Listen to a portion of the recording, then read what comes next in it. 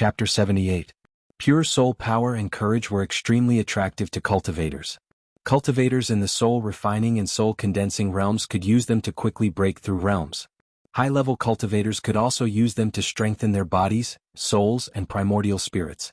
Jade was a spiritual object that could be used to store soul power, courage, and even mana. It was also one of the materials for setting up formations. Limu still had 4 souls that had not been condensed. 2 of them were the following souls and the other 2 were the reverse souls. When refining fear and evil emotions, he needed a large amount of courage. This was also the reason why he did not reject Hanja. After a fierce battle and almost being invaded by the heart demon, Limu spent the entire afternoon in the duty room to adjust his breathing. He only returned when the yamen was closed. Today was another day outside. He did not know what Wanwan ate for lunch. Limu walked on the street. From afar he saw Wanwan sitting on the steps of the door, playing happily with a puppy. The puppy circled around her. Every time Wanwan wanted to hug it, it would quickly run away. Occasionally people passing by would look at her with strange eyes. Limu guessed correctly. With this girl's personality, even if she really met a ghost, she would not think that way. This puppy was just a spiritual body. Perhaps it did not even know that it was dead. It was just the 7 souls that were naturally afraid of living people. Although it wanted to play with Wanwan, it did not dare to get close. Wanwan saw Limu and immediately stood up. She patted her butt and said happily, "Young master, you're back?" Limu asked, "Why are you here alone? Where's your young miss?" "Young miss is busy at the shop."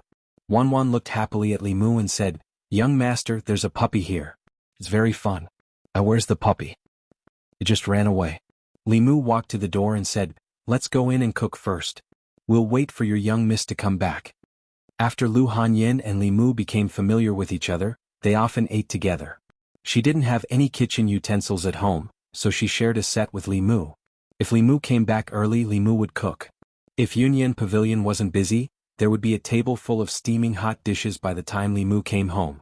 The 2 of them didn't seem to be neighbors. Instead, they seemed to be living together. After a tiring day, Limu planned to have a simple hot pot. Wanwan liked barbecue and hot pot the most. She was busy preparing the ingredients. After preparing the ingredients, Lu Hanyin still hadn't returned. She probably wouldn't come back for dinner. Limu wasn't worried that he wouldn't be able to finish the dishes. With Wanwan around, not even a single vegetable or bean sprout would be left. Wanwan squatted by the stove and waited for the water to boil. Limu walked into the study and waved at her. "Wanwan, come here." Wanwan glanced at the pot that was about to boil. She reluctantly ran over and asked, "Young master, is something the matter?" Innate spiritual eyes were the dream of cultivators. As one's cultivation increased, that pair of spiritual eyes would evolve into a terrifying innate ability. However, for the current Wanwan, it wasn't a good thing. The North County wasn't like the Middle County. Demons and ghosts were more common here. It was fine if ordinary people couldn't see them. However, if they could see them and attracted their attention, it would cause trouble. In the book that old Wang gave him, there was a method to temporarily block spiritual eyes. Limu looked at her and said, "Close your eyes." Wanwan froze for a moment, and a hint of red flashed across her little face. Then, she obediently closed her eyes, tiptoed, and raised her head slightly. Limu made a few gestures with his right hand. He put his index finger and thumb together and used his mana. He gently wiped her eyes and said, "Okay, you can open them now." Wanwan opened her eyes in confusion and whispered, "But we haven't kissed yet." "Kiss what?" Lu Hanyin stood at the door. She looked at Wanwan, who was tiptoeing and raising her head. She then looked at Limu, who was opposite her, and asked suspiciously. Even when it was time to eat, Lu Hanyin's doubts were still not eliminated. She looked at Limu with a scrutinizing gaze for a long time. Wanwan put the cooked meat into Limu's and Lu Hanyin's bowls. As she did so, she whispered, "One for miss, one for me, one for sir, one for me, one for myself." Limu gave all the meat in his bowl to her. He shook his head and said, "I'll give it all to you. I like to eat tofu." Limu liked to eat meat roasted. He ate hot pot mainly for the vegetables. Lu Hanyin did the same as him. She gave all the meat in her bowl to Wanwan and fought with Limu for the cooked tofu in the pot. Seeing that Wanwan hadn't finished eating yet and was reaching for the pot with her chopsticks, Lu Hanyin couldn't help but remind her, "Eat less meat. Be careful that you don't become fat and can't get married in the future." Limu couldn't help but speak up for Wanwan, "She's not like you. She's not eating like this for a day or two. She won't get fat." Lu Hanyin glanced at him, You're protecting her like this. If she can't get married in the future, will you be responsible? Li Mu was confused. Isn't Wanwan getting married with you? Why can't she get married? Lu Hanyan looked at him and asked, why does Wanwan want to get married with me? Li Mu thought that Wanwan was Lu Hanyan's personal maidservant. When she got married, Wanwan should also sleep with her. As long as Lu Hanyan could get married, Wanwan could also get married. Now it seemed that Lu Hanyan didn't have this plan. In this way, between her and Li Qin, a certain balance in Li Mu's heart was about to tilt a little. He gave the last piece of tofu to Lu Hanyan and said, I thought you two would be together forever. I'm not Wanwan. I started saving up my dowry a few years ago. Lu Hanyan coldly snorted and said, isn't it good to be alone? Why should I get married? How do I know if he's after my money? Lu Hanyan's words were very reasonable. If a man married her, if it wasn't for her body, then it was for her money. Because she was really too rich. Lu Hanyan looked at Li Mu and suddenly asked, why do you think Wanwan and I will get married together? Li Mu couldn't tell her that it was because he had fantasized about it. He could only say, I guessed. Without waiting for Lu Hanyan to continue asking, he put down his chopsticks and said, I'm full. You can continue. Lu Hanyan looked at his back as he left and then looked at Wanwan, who was immersed in eating. She suddenly said, Wanwan, how about I marry you to Li Mu in 2 years? Wanwan choked for a moment. She patted her chest and asked in surprise, Miss, really? Lu Hanyan looked at her in surprise and asked, you don't really want to marry Li Mu, do you? Why not? Wanwan lowered her head and said shyly, young master can cook so much delicious food, catch ghosts, fight demons and protect me. I'm willing to marry him. She didn't expect that her little maid would actually have such thoughts. Lu Hanyan put down her chopsticks and looked like she had nothing to live for. After Zhang County magistrates submitted the file on Ren Yuan's case, they received the county governor's verdict in less than 3 days. In order to cultivate, Ren Yuan killed innocent people and extracted their souls. This was not tolerated by the heavenly Tao, so he was sentenced to be executed immediately. Ren Yuan's fate was within Li Mu's expectations. The imperial court had almost zero tolerance for such vicious acts. They killed whoever they caught. Even the 6th realm Dongshen heretical cultivation was killed because of this, not to mention Ren Yuan, who had forcefully cultivated to the 3rd realm. On the day Ren Yuan was executed, Li Mu went to take a look. When the executioner's blade fell, besides the head falling to the ground, his 3 spiritual and 7 physical souls also dissipated in an instant. Shopkeeper Ren knelt on the ground and hugged Ren Yuan's headless corpse. Tears streamed down his face as he said sorrowfully, cultivating immortality. In the end he lost his life cultivation. What kind of immortality is this?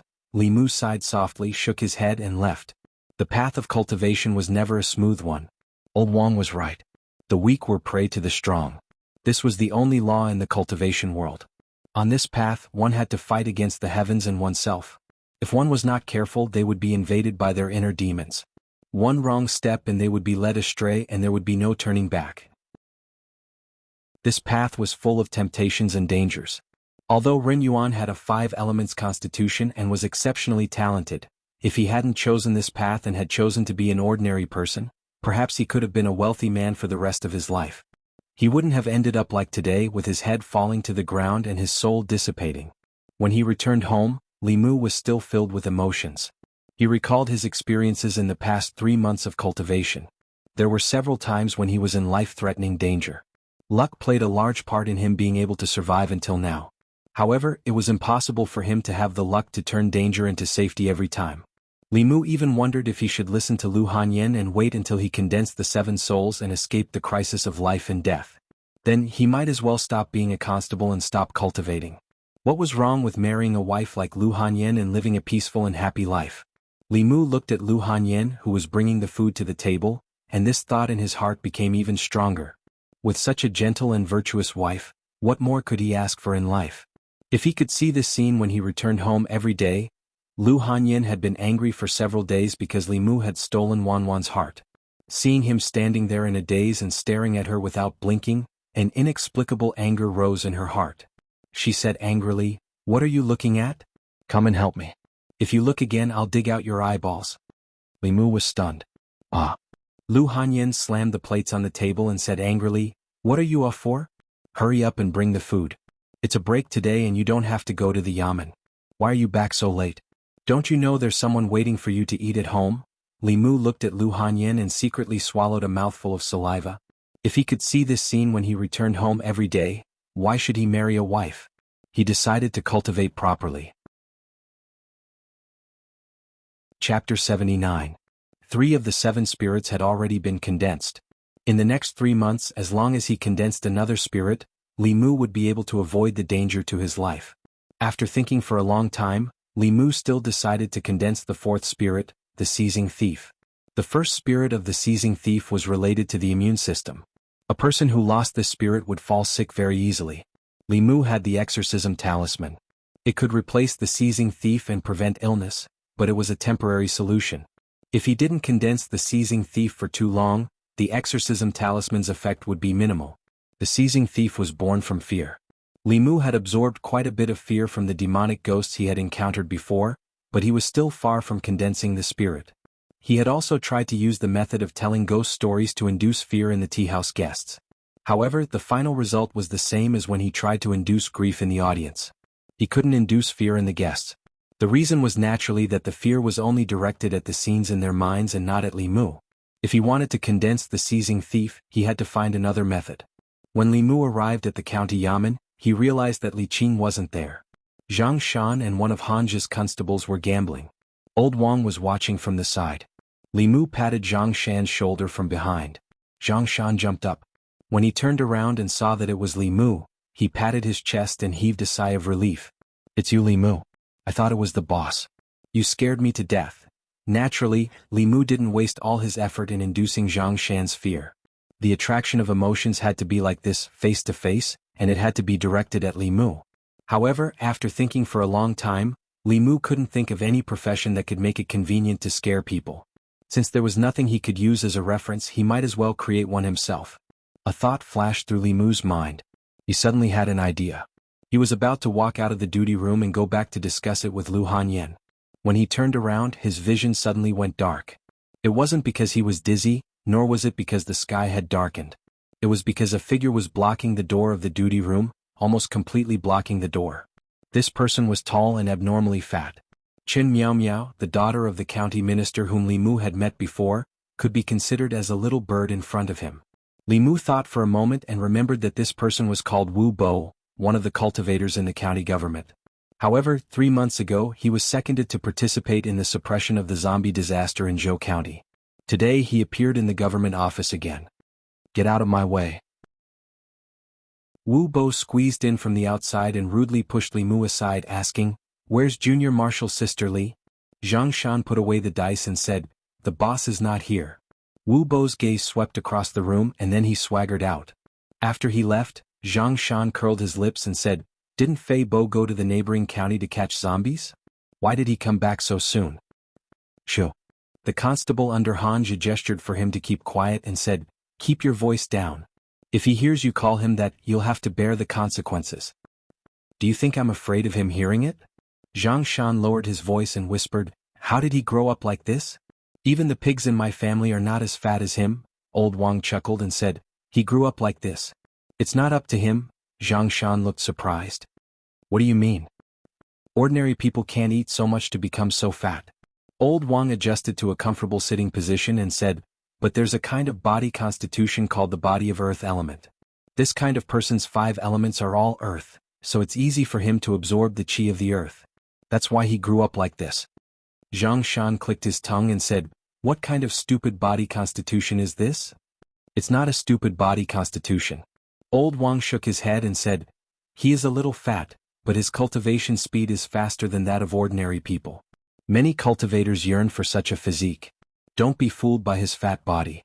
In the county government, if County Magistrate Zhang doesn't use the imperial court's treasure, he is no match for him." Zhang Shan was stunned and asked, "Our boss can't beat him?" Old Wang nodded and asked, "Now you know how powerful this kind of body constitution is, right?"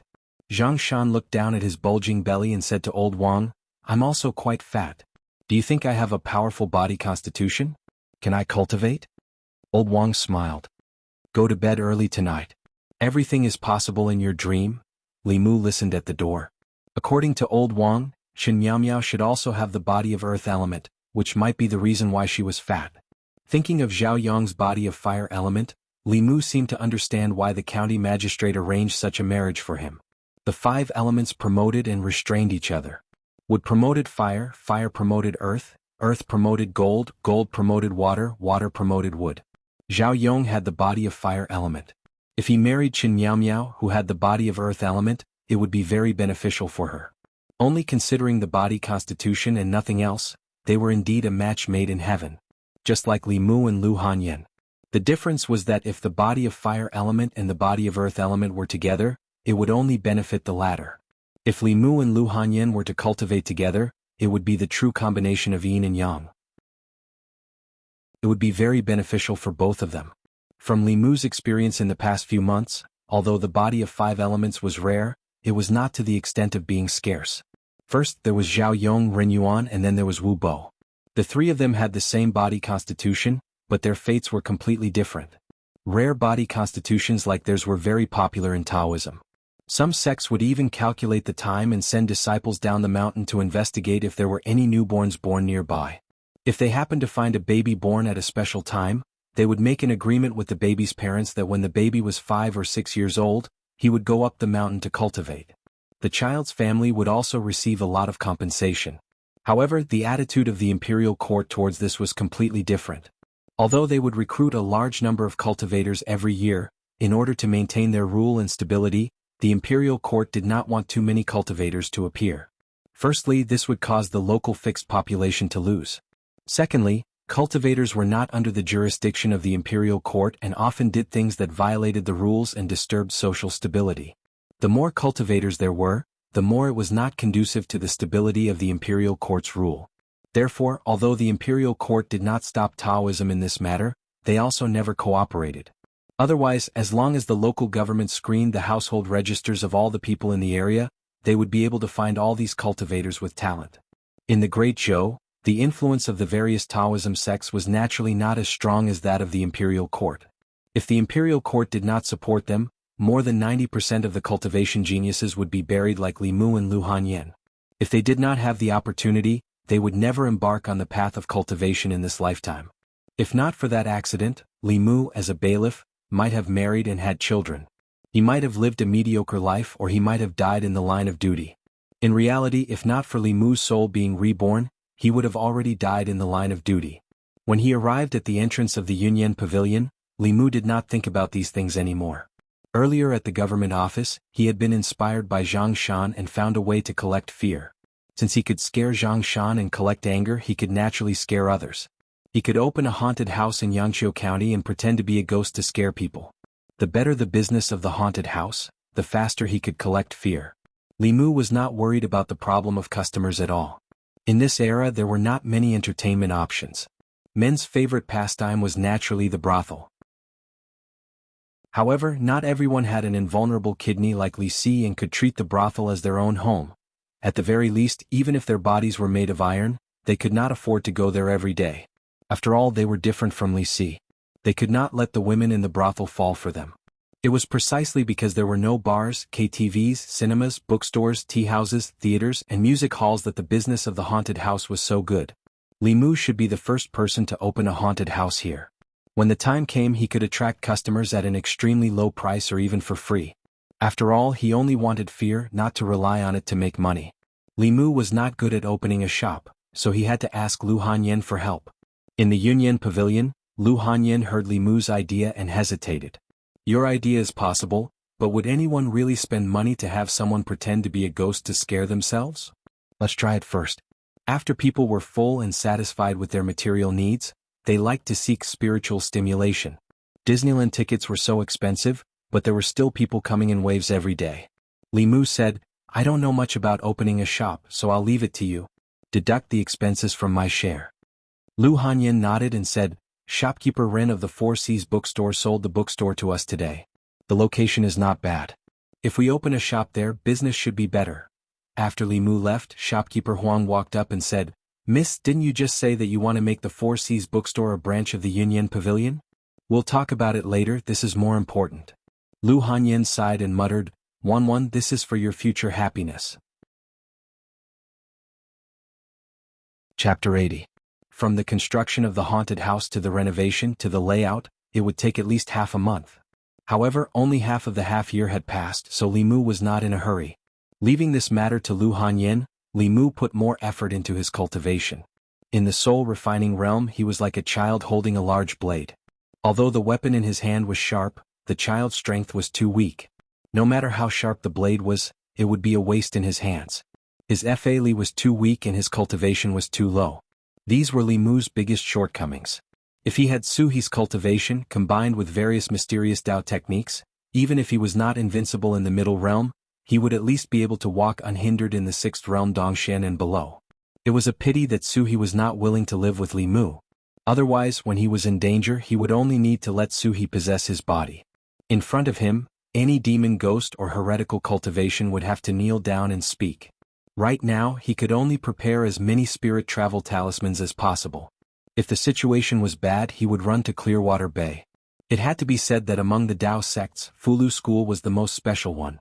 In terms of alchemy, they could not compare to the Pill Cauldron sect. In terms of array formations, they were not as proficient as the Spirit Array sect. In terms of Dao techniques, they were not as good as the Southern sect, Northern sect, or Xuanzong. Fulu school's biggest advantage was that if one's cultivation was not enough, Fulu could make up for it. No one knew how many types of Fulu school had. No one knew how strong their Fulu was. When fighting with the Fulu school's disciples, it was difficult to judge their strength from the surface. A soul-refining realm cultivator holding a heaven-grade Fulu could easily kill a middle realm expert. Of course, the success rate of creating a heaven-grade Fulu was extremely low. It required an upper realm expert to try several thousand times before they could create one. This kind of Fulu was very rare even in the Fulu school. Only a few were produced in a year, and only a very small number of people had them. Exorcism talismans, soul lock talismans, and others were the lowest level of the yellow rank Fulu talismans. They could be used with a little bit of magic power. Divine travel talismans were already of the profound rank. Writing talismans required one to be at least in the soul refining realm. This Fulu was a must-have for escaping. With Li Qing's spirit concentrating cultivation, even ordinary transcendent realm cultivators might not be able to catch up to her. No matter what kind of danger he encountered, as long as Li Mu could reach Clearwater Bay, he would be in an invincible position. Therefore he planned to ask for a few more from Li Qing in case he needed them. When Li Mu came to the duty room, he only saw Li Qing. He walked into the duty room and said, "Boss?" Seeing Li Mu come in, Li Qing waved her hand and closed the door of the duty room. Li Mu was slightly startled and asked, "Boss, why did you close the door in the middle of the day?" Li Qing stood up and looked at him with a serious face. She asked, "Where did you get the clear heart technique that you taught me?" Li Mu saw her serious expression and asked carefully, Is this very important?" Li Qing took a deep breath and said, "I originally thought that this technique could save me the time to memorize the runes. Yesterday, when I was writing talismans, I found out that it could actually increase the success rate of writing talismans. Do you know what this means?" Li Mu was startled. "What?" Li Qing said seriously, "The higher the level of the Fulu, the harder it is to successfully write it. For a heaven-level Fulu, you can only succeed once after thousands of attempts. In the ancestral court of Fulu school, the number of heaven-level Fulu talismans produced in a year does not exceed 10. Li Mu knew what this meant. It meant that if the people of the Fulu school knew the clear heart technique, they could mass-produce heaven-level Fulu. In the cultivation world, heaven-level Fulu was like a nuclear weapon. It could only be written by powerhouses of the 7th level and above. It could seal one of their divine abilities in the Fulu. The higher the level of the Fulu, the lower the success rate. In the entire Fulu school, the number of heaven-level Fulu talismans produced every year could be counted with 2 hands. If heaven-level Fulu could be mass-produced, then when the time came, everyone in the Fulu school would have a heaven-level Fulu talisman.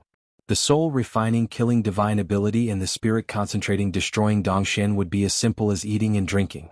The Fulu school would dominate the 10 continents and no one would be able to stop them, Li Qing said slowly. If this matter were to spread, it would bring a catastrophe to the Dao school. At that time, neither you nor I would be able to escape.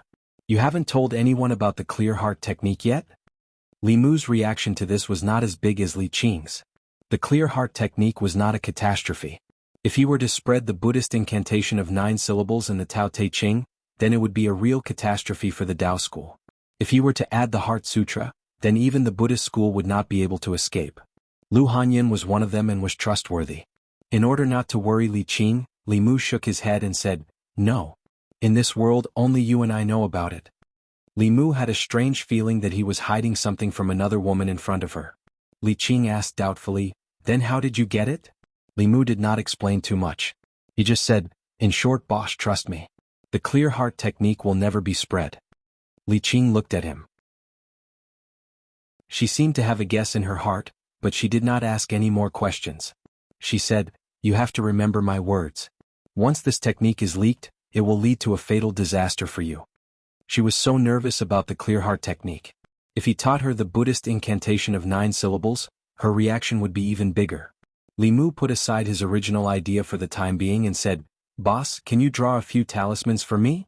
For Li Qing, the spirit-traveling talisman and the soul-searching talisman were not difficult at all. She directly drew a stack of talismans for Li Mu. Li Mu put away the soul-searching talisman and carried the spirit-traveling talisman with him. Li Mu could only write these 2 Fulu talismans when he reached the soul-condensing realm. He and Li Qing walked out of the duty room and met a mountain of meat. Seeing Li Qing, Wu Bo's huge face revealed a smile. "Junior sister Li, long time no see," Li Qing said lightly. "Senior brother Wu, long time no see." Wu Bo smiled and said, "It's almost noon. Junior sister Li, do you want to have lunch with me?" "No need." Li Qing rejected Wu Bo and said, "I still have to patrol. Senior brother Wu can eat by himself." Wu Bo sighed and said, "Junior sister Li, we are of the same origin. Why do you have to reject me every time? You know that I have the earth element body. If you and I can dual cultivate within 5 years, you will definitely be able to enter the middle realm." Li Qing's face was cold and said, "Sorry senior brother Wu, I like to cultivate alone." After that she ignored Wu Bo and walked straight out. Li Mu sneered in his heart. What was so great about the earth element body? Whether it was the speed of cultivation or the benefits of dual cultivation, it couldn't be compared with the pure yang body. If Li Qing was really a person who coveted the benefits of dual cultivation, Li Mu would have been ruined by her long ago. How could this fat man have a chance? Except for weight, how could he be better than him? Li Qing walked out of the county government. Li Mu was about to leave when Wu Bo suddenly said, "Stop." Li Mu stopped, looked at him and asked, "Constable Wu, what's the matter?" Wu Bo looked at Bai in his hand and said, "Where did you get your sword? I remember that this sword was used by junior sister Li before." Li Mu said, "The boss gave it to me. It seems that junior sister Li thinks highly of you." Wu Bo patted Li Mu's shoulder with a smile and said, "That's right. If junior sister Li thinks highly of you, you must have something special about you." Wu Bo left with a smile. Li Mu stood at the door of the county government, but his face was gloomy. Just now, when Wu Bo patted his shoulder, he sent a trace of evil yin qi into his body. Ordinary people, or even cultivators in the soul-refining realm, might only feel a trace of coldness in their body. However, Li Mu had the Dharma power of Buddhism and was extremely sensitive to evil yin qi. Even though Wu Bo did it secretly and hid this trace of evil yin qi very deeply, it still couldn't escape Li Mu's perception. Although Wu Bo was a cultivator, his heart was extremely vicious. If Li Mu was only an ordinary constable, he would fall seriously ill in the next few days after being invaded by the strand of baleful yin qi. If he only had the cultivation to refine the 3 souls, the strand of baleful yin qi hidden in his body would become an obstacle to his future cultivation. It would be very easy for it to erupt when he was about to break through, causing him to fall short of success. Li Mu's body flashed with a golden light and the trace of evil yin qi was expelled from his body. After doing all this, Li Mu didn't go home, but returned to the county government office. Hanja was reading a book on duty.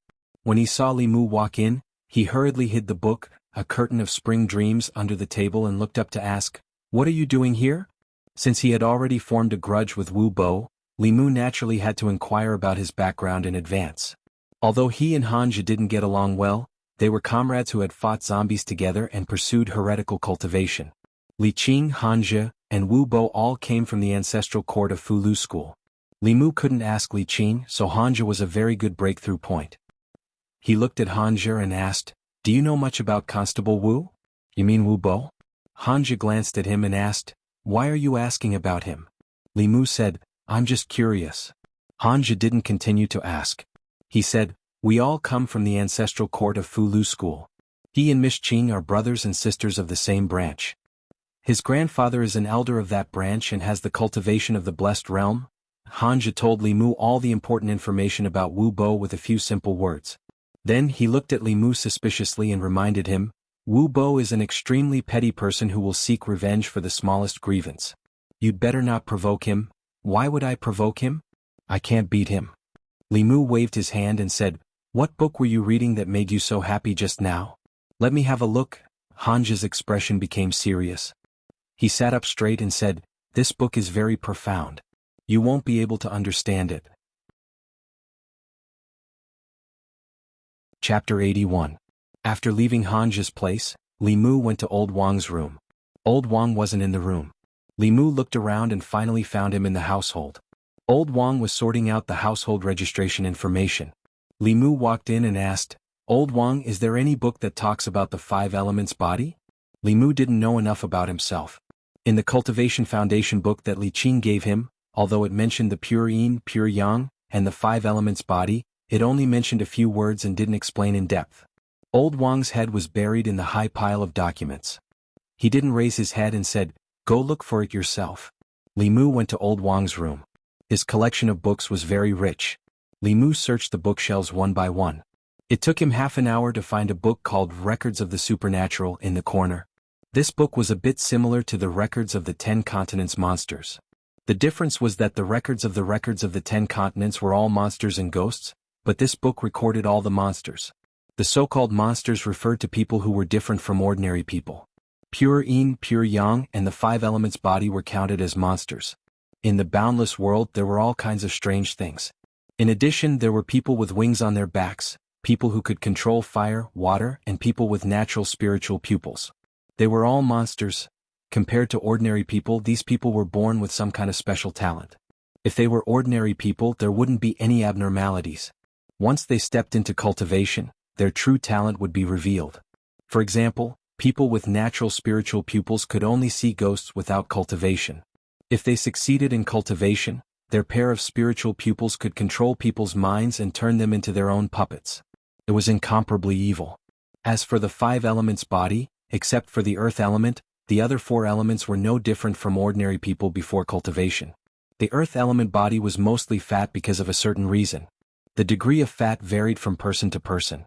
Pure yang and pure yin were the best physiques for cultivation. Their advantages were mainly reflected in the speed at which they absorbed the spiritual chi of heaven and earth. They were also the best furnaces for dual cultivation. Dual cultivation with a person of pure yin and pure yang would bring great benefits to one's cultivation. Of course, if a man with a pure yang body and a woman with a pure yin body were to cultivate together, the benefits would be unimaginable. The description in the book even made Li Mu feel a sense of guilt. It seemed that if he did not dual cultivate with Lu Hanyan, it would be an extreme waste of resources bestowed by the heavens. After all, they had the right physique, the right gender, the right age, and they happened to be neighbors. This kind of coincidence might only happen once since the beginning of time. It was better not to bring this book back in case Lu Hanyan accidentally saw it and thought that it was some kind of hint from Li Mu. According to the description in the supernatural records, Li Mu had a better understanding of how precious these special physiques were. Wanwan's innate spiritual eyes and some other people who were born with innate magical powers belonged to mutations and were the rarest. Pure yin and pure yang bodies were 1 in 10,000. Yangqiu County had a population of more than 100,000, but there might only be a few people with pure yin and pure yang bodies, and they would never know. Although the 5 elements body was not as rare as the first 2, there was usually only 1 in hundreds or thousands of newborns. Those who were truly discovered by the various Taoist sects and accepted into the sect were even rarer. In this way he might meet 1 or 2 5 elements bodies when he patrolled the streets every day. It was just that even they themselves did not know. Li Mu read with great interest. When he flipped to a page he found that it did not connect to the next page. Before he finished talking about pure yin, pure yang, and the 5 elements body, he stopped abruptly and changed to talk about another type of physique. Li Mu picked up the book and found that one of the pages in the middle had been torn out. The person who read the book before did not cherish the book at all. Li Mu shook his head and put the book back to its original place. He flipped through Old Wang's bookshelf and accidentally found a small practical spell in one of the books. As a common low-level spell, the breath control spell was not difficult to learn, but it was very useful. It could effectively hide the mana fluctuations on the body of a cultivator. As long as the cultivator's level was not too much higher than his own, even if they opened the third eye, they would not be able to see through him. After spending another hour to learn the breath control spell, Li Mu left the county office and went to the Yunyan Pavilion. He planned to discuss the construction of the haunted house with Lu Hanyan in depth. Lu Hanyan had no concept of this new type of entertainment, but Li Mu had been there a few times in his previous life, so he had a rough idea of the structure. The sooner the two of them decided on the plan, the sooner they could start construction and condense the spirit. By the time he finished discussing the details with Lu Hanyan, it was already afternoon. Li Mu changed his clothes and talked about books in the tea house for 2 hours. On one hand, he had promised Lu Hanyan that he would keep the customers for the tea house. On the other hand, there was no harm in absorbing more anger. Bai Suzhen violated the laws of heaven. After giving birth to the child, she was taken into the bowl by Fahai and suppressed under Leifeng Pagoda. Today, Li Mu was talking about the legend of the white snake. He changed the names of the places and changed the Jinshan temple to other temples so that he would not have a hard time explaining it to Xuandu the next time he met him. Li Mu had been talking about the legend of the white snake for half a month, but he did not finish it. When the story reached a critical point, he habitually stopped and slipped out from the backstage. Going out from the back door of the tea house, there was a deserted alley. Li Mu planned to sneak out to the front of the street when he suddenly heard a voice. What happened to Bai Suzhen and Su Xian? Li Mu raised his head and looked in the direction of the voice. He saw a 15 or 16-year-old girl in white sitting on the wall, swinging her legs and looking at him with her head tilted. Li Mu said, "Today's story is finished. If you still want to hear it, please come earlier next time." The girl shook her head and looked at Li Mu with dissatisfaction. "No, I want to hear it now." As she spoke, her clear and bright eyes suddenly turned into a pair of green vertical pupils. A shape-shifting monster. Li Mu's heart tightened. He immediately used Heaven's Eye and saw through the girl's body. The white-clothed girl sitting on the wall was a snake demon. Li Mu was definitely not a match for a shape-shifting monster. He was silent for a moment. After weighing the pros and cons in his heart, he said, "Since you want to hear it, I'll tell you." The girl said, "Start from the beginning." "I didn't listen to the beginning." Li Mu did not expect that there would be a day when he would be caught on the spot by an audience for cutting off a chapter. However, he was not a match for this snake demon. He could only clear his throat and slowly speak. Bai Suzhen was a snake demon that cultivated for 1,000 years.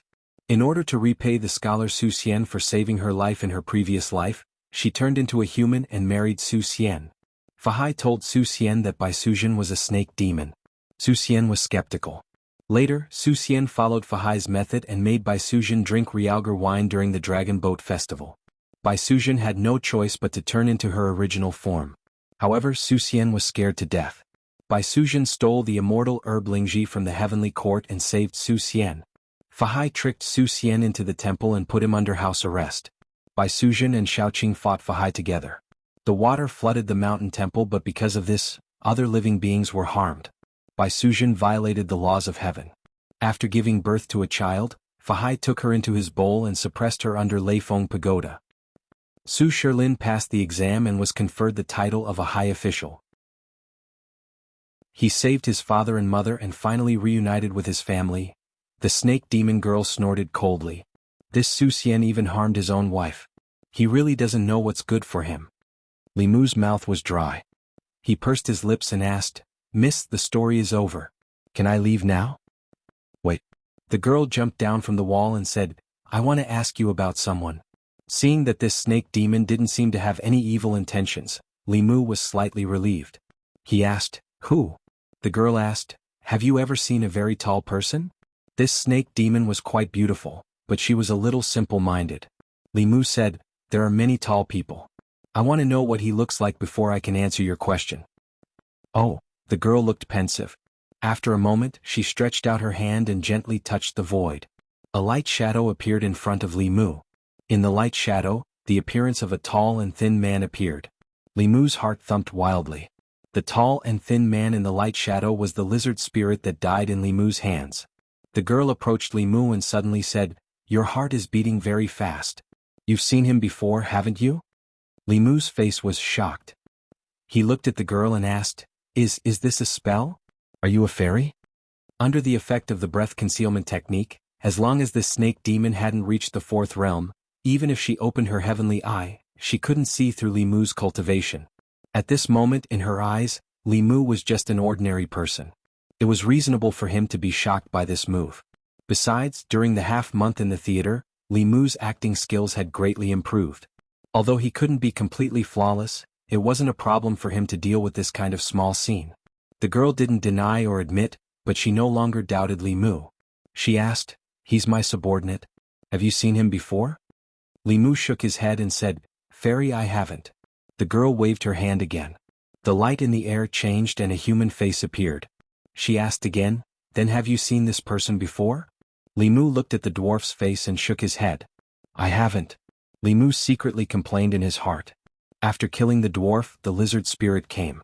After killing the lizard spirit, a snake demon came. This snake demon was obviously here to avenge the dwarf and lizard spirit. Under normal circumstances, Li Mu couldn't possibly be a match for this snake demon. He absolutely couldn't expose himself. The girl looked at Li Mu's eyes. Her vertical pupils appeared again. She asked softly, "You really haven't?" Li Mu's heart shook. If he hadn't chanted the clear heart mantra in time, he might have been bewitched by her. His heart was calm, but a confused expression appeared on his face. He muttered, "No, looks like I can only ask someone else." The snake demon no longer paid attention to Li Mu. She slowly walked out of the alley and came to the main street. A snake demon in human form. Who knew what kind of trouble it would cause in the county? He had to report it as soon as possible. Li Mu followed her to the main street. In the distance, he saw a moving mountain of flesh on the street. Suddenly he had an idea. He said, "That's our county's constable. You can ask him. Maybe he'll know. P.S. I've started writing for more than a month. I haven't had much interaction with the readers. Today I want to have a simple chat with everyone. I'm not a content author. From history to fantasy to xianxia, I want to write about everything. I want to try everything. I had the idea for Immortal Official of the Great Show 2 years ago. The final implementation was in the last half a year. The world of this book is taken from records of the 10 continents within the sea and natural history. The background is a fictitious fantasy setting of strange stories from a strange tale, and Confucius does not speak. I want to write some interesting stories and some interesting people in this kind of setting. A greedy and gambler bailiff who is loyal to justice. The most lecherous and affectionate prodigal son. A cowardly and timid county magistrate who is awe-inspiring and righteous. A monk Zuan who likes to transcend souls physically. A fair-skinned and beautiful rich woman who has her own maid. A superior who wholeheartedly cultivates and is extremely protective of her own people. A little fox who thinks about how to repay kindness all day long. As for the main character, Li Mu, he's the same as most of us. He's good-looking, greedy, and afraid of death. His heart is open to the sun, and he has reverence for life. Although he's occasionally despicable, he also has his own adherence to justice. He can make mistakes, but he can also grow. He's an ordinary person who does extraordinary things. I'd like to thank all the new and old readers for every recommendation and every tip in the past month. I hope that in the days to come, Li Mu's story will bring you more joy and accompany you further. Chapter 82. After hearing Li Mu's words, the girl indeed walked towards Wu Bo. Li Mu took this opportunity to slip away quickly. From afar he could feel 2 strong waves of mana coming from behind him. Then a white shadow flew over Li Mu's head and headed out of the city. "Demon, where do you think you're going?" Wu Bo's body was fat, but his movements were not slow at all. He followed closely behind the snake demon and chased out of the city. Although Wu Bo was also at the 3rd realm, he was the grandson of an elder of the Fulu school. He definitely knew a few Dao techniques and had a few powerful Fulu cards. Even a 4th realm demon cultivator might not be able to gain much of an advantage against him. Li Mu was looking forward to it. It would be best if Wu Bo could subdue that demon, so that she would not find trouble with him in the future. The dwarf who helped the Zhao family commit evil as well as the lizard spirit, were all up to no good. That snake demon was on the same side as them, so she was definitely not a good demon. Li Mu would not show any mercy to the fairer sex. Li Mu returned to the county office. An hour later he saw Wu Bo return with a gloomy face. His clothes were somewhat tattered and he was limping. Half of his face was purple, obviously poisoned. As he walked he cursed angrily, "Damned snake demon, don't let me see you again. Otherwise I'll skin you and take your meat to make soup." A gentleman takes his revenge from morning till night. Seeing Wu Bo's miserable state, Li Mu felt much better. This damned fatty dared to use underhanded means against him, and even dared to snatch from him. Li Mu coughed and hurriedly threw those thoughts to the back of his mind. Constable Zhou walked out of his room. When he saw Wu Bo, he was shocked and asked, "What happened? How did you end up in such a sorry state?" Wu Bo's face was gloomy as he said, "I met a transformed snake demon. I chased her out of the city and fought with her for a long time. In the end, I still let her escape." Constable Zhou was aware of Wu Bo's strength and could not help but ask in surprise, "What's so formidable about that snake demon, to actually be able to escape from your hands?" "Let's not talk about this for now." Wu Bo looked at Constable Zhou and said, "The snake demon's venom is extraordinary. Even I can't resist it directly. There are no pills in the yamen that can dispel poison and heal wounds. The snake demon has been severely injured by me and can't run far. It must be hiding somewhere to heal its wounds. After I dispel the snake venom in my body, I'll go look for it. When I find it, I'll personally extract its soul and refine it." The fact that the snake demon was able to escape from Wu Bo's grasp was somewhat out of Li Mu's expectations. He returned to the duty room and carefully analyzed the possibility that the snake demon had found out about him. Although only Su He knew that he had killed the lizard demon, if the lizard demon was able to find out about him through the Zhao family's matter, the snake demon might be able to do the same. Li Mu did not have Wu Bo's ability. Without Su He by his side, he was no match for the transformed snake demon. As the saying goes, take her life when she's sick. The snake demon had been injured by Wu Bo and was at its weakest. If Li Mu could find her, he could not only get rid of the scourge for the people, but also get rid of the hidden danger for himself. He could also take her spirit to cultivate. It was simply killing 3 birds with 1 stone. When Wu Bo fought, Li Mu would take advantage of the situation. This was to prevent him from benefiting when Wu Bo's injuries were healed. Li Mu was naturally no match for the snake demon in its peak condition. However, the same could not be said for a severely injured snake demon. Even if he could not defeat it, Li Mu could still run away. After checking his inventory of spirit travel talismans, Li Mu slipped out of the yamen. He followed the direction that the snake demon had fled and chased it out of the county. The demon hunting talisman in his hand emitted a faint light and guided Li Mu to a forest outside the city. The forest was a mess. There were fallen trees everywhere. There were countless large pits on the ground, with wisps of black smoke still rising from them. It was obvious that a fierce battle had taken place here not long ago. The demon hunting talisman was useless here. If he continued forward, he would be deep in the mountains that stretched for hundreds of miles. There were countless low-level demons in the mountains. An ordinary demon hunting talisman could not accurately find the injured snake demon. Li Mu searched the ground and finally found a white scale. The scale was very small. Li Mu wrapped the snake scale in the demon hunting talisman. He folded the fulu into the shape of a paper crane and threw it into the air. The paper crane slowly flapped its wings and flew in a certain direction in the mountains. Without the snake demon scale, the demon hunting talisman would lose its effect in a place where there were many low-level demons. However, with the snake demon scale, it could lock onto the snake demon's aura and find her location. Li Mu followed the demon hunting talisman and traveled through the mountains. As long as he did not go too deep, he did not have to worry about encountering powerful demons. According to Wu Bo, the snake demon had been severely injured by him and could not have run far. If not for Wu Bo being poisoned and not daring to delay, Li Mu would not have had the chance to pick up the loot today. The demon hunting talisman flew for only 15 minutes before it stopped somewhere in the mountains. Li Mu stopped in his tracks. He was on high alert and secretly stuck 2 spirit travel talismans on his legs. He stood on a tree and looked down. After looking around a few times, he finally found a white figure in the grass. Li Mu walked over carefully and saw the girl he had seen just now lying in the grass, motionless. He held the bai sword tightly and walked over step by step. The girl in the grass was still motionless. Li Mu raised his sword but did not bring it down for a long time. Although he knew that the other party was a snake demon, what he saw was a girl about the same age as Wan Wan. Li Mu could not bring his sword down no matter how hard he tried. A human's life was a life, and a demon's life was also a life. As a bailiff, Li Mu could not treat a human's life like grass, and similarly he could not treat a demon's life like grass.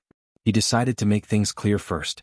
If she really was an evil demon who had done all kinds of evil, it would not be too late to get rid of her then. Li Mu picked up the branch again and poked the girls but saying, "Wake up!" The girl frowned and slowly opened her eyes. When she saw Li Mu, her expression became angry and she shouted, "So it was you. You lied to me." She used her hands to support her body and struggled to sit up, but she fell back into the grass. Seeing that she was seriously injured and could not even stand up, Li Mu heaved a sigh of relief and said, Let me ask you a question. The girl looked at Li Mu with a fierce gaze and said coldly, if you want to kill me then kill me. Stop talking nonsense. Li Mu thought for a while and threatened, if you don't speak I'll take off your clothes first. This sentence was clearly more threatening than killing her. A trace of fear appeared on the girl's face and she said angrily, you dare. Li Mu did not waste any more words with her and asked directly, why are you looking for the dwarf and the lizard? You really have seen them before. The girl clenched her silver teeth and said hatefully, father was right. Humans are all liars. I shouldn't have believed you. Li Mu glanced at her and said, hurry up and speak. The girl was clearly worried that Li Mu would do something overboard to her. She closed her eyes and said, they are my subordinates, but they broke the rules of my subordinates and harmed people everywhere. I want to find them and clean them up. Li Mu was stunned for a moment and said, you still want to lie to me? The girl looked at him with disdain and said, only you humans would lie. Li Mu asked suspiciously, you really didn't lie to me? The girl snorted coldly. If I lie to you I'm a dog. Li Mu said, swear. Worried that Li Mu would really take off her clothes, the girl pointed to the sky and said, if I lied then let me become a dog. Humans had 7 souls. After cultivation and refining, the 7 souls and 7 emotions would be hidden in the body and not appear outside. Although demons also had souls because they did not know how to refine their souls, Li Mu could see the emotions of demons that had taken human form. When the girl was swearing, Li Mu used his heavenly eye and did not find any fluctuations in her emotions. This meant that she was not lying. Li Mu awkwardly put away Bai and said, Miss, if I say that this is all a misunderstanding? The girl did not respond. After saying these words to Li Mu, she used up all her strength and fainted again. What a sin. Li Mu almost wronged a good demon. He wanted to slap himself. He sighed, walked over, picked up the girl and slowly walked out of the mountain bay of clear water, in a small house covered by an illusion. Suhi was reading when she saw Li Mu carrying a girl in. She said in surprise, what did you do to this snake? Chapter 83. Don't mention it. Li Mu placed the girl on the bed and said, it's all because I didn't investigate properly and almost killed her. Suhi walked over and glanced at the girl saying, she's heavily injured. Li Mu held the girl's hand and silently chanted the Heart Sutra, transferring the Buddha's light into her body. The Buddha's light from the Heart Sutra was different from other sutras. It had a miraculous effect on healing injuries. As the Buddha's light poured into her body, the girl's brows gradually relaxed. After her eyelashes trembled, she slowly opened her eyes. The moment she opened her eyes, she saw Li Mu and was shocked. She curled up her body and retreated to the corner. She covered her chest with her hands and looked at him in horror. What are you doing? Li Mu retreated and waved his hand saying, don't worry, I'm not Su Xian, I'm not interested in snakes. The girl still did not let down her guard. She clenched her teeth and said, you humans are all liars. Li Mu sighed. This time he had indeed embarrassed the humans.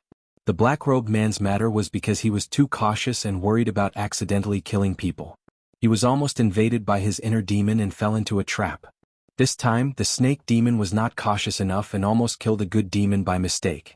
He even made her misunderstand the entire human race because of him. Li Mu stood by the bed and looked at her, explaining, the dwarf wanted to kill me and was killed by me. The lizard spirit wanted to avenge the dwarf and also died by my hands. I thought you were an evil demon like the lizard spirit, so I tricked you into provoking that person. This was all a misunderstanding. The trust between the two had already collapsed. The girl was still wary of Li Mu. I don't believe you. Li Mu formed a seal with one hand and pointed to the sky, saying, I can swear a Tao oath. If what I said just now was false, let me become a dog. The girl stared at him in a daze, the wariness in her eyes dissipating a little. Although she was a demon, she also knew that human cultivators did not dare to violate a Tao oath. Moreover, he had made such a heavy oath, he should not be lying to her.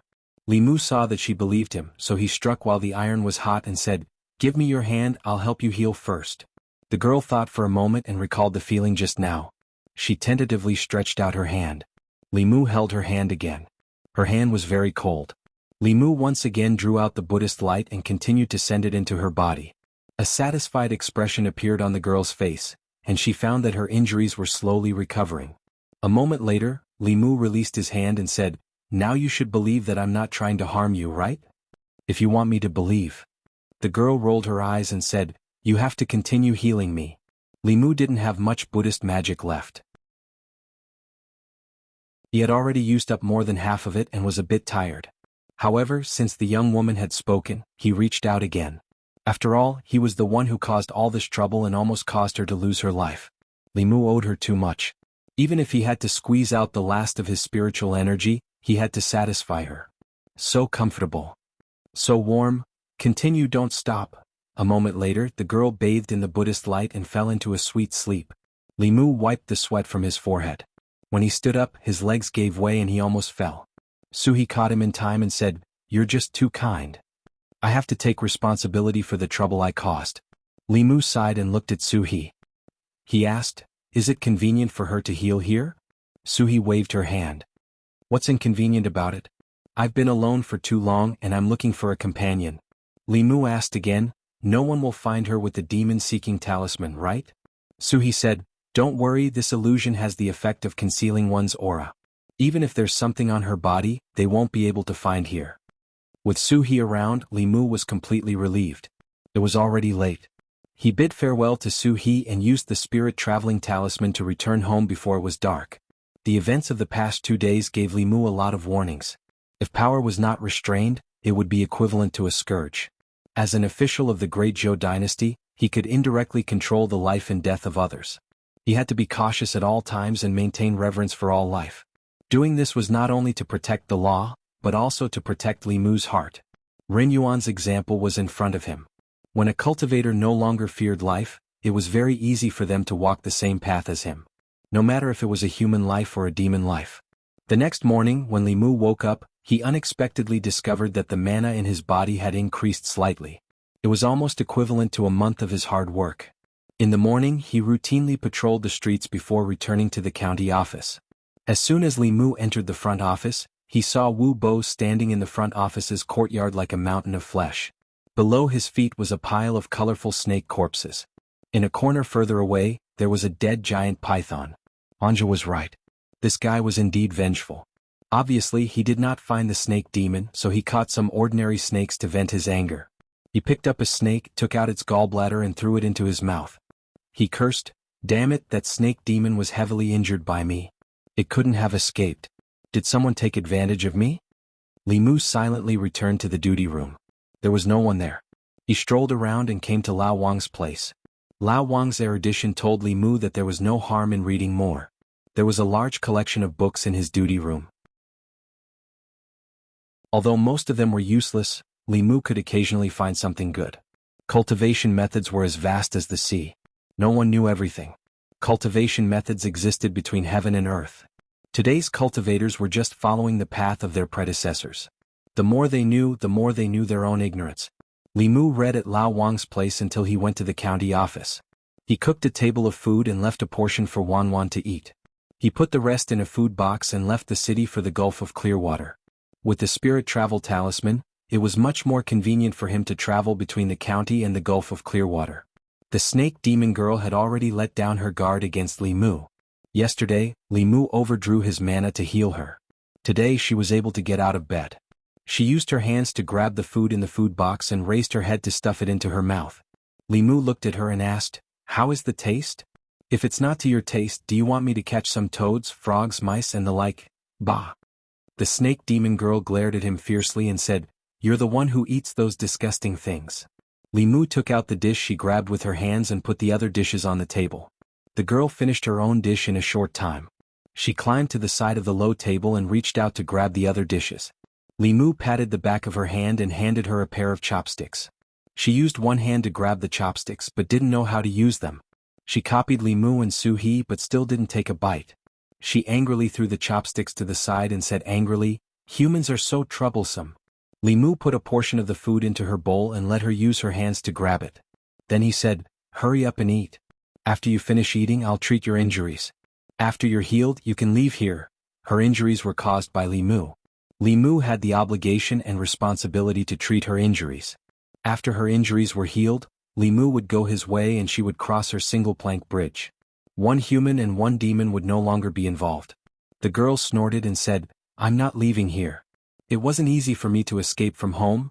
Li Mu was stunned and asked, "Didn't you say you came out to clean up the door?" The girl glanced at him and snorted, "Can't I clean up the door while I'm at it?" Li Mu shrugged and said, "When the time comes you can go wherever you want to go. It has nothing to do with me."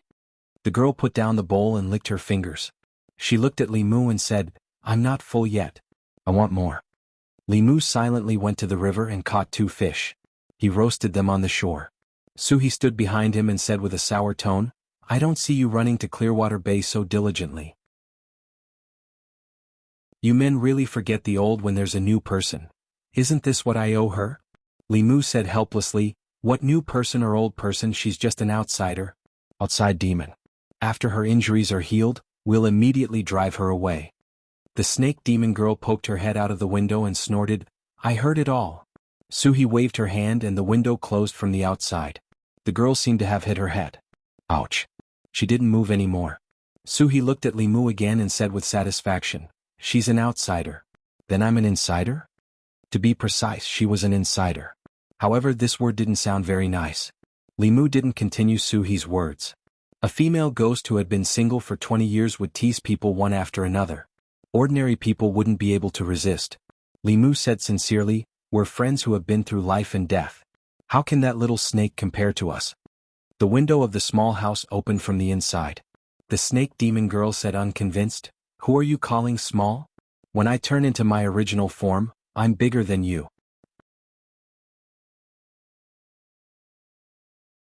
Chapter 84.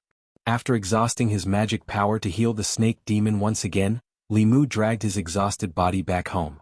Even though her injuries weren't light, the body of a demon had astonishing recovery ability. Coupled with Li Mu's careful healing, she would be able to recover to her original state in half a month or even a month. This way the guilt in Li Mu's heart would lessen by a lot.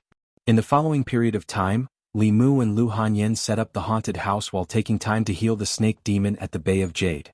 They didn't have time to care about the county yamen. Luckily, with Li Qing's protection, Constable Zhou wouldn't say anything. Under Li Mu and Lu Hanyan's busy day and night, the preparations for the haunted house were completed after half a month. The signboard of Four Seas Bookstore had been taken down and replaced with the 2 large words Yudu. The 2 words Yudu were specially hired by Lu Hanyan. The handwriting was demonic, making people's hair stand on end when they saw it. It also made many people stop in their tracks. Most of the people were familiar with the 2 words Yudu. After all, in the stories of gods and monsters that they had heard since they were young, Yudu Ghost Region was a place that appeared very frequently. It was rumored that in the northwest direction of Ancestral State, 3,600 miles away, where the sun set, there was a dark and gloomy place called Yudu. Yudu was 200,000 miles wide and was shrouded in ghost fog all year round. It was a country of ghosts. Regarding the description of Yudu, whether it was the ghost stories passed down from generation to generation or the ghost novels circulating in the streets, they all mentioned it. Inside the open door of the shop was pitch black, as if it really led to the land of evil ghosts. Coupled with the 2 strange words Yudu, many people would feel apprehensive when they saw it. It was human nature to watch a commotion. A strange shop that opened on the street naturally attracted a lot of attention. Many people gathered at the entrance of the shop, looking inside while discussing softly. "What shop is this? Why haven't I seen it before? Why would such a good shop have such a strange name? I remember that this used to be a bookstore. Later, the bookstore owner's son died, so he sold the bookstore. Does anyone know what this shop is for?" While the crowd was discussing, a few workers brought out a table from inside and placed a silver ingot on the table. They said to the crowd, "Whoever dares to walk around the store, this silver ingot is yours." As soon as he said that, the crowd was in an uproar again. "Really? Really? I'm afraid there's at least 10 taels of silver here. 10 taels of silver just to walk around the shop? What is this shopkeeper trying to sell?" 10 taels of silver was not a small amount of money. It was more than enough to cover the expenses of an ordinary citizen for a year. Many people immediately became envious. However, although they were tempted, everyone knew that this money was not so easy to take. No one would give away such a large sum of money for no reason. There must be something fishy going on. The shiny silver ingot attracted many people, causing more and more people to gather around, but still no one dared to enter. "I'll do it."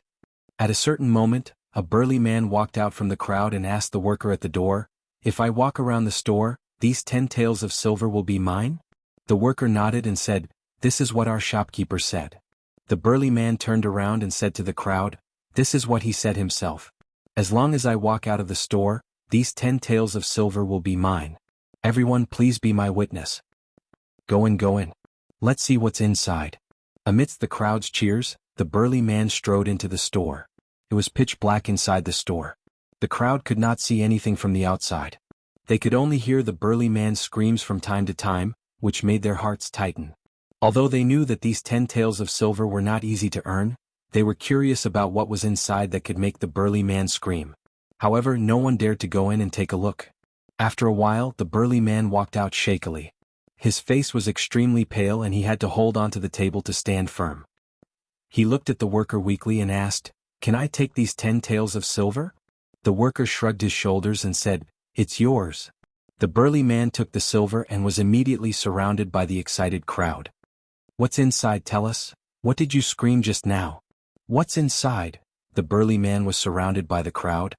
He straightened his back and said, "Nothing much, just a few workers pretending to be ghosts to scare people. It's only to scare those who are timid." Someone asked in disbelief, "Is there really nothing to scare people?" The burly man shook his head and said, "No. If there's nothing, then why are your legs shaking?" The burly man took the silver and squeezed out of the crowd. When he walked to the pavilion of smoke, he looked around. Seeing that no one was paying attention, he immediately dashed in. At the entrance of Yudu, the crowd stayed in the same spot and sized up the store. Finally, a courageous person walked forward and asked the worker, "If I go in and walk around, will there be another 10 taels of silver?" The worker shook his head and said, "There's no 10 taels. If the first person to go in and walk out by himself, the reward will be 1 copper coin. Diske, only 1 copper coin. Who are you looking down on? Let's go. Hearing that there wasn't a reward of 10 taels of silver, most of the people dispersed. The burly man had screamed so miserably that they were also afraid. 10 taels of silver was worth the risk, but 1 copper coin was too much. Most of the commoners had dispersed, but there was still a small portion that stayed behind. It wasn't that they were greedy for the copper coin, it was purely out of curiosity. Usually, other than watching plays and listening to songs, they didn't have much entertainment. Who knew what this shop called Yudu was up to, but it gave people a sense of novelty. Finally, someone couldn't resist the curiosity in his heart and walked into the shop. The windows of the shop had long been sealed. Even though it was daytime, the shop was still pitch black. Only the candlesticks that were placed every few steps away from the shop emitted a faint light. A person walked 2 steps with a curious heart when a ghost face suddenly appeared in front of his eyes. That ghost had a green face and sharp fangs, looking sinister and terrifying. Its tongue stretched out 3 inches and almost scared the soul out of the person. In his panic, he immediately threw a punch over and smashed it on the face of that green-faced ghost. The ghost cried out in pain and hugged its face while howling non-stop. That person was stunned for a moment. "It's a human?" The green-faced ghost covered its face and said, "Customer, you are too heavy-handed." Only then did that person remember what the burly man had said and came to a realization. So it's a ghost in disguise. After understanding that the store was filled with fake ghosts, his guts immediately grew and he swaggered forward. Not long later he met hanged ghosts, drowned ghosts, headless ghosts, and even zombies with sharp fangs sticking out of their mouths. Even though he was mentally prepared, when these ghosts jumped out from the darkness, he was still shocked. When he walked out of the store, his legs were already weak. A worker stood at the door and asked with a smile, "Customer, how do you feel? Is it exciting?" That person wiped away the cold sweat on his forehead and said, "It's really King exciting." Even though he had been frightened by the ghosts and monsters inside many times, he had to admit that walking around this Yudu had indeed given him a thrill that he couldn't experience in brothels and other places. In the past, when they heard about ghosts and demons, who wouldn't tremble in fear? They usually kept a respectful distance from demons and ghosts, so this was the first time they had come into contact with them at such a close distance. Even though they knew those were all fake, the instant they were frightened, they still felt a fresh sense of excitement. Within Yudu, Limu was dressed in white and had disheveled hair. After scaring a customer into running away and losing his shoes, a smile appeared on his pale, ghost face. Quite a bit of fear had already gathered in his body, which meant that using the method of scaring people by pretending to be a ghost to absorb the fear was feasible. Even though there weren't many customers today, as long as the store advertised more and shouted out the slogan of having a grand opening discount and free tours of Yudu, He believed that in a few days, his fear would be satisfied. When that time came, as long as he had enough courage, he would be able to condense his soul and completely break free from the death curse of the Taoist priest on the street. Thinking about this, Li Mu was filled with enthusiasm. His body flashed, and he appeared beside a young girl who had just entered the haunted house. He grinned and said eerily, "I died so tragically, give me back my life." Wah! The young girl was so frightened that she broke down and cried loudly. After her body trembled, Li Mu's feet became wet.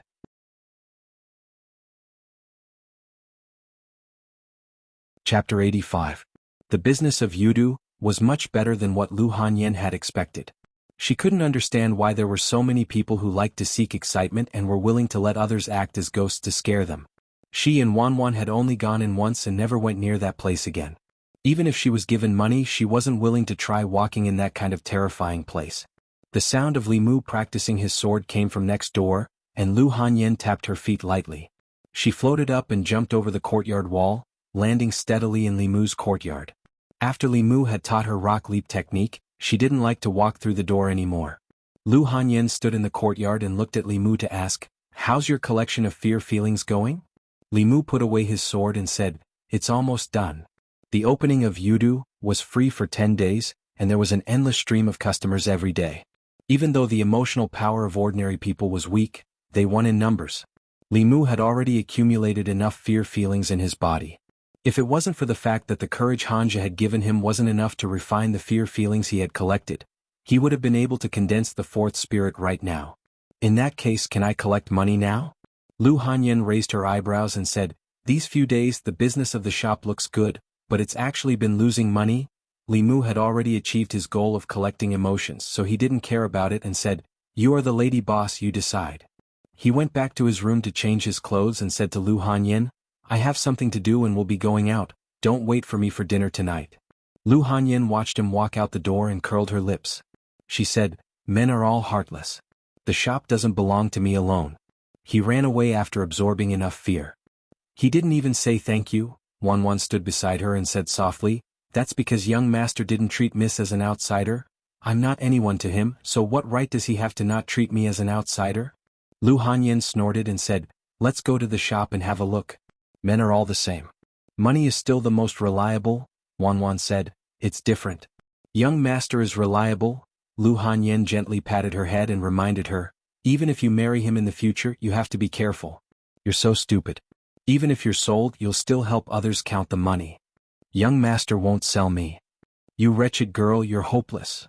Li Mu left his home and exited the city. He stuck on a spirit travel talisman and headed for Clearwater Bay as usual. For the past few days, he had to act as a ghost in the haunted house and come to the Gulf of Clearwater to treat the snake demon. When he returned home at night, his magic power was completely depleted. He was so exhausted that he did not want to move at all. Fortunately, hard work paid off. The snake demon recovered very quickly. In 2 or 3 days at most, he could drive her away. Li Mu quickly approached the Gulf of Clearwater. From afar, he could feel 3 powerful magic power fluctuations. Li Mu was very familiar with one of them. It belonged to Suhi. The other 2 were on par with Suhi in terms of aura. They were emitting a monstrous aura that soared to the sky. 4th-level monsters. Li Mu's expression changed. He increased his speed again. A moment later, 3 figures appeared in front of him. Suhi held 2 bone swords in her hands and was fighting with the other 2. The 2 of them were tall and sturdy men. One of them held 2 steel rings while the other held a large knife. When they clashed with Suhi's bone swords, the sound of metal clashing rang out. Clearly they were not ordinary weapons. Li Mu used his heaven's eye, but he could only see the monstrous aura emanating from their bodies. He could not see through their bodies. The cultivation of these 2 monsters was not inferior to Suhi. When the 2 of them joined forces, Suhi was on the losing end. Li Mu's expression darkened. He rushed in the direction of Suhi and shouted, "Sister Su, over here." Suhi threw out 2 bone swords and temporarily repelled the 2 monsters. She quickly retreated. When she reached Li Mu's side, she quickly merged with him. At this moment, Li Mu once again felt that abundant power. Boom! The 2 monsters were stunned. Before they could recover, countless thunderbolts suddenly exploded above their heads. The thunderbolts were purple and emitted a terrifying aura. One of the burly men did not hesitate. He threw the steel ring in his hand above his head. The steel ring formed a shield, protecting the two monsters. Rumble. Bolts of thunderbolts descended. The surroundings of the two monsters were completely turned into a sea of thunderbolts. Shock flashed in the eyes of the two monsters. This thunder technique made them feel fear from the bottom of their hearts. Especially the purple thunderbolts. The aura was even more shocking. If they were hit by it, they would be severely injured even if they did not die. The steel ring was actually a decent defensive Dharma treasure. Li Mu withdrew his thunder technique. With a thought, the Bai sword buzzed and slashed at the two monsters. The two monsters hurriedly raised their weapons to block. However, they could not keep up with the speed of Li Mu's sword. A few wounds were instantly cut on their bodies. However, the wounds healed at a speed visible to the naked eye. The bodies of fourth realm monsters were indeed tough. A Dharma treasure like the Bai sword could only scratch their skin. The two monsters looked at each other and roared at the same time. Their bodies rapidly changed. Li Mu focused and saw that the burly man with the steel ring had transformed into a huge green ox. The other man had transformed into a colorful tiger. His aura was much stronger than the one that Xuandu had killed. Li Mu asked, "What are they doing?" Suhi snorted and said telepathically, "I don't know. They came here and attacked me directly. Don't talk nonsense with them. Let's beat them into submission first." Li Mu did not say anything else. He silently recited a spell. The Bai sword turned into thousands of shadows and surrounded the two monsters. All the escape routes of the two monsters were sealed. Feeling the powerful aura of the sword shadows, despair finally appeared in their huge monster eyes. Without a doubt, the female ghost had the ability to kill them after combining with the young man who had suddenly appeared. "Stop fighting." A white figure ran out from the forest. When she saw the two monsters, she was surprised and said, "Uncles, why are you here?" Seeing that the snake monster seemed to recognize the two monsters, Li Mu stopped his spell. The two monsters transformed back into their human forms. They looked at the snake monster and said happily, "Young mistress, you're fine." "Of course I'm fine." The girl looked at them and asked, "Did father ask you to find me?" The ox monster nodded and said, "Your father was very worried when you suddenly left home this time. You don't understand the outside world. Humans have the most sinister intentions. They can easily be deceived by them. What if something happened to you?" The snake monster girl glanced at Li Mu and said in agreement, "Humans are the worst." Suhi came out of Li Mu's body. A sense of emptiness attacked Li Mu, making him feel that everything was dull. The snake monster girl ran to Suhi and introduced, "Sister Su, these two are my uncles." She said to the two monsters, "This is Sister Su. I've been recuperating at her place for the past few days." The two monsters cupped their hands and bowed to Suhi. The tiger monster said apologetically, "We were reckless just now and offended madam. Please don't take offense." Suhi's face turned cold and ignored him. The green ox monster stared at the tiger monster and said with a smile, "Young mistress is recuperating at young mistress's place. We've disturbed you. If we've offended you in any way, please forgive us." Li Mu clicked his tongue in wonder as he watched from the side. Demons were really different from each other. Previously, there was the lizard monster and the white tiger monster, which made Li Mu think that monsters were like that. They were ferocious and had rough personalities. The green ox monster and tiger monster were polite and thoughtful. They were more human than some humans. The tiger monster suddenly thought of something. He looked at the snake monster girl and asked, "You said that someone hurt you. Who is it?" The girl said angrily, "It's a fat constable." "Preposterous." The tiger monster said angrily, "We've always minded our own business with the government. How dare someone hurt you in the small Yanqiu County government?" "I'll go talk to their county magistrate." "Forget it." The girl snorted and said, "I'm not as good as him this time. I'll go back and cultivate. When I'm done, I'll take revenge."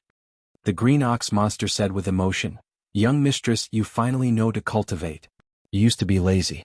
Otherwise, with your bloodline talent, you would have condensed a monster core long ago." The girl blushed and ignored the two monsters. She glanced at Li Mu and said, What are you waiting for? Go to the room and heal me."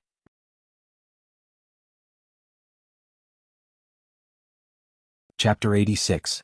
In the hut by the water, Li Mu held the hand of the snake demon girl and guided the light of Buddha into her body. The girl was lying comfortably on the bed with a satisfied and happy expression on her face. She was even humming an unknown tune. Li Mu seriously suspected that her injury had healed and she was now freeloading. The light of Buddha triggered by the Heart Sutra seemed to be good for the demons and ghosts. The demons and ghosts of the Jinshan temple followed Xuandu and cultivated Buddhism all year round. The demon and ghost aura in their bodies were completely purified. Some of the supernatural powers and spells that could restrain the demons and ghosts were useless against them. Li Mu looked at the snake demon girl and asked, "Are you comfortable?" The girl nodded. "Yes.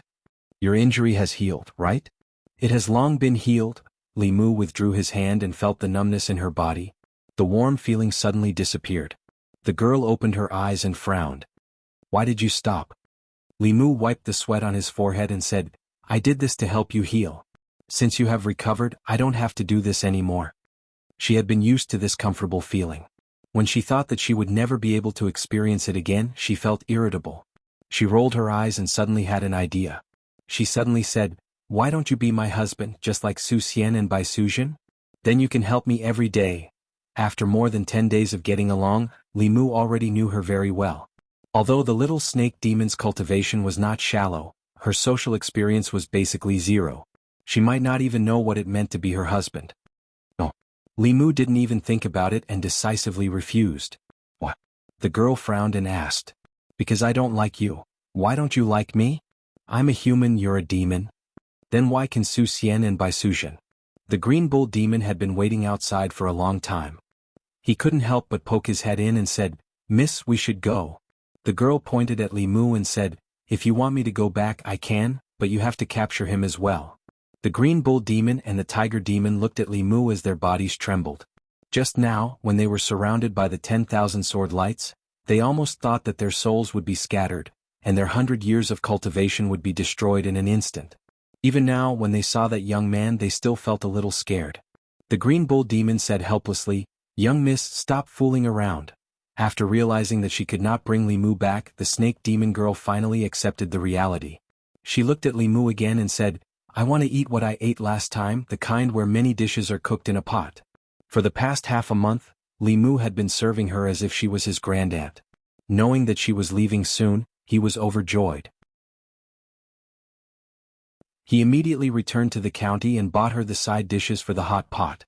The kitchen utensils from last time when the three of them ate the hot pot together were still here. Li Mu had specially bought a set and didn't bring it back. After eating the hot pot once, the snake demon girl could already use chopsticks with great proficiency. Under Suhi's control, the copper pot slowly floated in the air. A flame calmly burned at the bottom of the pot. The girl used the chopsticks to flip around in the pot. She said unhappily, "Hey, why isn't there any beef today?" The green bull demon standing at the door coughed softly. Although Li Mu had invited them, the two demons did not sit at the table.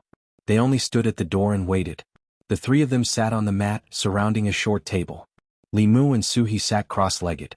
The snake demon girl lay on her side opposite Li Mu. Below her waist, she was restlessly twisting around. Li Mu was annoyed. He said, "Can you stop twisting?" The snake demon girl glared at him. "I like twisting." "It's none of your business." Li Mu couldn't be bothered to quarrel with her. Anyway, this was already a farewell meal.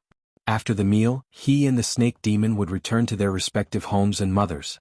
They might never see each other again in their lives. After the meal, no matter how unwilling the snake demon girl was, she still had to leave with the two demons. Before leaving, she held Suhi's hand and said, "Sister Su, when my cultivation is successful, I'll come back to see you." The tiger demon smiled at Li Mu and said, "Little brother, come to my Tiger Head Mountain in the future. I'll set up a banquet to entertain you." The green bull demon also smiled at Li Mu. "If you come to Green Bull Mountain in the future, you can come and find me." Tiger Head Mountain and Green Bull Mountain. Li Mu had never heard of them before. They might not be in the North County. The snake demon girl glared fiercely at Li Mu and said, "Liar, my name is Bain Xin. Remember it for me. I'll come back to find you." Li Mu waved at her and said, "Goodbye." Although she said goodbye, Li Mu couldn't wait for her to never come back. Li Mu was already unable to withstand her when she was at the transformation stage. When she successfully condensed a demon core and advanced to the middle realm, wouldn't she be able to reach the heavens? The two demons took the little snake demon away and finally disappeared from Li Mu's sight. Suhi sighed and said, "It's actually quite good when she's here. At least there's someone to talk to." Li Mu glanced at her. "Am I not a human?" Suhi's mouth twitched and asked, "After she leaves, will you still come every day?" She was blaming Li Mu. When the snake demon was here, she came every day. A female ghost with 20 years of cultivation was actually jealous of a snake. Li Mu explained, I come here every day because her injury was caused by me. Besides, you don't want to come with me? Suhi shook her head and said, It's not that I don't want to, it's that I can't leave. Li Mu asked in surprise, Why? Suhi didn't answer. She just silently walked away. Li Mu followed behind her in confusion. She walked to a place far away from the bay of clear water. Her footsteps stopped and she slowly stretched out her hand. Her finger passed through a certain space and slowly disappeared. Li Mu was shocked and asked, What's going on? Suhi retracted her hand and her finger condensed again. She turned and walked towards the small house and explained, I can't go too far from here. Otherwise my soul will dissipate. Li Mu looked at her and asked, Why is it like this? With Suhi's fourth realm cultivation she could go anywhere in the world. There must be a deeper reason why she can't leave the bay of clear water. Suhi walked to the edge of the water and said, You'll know once you go underwater. Taoism has a divine ability called entering water. It allows one to dive into the abyss and not drown. It allows one to freely travel through rivers and lakes. However, this divine ability can only be mastered by cultivators in the transcendent realm. Although the Fulu school has a Fulu that can avoid water, he doesn't have one. However, with Li Mu's current cultivation, holding his breath for half an hour is very simple. He took off his outer robe and jumped into the water. The gulf of clear water was a deep pool formed by the bend of a certain river. The pool water was dark green and the deepest part of the pool was more than 100 feet deep. Li Mu dived into the pool water and discovered that the water here was bone-piercing cold. He had to circulate his mana to resist the cold. The pool water is clear but visibility is not high. Li Mu dived towards the center of the pool and discovered that there is a strange building at the bottom of the pool. It seems to be a high platform about a few feet in radius. Most of it is buried in the mud and sand at the bottom of the pool. Only a small part of it is exposed. On the high platform, there are crisscrossing gullies that look like some kind of runes. Rays of light flowed through the gullies. Li Mu quickly realized that it is actually the spiritual energy of heaven and earth that has condensed into a substance. Could it be that this high platform hidden at the bottom of the pool has the ability to condense the spiritual energy of heaven and earth? Although it is called a stone platform, it is actually more like a sacrificial altar. It is just that I don't know who set it up and what it is used for. Li Mu sized up the sacrificial altar. Very quickly, his gaze was attracted by a white figure on the altar. It seems to be a woman lying quietly on the altar. Li Mu was too far away to see clearly. He swam closer and could barely make out the woman's appearance. The moment he saw the woman's face, Li Mu's expression changed greatly. He choked on his saliva and almost drowned. The woman's face on the altar is exactly the same as Suhi's. Following Li Mu's gaze in the next moment, the eyes of the woman who seemed to be in a deep sleep suddenly opened.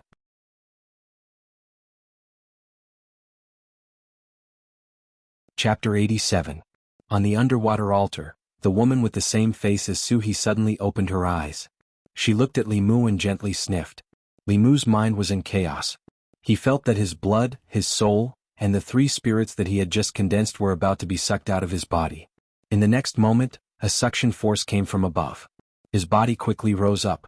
The moment he rushed out of the water, Li Mu saw the woman on the altar slowly close her eyes again. Li Mu landed on the ground in a sorry state. He looked at Suhi and said in disbelief, It's me. Suhi glanced at the water and said indifferently, To be exact, it's my physical body. The one standing in front of you now is my soul. Li Mu thought that Suhi was only left with her soul. He did not expect that her physical body was still there. Moreover, it had strangely appeared on the underwater altar. That terrifying gaze just now seemed to have sucked away all of his blood essence and soul. Li Mu still had lingering fears when he thought about it. He could not help but recall the records of zombies in the monster records of the 10 continents. Jumping zombies could suck a person's blood essence and soul by biting them. Once a jumping zombie evolved into a flying stiff, it would be able to suck a person's blood essence and soul from a distance. The Suhi under the water was definitely a mature flying zombie. After a person died, their soul would dissipate. Under a certain probability, the corpse would become a zombie. Low-level zombies did not have intelligence. However, when they evolved into a flying stiff, they could develop their own intelligence. Zombies that developed intelligence were no longer related to their original bodies. They were independent entities. For example, although Suhi and the female corpse under the water came from the same source, One had inherited Suhi's spirit and will, as well as all of her memories and emotions. The other had only inherited her physical body. Of course, according to common belief, the one standing in front of Li Mu was the real Suhi. The one under the water was just an inhumane evil creature. He looked at Suhi and asked, "Has she already gained sentience?" Suhi nodded her head and said, 20 years ago when I died, my body sank into the river and was attracted by that strange stone platform. My soul was lucky enough to escape, but since then I couldn't go too far from the bay of clear water. My body, in these 20 years, was constantly nourished by the spiritual energy contained within the stone platform, and gradually gained sentience. If it wasn't for the fact that she couldn't leave the stone platform, I would have already been devoured by her. Li Mu wrinkled his brows. The reason why Suhi couldn't go too far away from the Clearwater Bay should be because of this stone platform. He looked at Suhi and asked, "Do you still remember the grooves on the stone platform?" Suhi nodded. "I'll draw it for you." When Li Mu left the Bay of Clear Water, it was already very late. He planned to ask Old Wang when he went to the yamen tomorrow. Perhaps he would know the mysteries of this altar. If he couldn't resolve internal matters, he would ask Li Si. If he couldn't resolve external matters, he would ask Old Wang. This was the experience that Li Mu had after getting familiar with them. When it came to matters of the heart, Li Si always had a unique view. And Old Wang was very knowledgeable. Whether it was the postpartum care of a sow, or the problems that one needed to pay attention to in the process of cultivation, he could talk tirelessly about them. Thinking about Suhi's matter, Li Mu went to the yamen early the next morning to find Old Wang. Old Wang was in the middle of organizing the household register. Li Mu handed him a piece of paper with all kinds of crisscrossing talisman characters. He asked, "Old Wang, can you tell what this is?" Old Wang put down the household register and took the piece of paper. He looked it up and down, left and right. After a long time, he looked at Li Mu and asked, "Where did you get this?" "You don't have to worry about that." Li Mu stood by his side and said, "Can you tell what it is?" Old Wang placed the piece of paper on the table and said, "This is a formation, an extremely complex formation. 5 different formations are nested together to form a great formation with many functions. The person who came up with this formation is extremely brilliant." Li Mu quickly asked, "What is this formation used for?" Old Wang said, "It's used to raise corpses." He stood up and walked to his own room. He wandered around a row of bookshelves for a moment and took out a book. He opened it and flipped through a few pages. He pointed at a strange symbol and circled an area on the paper. He said, "Look, the function of this part of the formation is to raise corpses." Li Mu carefully compared it and found that the part that Old Wang circled on the paper was very similar to the strange symbol on the book. There was a description of this symbol in the book. This talisman was a kind of formation pattern. Its main function was to prevent corpses from rotting. If it was carved on a coffin, the corpse could be preserved for a long time. Old Wang stroked his beard and explained, "This kind of formation is very common in some tribes with special funeral customs. The North County doesn't have such customs. The government also forbids people from raising corpses. If corpses don't rot for a long time, it's easy for them to turn into corpses.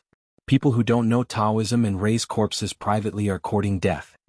Li Mu finally understood why Suhi's body was still like an 18 or 19-year-old girl even though she had been dead for 20 years.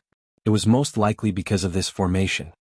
He pointed at the other parts of the talisman on the paper and asked, "What about these?" Old Wang explained, "This is a combination formation. Each part of the formation pattern has a different function. The bottom left part of the formation pattern is used to raise corpses. However, if this formation pattern doesn't have spiritual energy, it won't last long. Therefore, the person who set up the formation added a spirit-gathering formation on top of this. It's used to gather spiritual energy and provide it to the corpse-raising formation to maintain its long-term operation." When Li Mu recalled the spiritual energy flowing on the altar, it was as if it had materialized. He was full of admiration for Lao Wang. He couldn't help but ask, "What about the 2 on the right?" "The one on the top right is a seal to prevent the raised corpse from escaping. As for the one on the bottom right..." Old Wang stroked his beard again and said, "If I'm not wrong, this formation should be set up at the bottom of the water." Li Mu was shocked, but his face didn't change. He asked, "Why?" Lao Wang said, he was probably worried that others would destroy this formation, so he set up an additional defensive formation. This formation needs to cut off a water vein. If you want to destroy this formation, you have to destroy this water vein or wait for the corpses in the formation to be strong enough to break out of the formation on their own. Li Mu was puzzled. This array formation had trapped Suhi's physical body, so why would it affect her soul as well? He thought about it and asked, what if the corpse's soul is still here? Then she definitely can't go too far from this formation. Lao Wang pointed at the piece of paper and said, do you see the rune in the middle? This rune has combined with the rune at the bottom left corner to form a very powerful seal. Although it's mainly used to trap corpses, the soul and the physical body are of the same origin. Similarly, it can't leave the formation too far, or it will directly dissipate. Old Wang's eyes were filled with admiration. He said, the person who set up this formation is a genius. The 5 formation patterns complement each other. It's amazing, amazing. Li Mu wasn't interested in the person who set up the formation. This altar had existed before, and it was probably just a coincidence that Suhi fell into it. Li Mu was thinking about how to save Suhi. According to Old Wang, the formation had to be destroyed from the outside, or her body had to be destroyed from the inside. Only then could Suhi be free. Destroying the formation from the outside meant destroying the water vein, which meant changing the direction of the river that flowed through Clearwater Bay. This was impossible. The county's water vein was the most important thing. Li Mu would probably be caught by his colleagues and brought back to the yamen before he could excavate it. He didn't know how long it would take for her body to be strong enough to destroy the formation. Even if she could come out, it wouldn't be a good thing for Suhi. Putting all this aside, what was sealed in the altar was a flying stiff. It was a flying stiff that could suck a person's blood essence and soul from a distance. The zombie disaster in Zhou County was caused by a flying stiff, and it still hadn't subsided. If another flying stiff appeared in Yanqiu County, who knew how many more people would die? Li Mu walked out of Old Wang's room with a heavy heart. He had to think about Suhi's matter at length. He walked to the corridor and raised his head to take a look. He saw a 15 or 16-year-old monk standing in the yamen's courtyard, holding a Buddhist staff that was taller than him.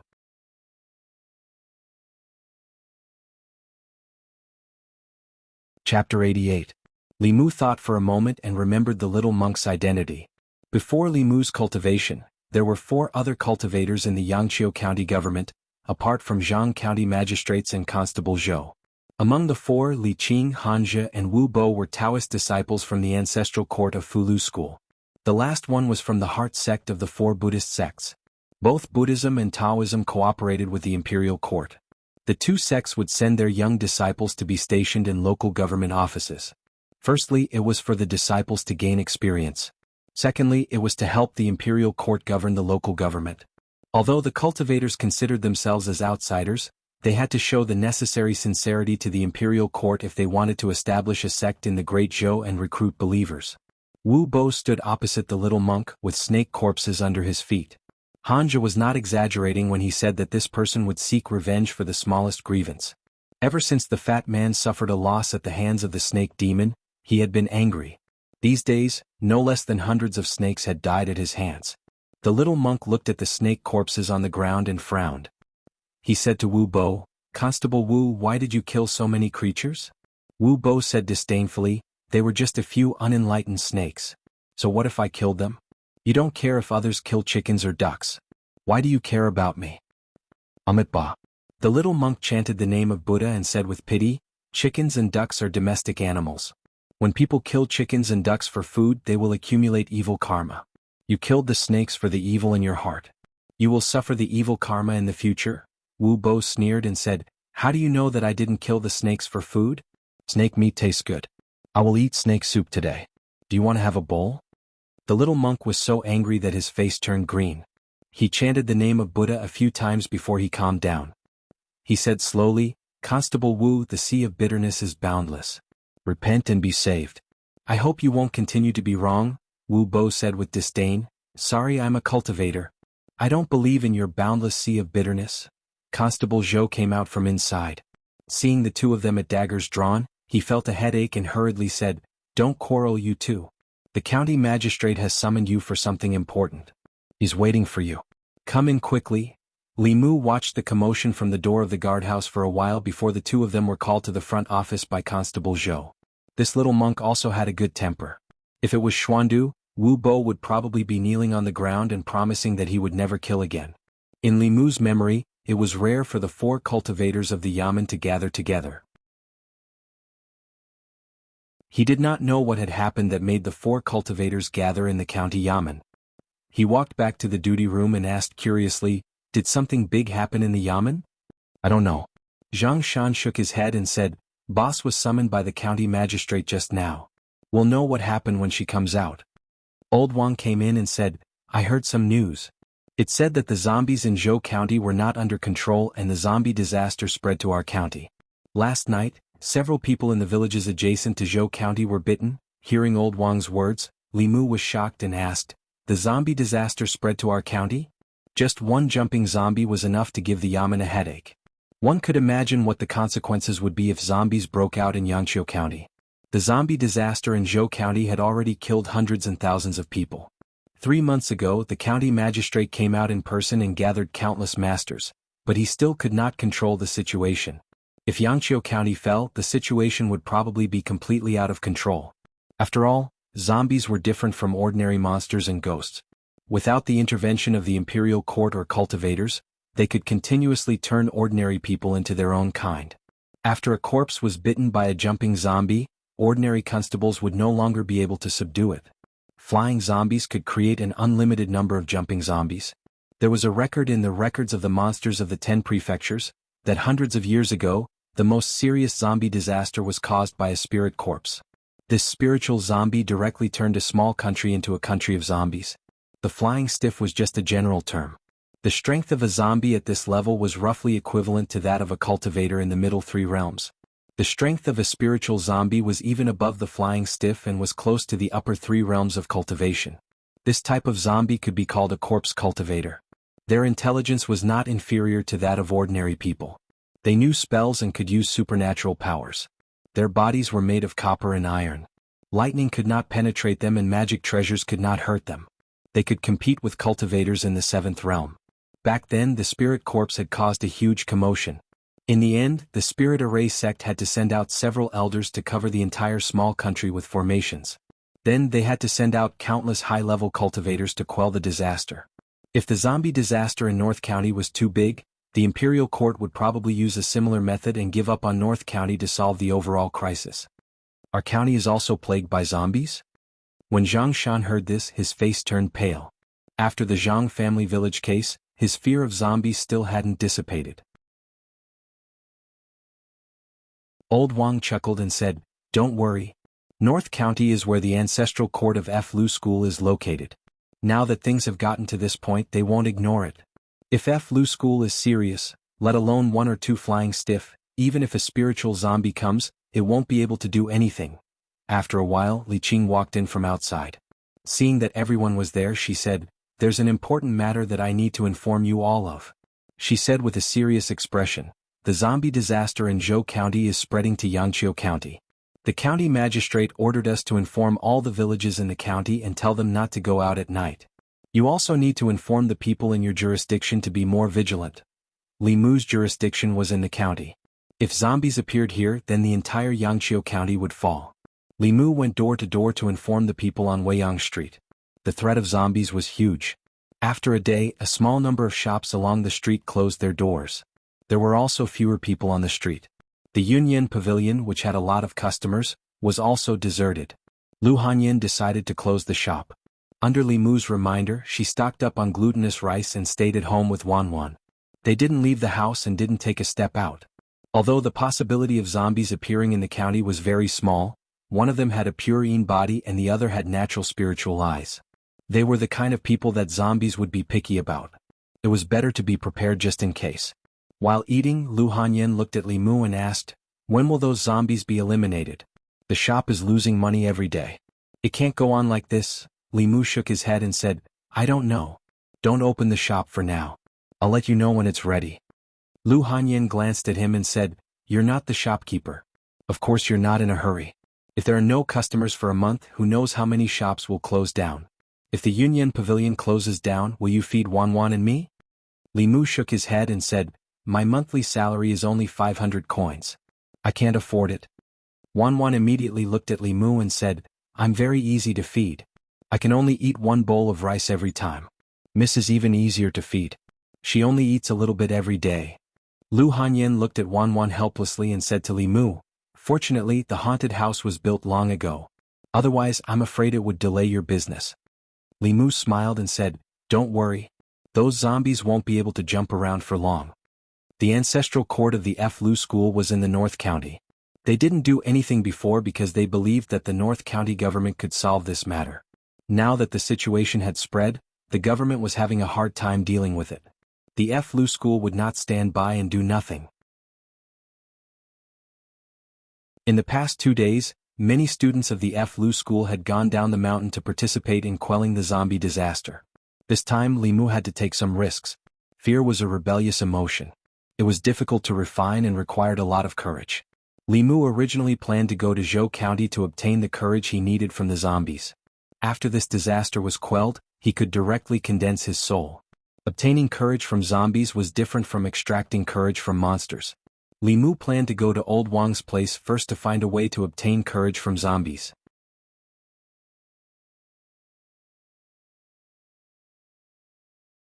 Chapter 89. Old Wang was in the duty room. He took out a book from the bookshelf and threw it to Li Mu, asking, "How many spirits have you refined?" Li Mu memorized the formula for extracting zombie spirit and said, "I've reached the 4th spirit." Old Wang shook his head and said, "With the cultivation of the 4th spirit, you can deal with white and black zombies, but it's too difficult to deal with jumping zombies. You should be careful. It's best to let Miss Qing help you extract the spirit. She just came to ask me how to extract zombie spirit." Li Mu was stunned for a moment and asked, "Boss came here?" Old Wang clicked his tongue and said, "Miss Qing is really good to you. She doesn't necessarily only treat you as a subordinate. Young man, you have to seize the opportunity." Someone cared more about him than he did.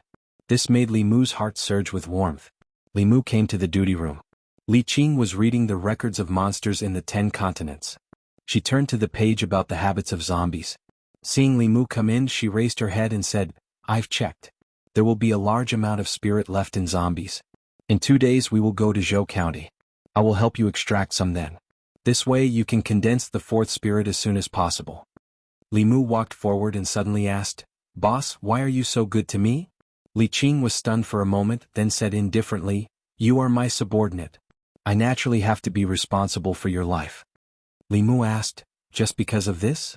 Li Qing looked at him and asked, "Otherwise?" If it were someone else, Li Mu might think that they coveted his pure yang body and wanted to dual cultivate with him, but Li Qing had always said what she wanted. This zombie incident was completely different from the last time in Zhang village. There were countless jumping zombies and even flying stiff. Even if a transcendent realm cultivator was involved, they would not be able to escape unscathed. Li Qing was only at the spirit condensation realm. She had to take a great risk to help him collect spirit. Li Mu couldn't watch her take risks for him with a clear conscience. He thought for a moment and said, "Boss, come with me. I have something important to tell you." Li Qing asked, "Can't we talk about it in the guardhouse?" Li Mu shook his head. "This is not the place to talk." He turned around and walked out of the room. Li Qing thought for a moment, put down the book in her hand and followed him out. After walking out of the duty room, Li Mu walked straight out of the county government office. Li Qing looked a little confused, but she still followed Li Mu. Wu Bo stood at the door of the other room and looked at the backs of the 2 men as they left. A trace of gloominess flashed across his chubby face. Li Mu walked out of the county government and then out of the county. Using the light body technique, he came to a deserted forest.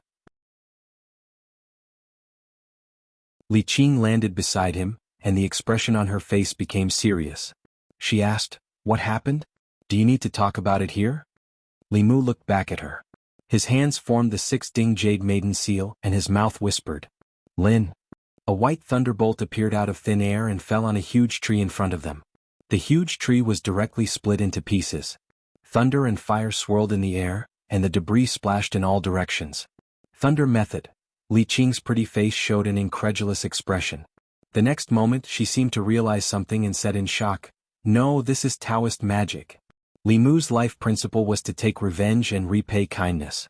The kindness of saving his life, the kindness of teaching him, the kindness of giving him treasures, and the kindness of taking care of Li Mu in daily life. None of these could be repaid with a tranquil heart technique.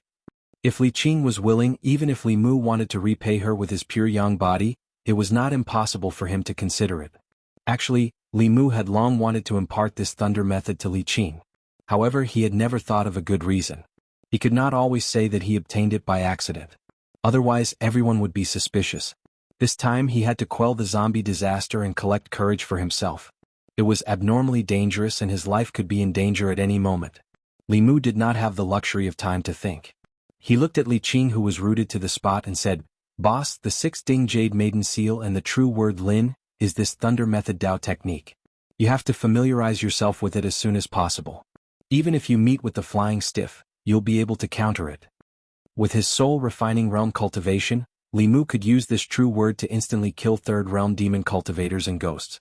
Although the fourth realm was already fundamentally different from the third realm, Li Qing's dermic powers were much thicker than Li Mu's. With the help of this Dao technique, it was not difficult for her to kill enemies one level above her. Although the flying stiff was neither a demon nor a ghost, it was still an evil being and was countered by thunder method. If Li Qing encountered it, even if she could not kill it, she could still protect herself. Li Qing looked into Li Mu's eyes and finally understood why he had brought her here. The power of thunder method was immense. Among all the dermic methods, it was also one of the best. Thunder method Dao techniques were extremely rare. The rarity of a thunder method Dao technique that only had one true word was evident. For Dao techniques and abhijnas, the shorter the true word the better. The shorter the true word, the faster the dermic method technique could be cast. This played a crucial role in battle. Li Mu looked at her and said, "Boss, you try it first." Li Qing did not say anything else. She shifted her gaze and formed the 6-ding jade maiden seal with her hands. She said silently, "Lin." Another bolt of lightning appeared in front of them, blasting a charred hole in the ground. Unlike Li Mu's white lightning, the lightning that Li Qing released was purple.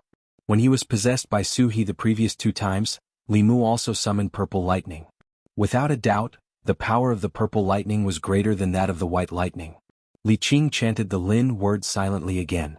Dozens of white lightning bolts appeared in the sky, raising a small hill with a radius of around 10 feet to the ground. It was very obvious that the purple lightning was more powerful and consumed more dermic powers. Compared to the purple lightning, the white lightning required less dermic powers and could cause an area of effect attack. Li Qing took a deep breath and said, "I will practice this Dao technique more." Li Mu had already thought of an excuse, but he did not expect that Li Qing did not even ask him. He was stunned for a moment. Looking at Li Qing, he asked, "Boss, why don't you ask me where this Dao technique came from?" Li Qing said calmly, "Everyone has their own secrets. You have your own opportunities and secrets. Why do I need to get to the bottom of everything?" Her temperament was indeed indifferent. Lu Hanyan was different. Her curiosity was heavier than a cat's. She wanted to get to the bottom of everything. Whenever Li Mu returned late, she would beat around the bush to find out where Li Mu went. In other words, this was also a display of Li Qing's trust in him. Li Qing did not ask him and Li Mu did not need to explain. The two of them looked at each other and did not say anything. When they returned to the county, it was already noon. Li Mu knew that Li Qing usually ate alone. She liked to eat noodles and often visited a roadside noodle stall. The noodle stall was opened by a widowed woman. Li Mu and Zhang Shan had eaten there a few times. The taste was really good. "Boss, do you want to eat at my house?" There was Wan at home. Li Mu had to go home to cook. When the two of them were about to leave, he asked politely. Li Qing stopped in her tracks. After thinking for a moment, she nodded and said, "Okay." Li Mu was slightly stunned. He did not expect her to really agree. She had always been a loner. Han Zhe and Wu Bo had invited her to eat with them many times, but she had directly rejected them. Li Mu was also stunned for a moment. He nodded and said, "Boss, what do you want to eat? I'll make it for you." Li Qing, "Whatever." When other women said whatever, there might be countless interpretations. If Li Qing said whatever, then it was really whatever. Li Mu thought for a moment. Considering Li Qing's preferences, he still made his best yangchen noodles. Wan also liked to eat it very much. She could eat at least 3 bowls every time. If she ate more than usual, 5 bowls would not be a problem. At a noodle stall on Weiyang Street, Zhang Shan slurped a mouthful of noodles and almost scalded his mouth. He quickly took a few breaths and inadvertently looked at the street in front of him. He said, "Isn't that the boss? Li Mu is also here." Li Si slowly ate his noodles. When he raised his head and saw Li Qing walk into Li Mu's house, his hand movements also paused. Zhang Shan put down his chopsticks and said in surprise, The boss and Li Mu went home. Why did they even close the door? Li Si glanced at him and said, "Don't make a fuss. Eat your food." Somewhere on the street, a very fat figure sat by the window on the second floor of a restaurant. He looked at the two figures walking on the street below. His eyes flashed and no one knew what he was thinking. After returning home, Li Mu took Li Qing to the study and said, "Boss, take a seat first. I'll go and cook." After Li Mu left, Li Qing did not sit down. She stopped in front of a row of bookshelves. There were not many books on this bookshelf. Most of them were basic books on Taoism cultivation, as well as some miscellaneous books, such as records of supernatural beings, and records of monsters in the 10 continents. There was a stack of papers on the desk, and the words "Strange Stories from a Chinese Studio" were at the top of the page. This "Strange Stories from a Chinese Studio" had been popular in Yangqiu County for a month. Li Qing had heard of it, but she did not read these books usually. She only knew that this book was selling well in the bookstore, but she did not know the specific content. This was obviously a manuscript that had not been published yet. Li Qing walked to the table and saw a lot of such manuscripts stacked at the corner of the table. In addition, she also saw a golden hairpin on the table. This golden hairpin was extremely exquisite. The hairpin head was a lifelike phoenix. Obviously, it was a woman's item. Footsteps came from outside the study, followed by a woman's pleasant voice. "Have you finished the 5th volume of Strange Stories from a Chinese Studio? I seem to have left the hairpin here yesterday. Help me find it."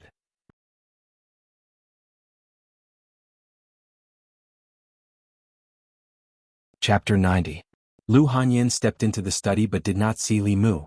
Instead, she saw an unfamiliar woman. The woman's appearance was outstanding. She was tall and wore an official uniform similar to Li Mu's. She had a trace of masculinity. Lu Hanyin's eyes lit up at first sight. She was stunned for a moment, then asked, "You're here to see Li Mu?" Li Qing could tell at a glance that the woman in front of her was also a cultivator, but her cultivation was not high. She seemed to have only refined 2 souls. She looked at Lu Hanyin and nodded. "I'm Li Mu's colleague." Under his gaze, Lu Hanyin felt as if she had been seen through. She panicked for no reason and said, "I am his neighbor. Is he not at home?"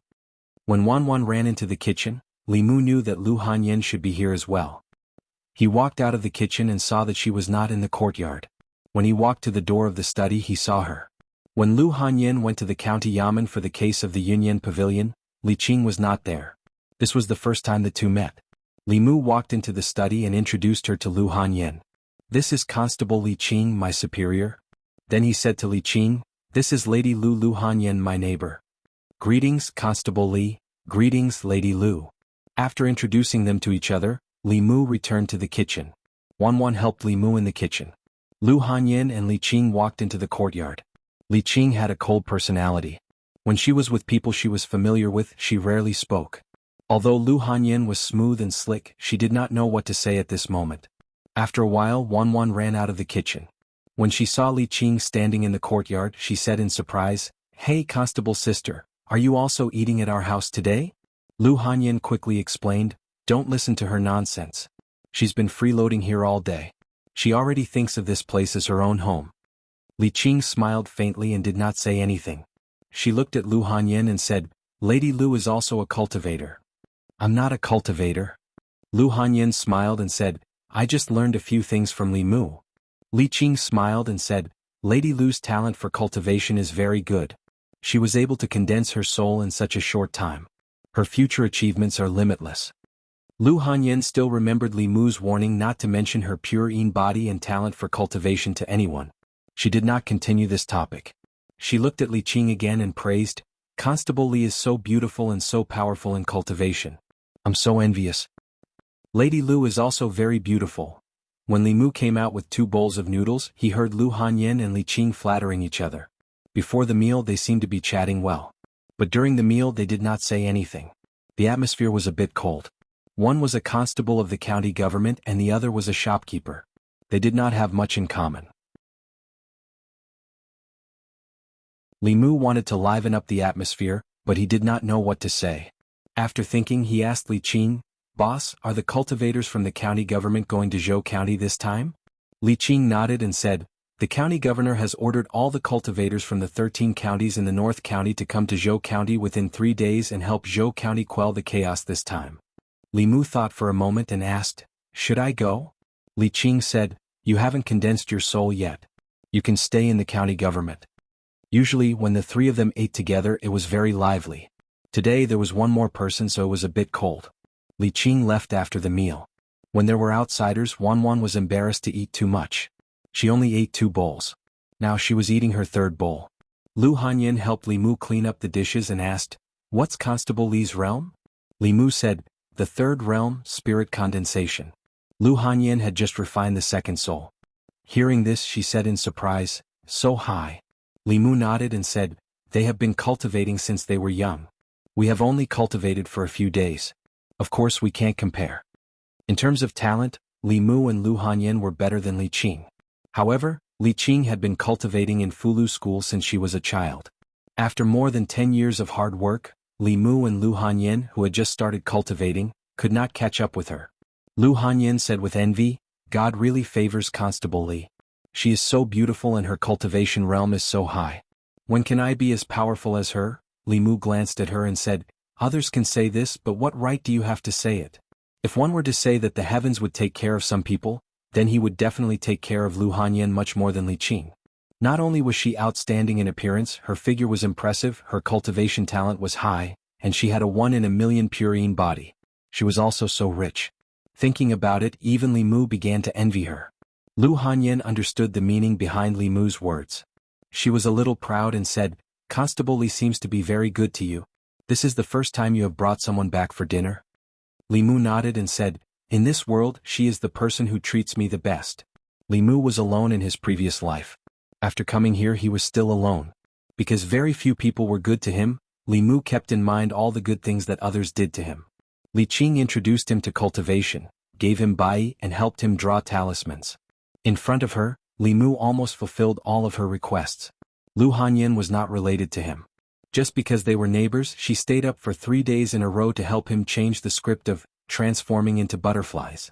In order to help Li Mu collect fear, she gave up the planned branch of the Yunyan Pavilion.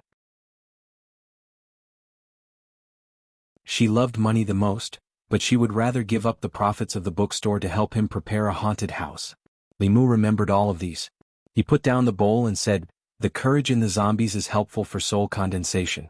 I will go to Zhou County this time to help you collect some. With your talent you will soon reach the soul condensation realm. You don't have to envy anyone." After careful consideration, Li Mu still decided to go to Zhou County in person. Firstly, he was worried about Li Qing. Secondly, Li Mu also wanted to train himself through actual combat. A cultivator who only knew how to guide cultivation was no different from a flower in a greenhouse. When it came to fighting with people, it was just a show. Although Zhou County was dangerous, it was also a rare opportunity to train. To deal with evil creatures like zombies, Li Mu might not be able to beat them, but he could definitely run away from them. The last reason was that Li Mu also wanted to collect some courage for Lu Hanyin and Wanwan. In terms of cultivation, besides Li Qing, he could also ask Old Wang for advice. Lu Hanyin and Wanwan only had Li Mu behind them. Shopkeeper Lu was so nice to her and Wanwan was so obedient. Apart from cultivation, Li Mu did not have many opportunities to repay her. Lu Hanyin, who was beside him, did not respond. When Li Mu turned around, he realized that she had already left. 1 yard away in Lu Hanyin's room, she snorted and said angrily, "Wanwan, do you think I am good to him?"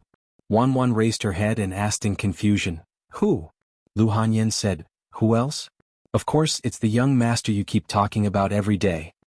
Wanwan said, "Miss, you are very good to the young master. You have never been so good to anyone before." Lu Hanyin turned her head and snorted, "Humph, I'm not as good to him as Constable Li." Wanwan pulled her sleeve and whispered, "Miss, don't be angry." "I'm not angry." Lu Hanyin waved her hand and said, "Why would I be angry because of a man? Men are all pig trotters, pig trotters." Wanwan's throat moved. She murmured, "Miss, let the young master stew pig trotters for us tonight." Lu Hanyin reached out and tapped her forehead. She said angrily, "Eat, eat, eat. You only know how to eat. You don't even know when your husband will be taken away." Wanwan was shocked. She said nervously, "Who wants to take the young master away? You haven't married yet." Lu Hanyin rubbed her head and sighed helplessly. She said, "It's over. You are so stupid. Who can you beat? Even if you get married, you will be bullied." Wanwan lowered her head and said embarrassedly, "Miss, you are smart. I will follow you." Lu Hanyan said, "You are following me now. Can you follow me for a lifetime?" Wanwan said, "Yes. How can you follow me after you get married?" "I can still follow you after I get married?" Lu Hanyan was stunned for a moment. Then she twisted the little girl's ear and said angrily, "Stupid girl, what are you thinking?"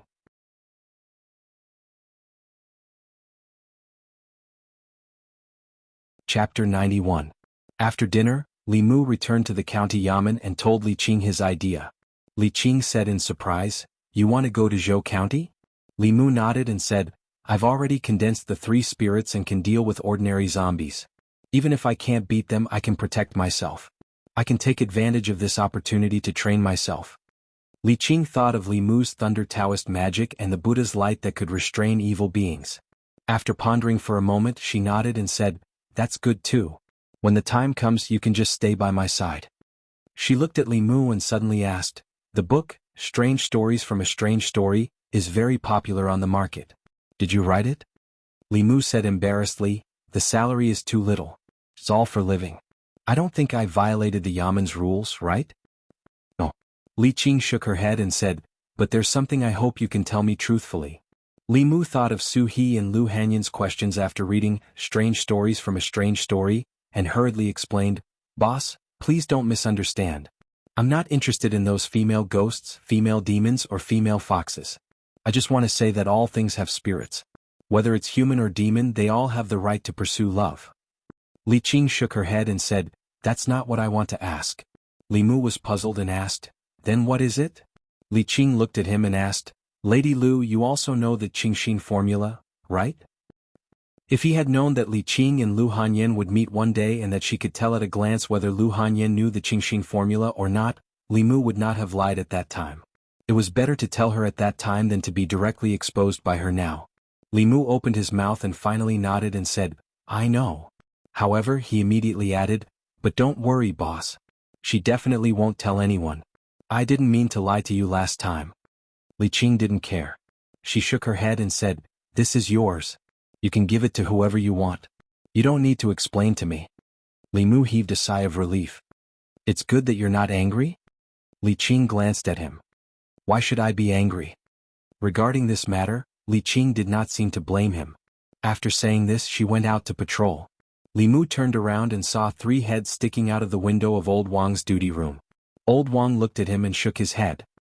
"This." Li Si looked at him strangely as if he was looking at an idiot. Zhang Shan looked confused. Obviously he didn't know what had happened. Li Mu looked around and made sure that they were looking at him. He walked into Old Wang's duty room and asked, "Why are you looking at me?" Li Si said lightly, "When a woman says she's angry, she usually isn't angry. And when a woman says she's not angry, she must be angry." Old Wang clapped his hands and praised, "Brilliant." Li Mu looked at him and asked, "You're saying that boss is angry?" It was easy to tell if Lu Hanyan was angry. Her emotions were written on her face. When she was angry, it was like Li Mu owed her tens of thousands of taels of silver. Li Qing's emotions never showed. Li Mu found it difficult to judge her mood based on her expression and tone. Li Si knew more about this than Li Mu. If he said that Li Qing was angry, she was probably really angry.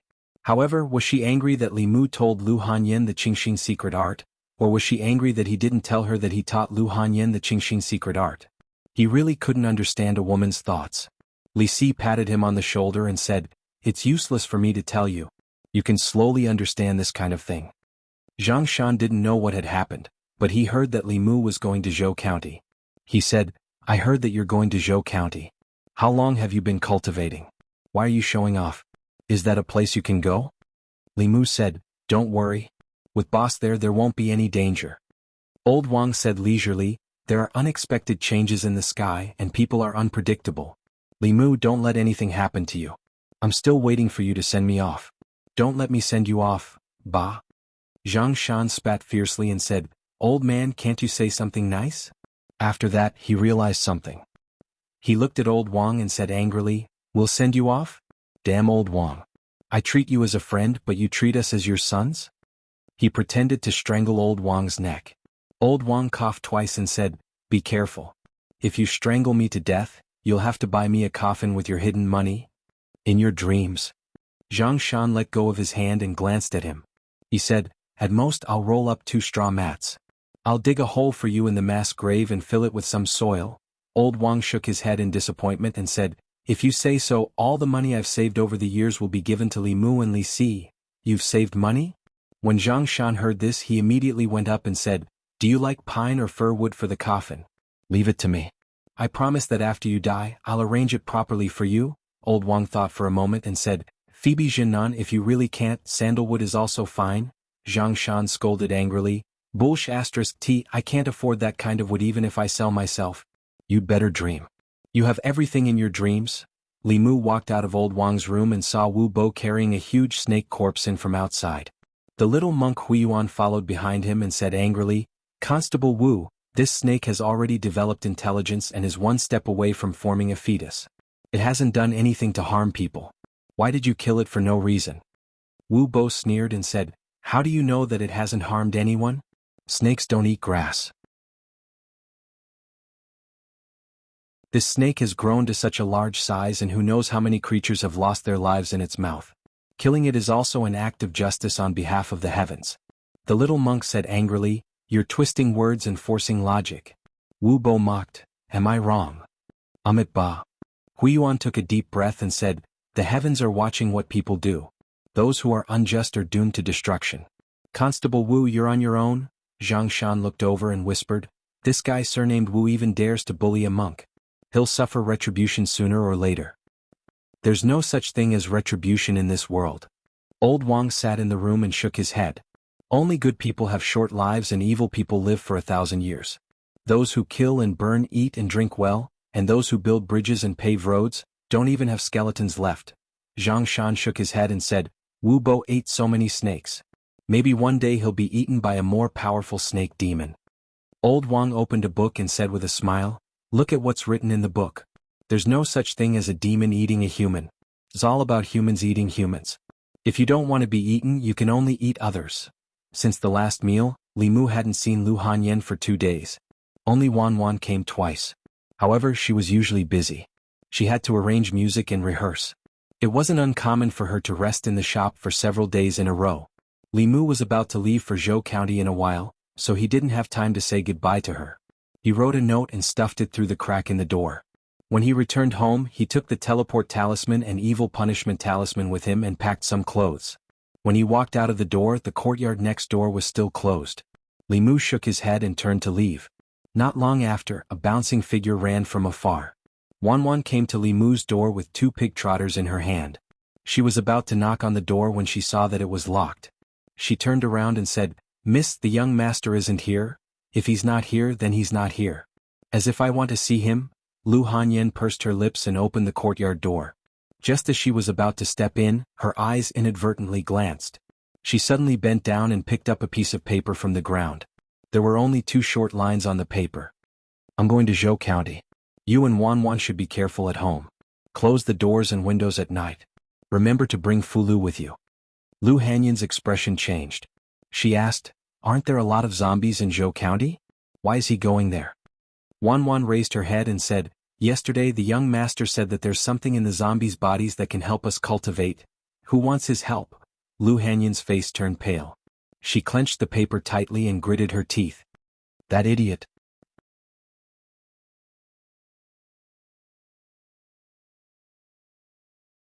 Chapter 92. In the front hall of the county government. Li Mu, Li Qing, Hanzhu, Wu Bo, and the little monk named Huiyuan were standing in the yard. Constable Zhou looked at them and said, "This trip to Zhou County will be very dangerous. You must pay attention to your safety. No matter what happens, self-protection is the most important thing." Li Qing did not stop Li Mu from going to Zhou County with them. Although this matter was dangerous, it was also an opportunity to train himself. Although she seemed to be really angry last time, she never mentioned it again after that. This was the biggest difference between Li Qing and Lu Hanyan. She would never act like a little girl and was not as narrow-minded as Lu Hanyan. Constable Zhou warned them and then looked at Li Mu saying, "Li Mu, your cultivation is the lowest. You must stay with the constables at all times. You can't go too far." Li Mu nodded and said, "Thank you, Constable Zhou. I know." Constable Zhou glanced at them again and said, "Constable Wu's cultivation is the highest. I hope you can listen to Constable Wu's arrangements on this trip. I will wait for your victory at the government office. Zhou County was a neighboring county to Yangqiu County. It only took half a day for cultivators like Li Mu to travel from the county town of Yangqiu County to the place where the two counties met. After leaving the county town, Li Mu and the other three used the magic traveling talisman to travel. The little monk Huiyuan could follow them stably with just his 2 legs. Li Mu walked beside Huiyuan and asked curiously, "Little Master Huiyuan, what kind of magic is that?" Huiyuan smiled and explained, "This is called the shadow following leg.